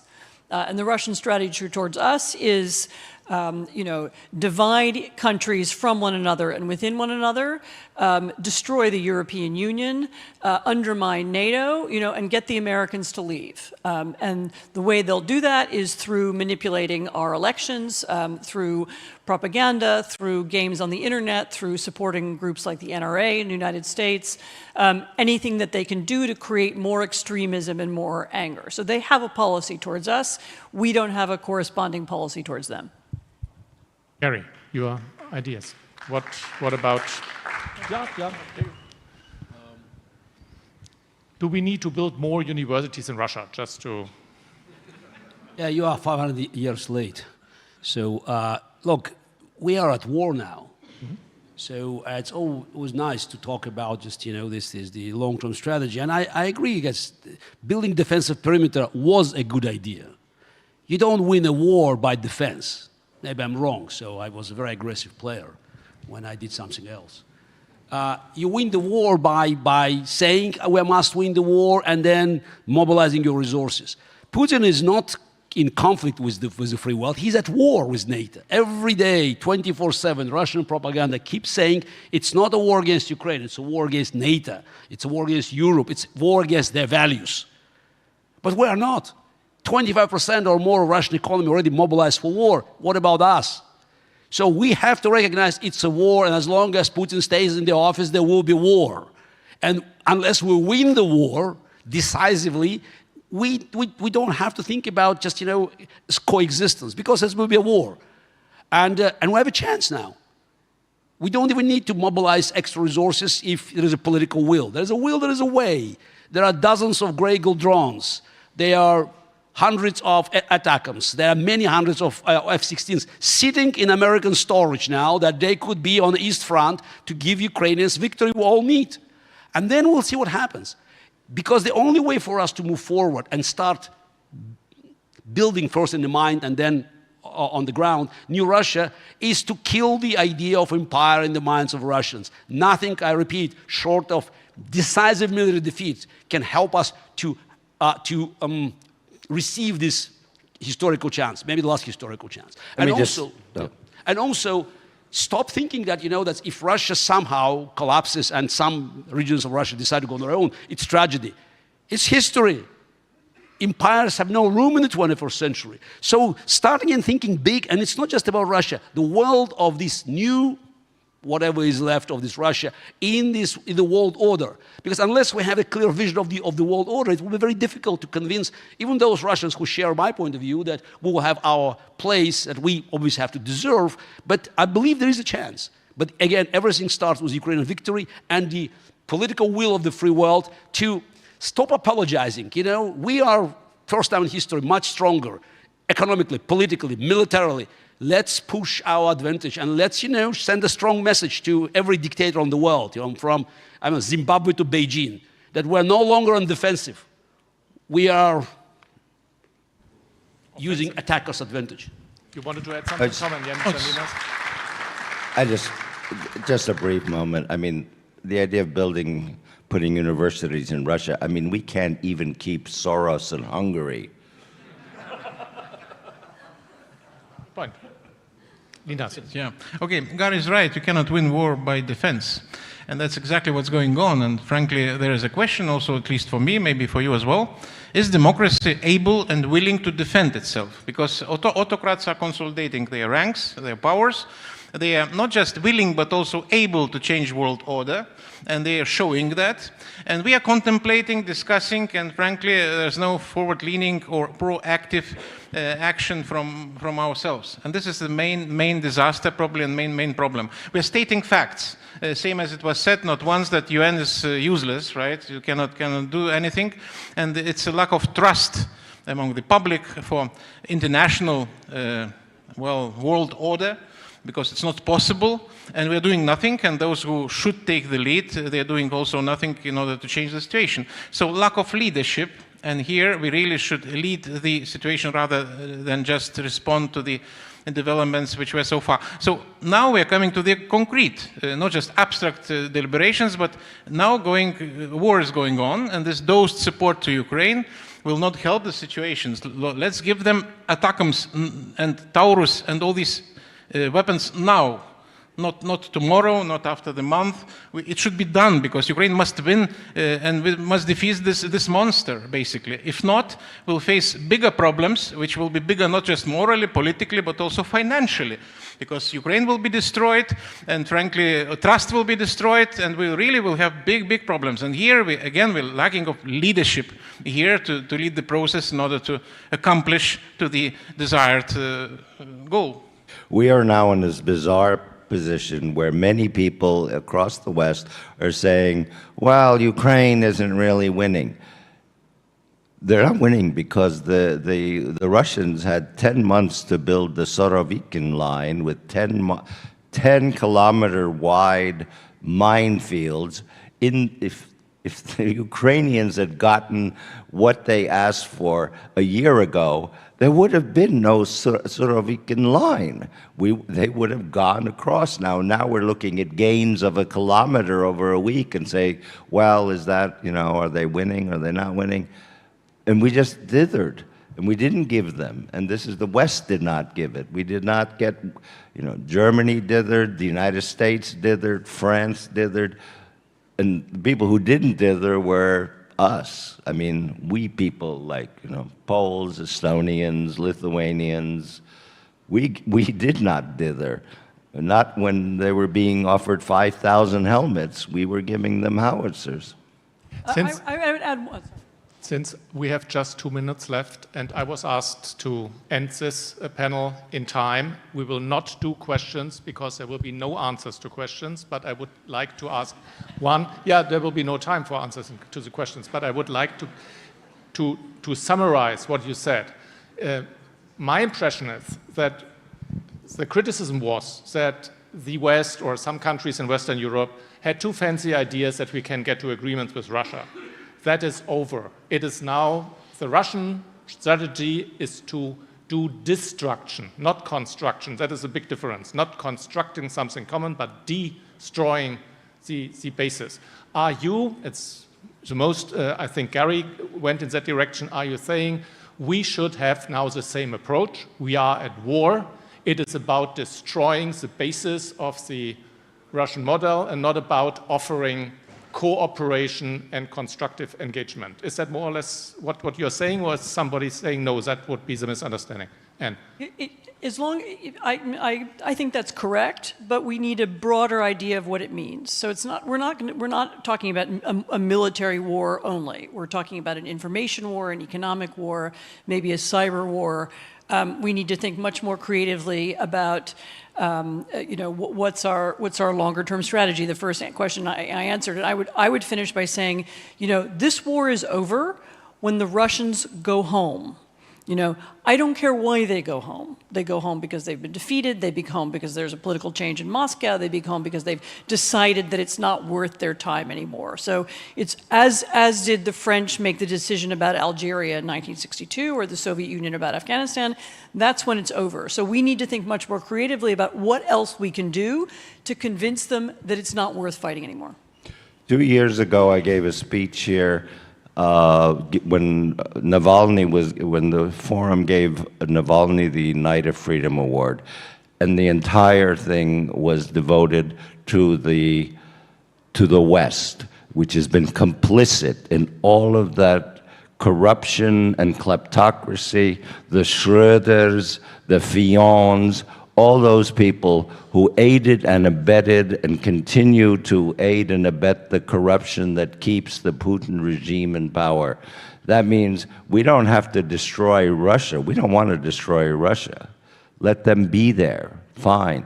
We have to destroy the corruption within our own society that has been enabled by Russia and put the people responsible for that out of business. I think we have to cut it there. We are already in overtime. I ask once again your understanding that we didn't ask questions at that time. But I thank the panel for a wonderful and I think very interesting, thoughtful exchange of views and analysis where we are on the way to a comprehensive, more comprehensive Western approach to Russia. Thank you very much. Have a great evening. Stay healthy and come back.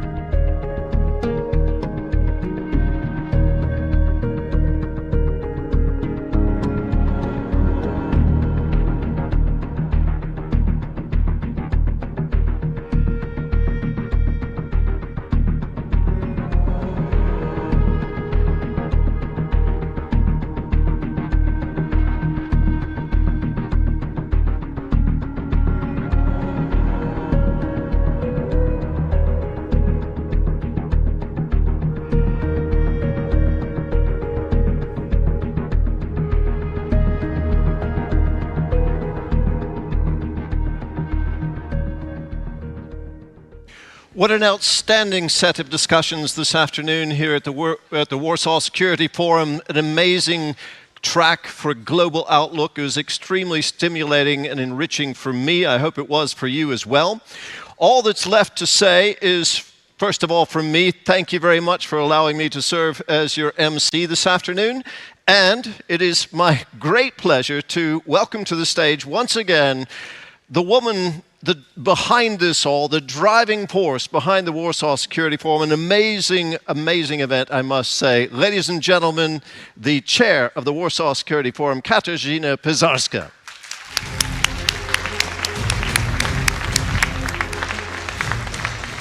Thank you so much. Thank you, Terry. And most importantly, thank you to all the wonderful participants and partners of the 10th anniversary edition of the Warsaw Security Forum. As we wrap up, let me just say two important things. Number one, we already have a date for next year's forum. We invite all of you wholeheartedly for the 1st and 2nd of October 2024 to continue these discussions. Of course, in between, there's so much to be done, and I hope that each and every one of you comes out of these events inspired, motivated, and understanding that we are truly fighting for a common future, for a common democratic, transatlantic, secure, and prosperous future. So thank you for the work you are doing, and thank you for being here with us as well.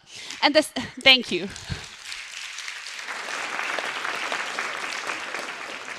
And second, we definitely are not ending here. I wanted to wholeheartedly invite all the participants for a closing cocktail. And I think, many of you who are still staying over the night will have time to chat informally, discuss. We have here the new security leaders, the Academy of Young Diplomats participants. So take the opportunity and let's make the best of this evening.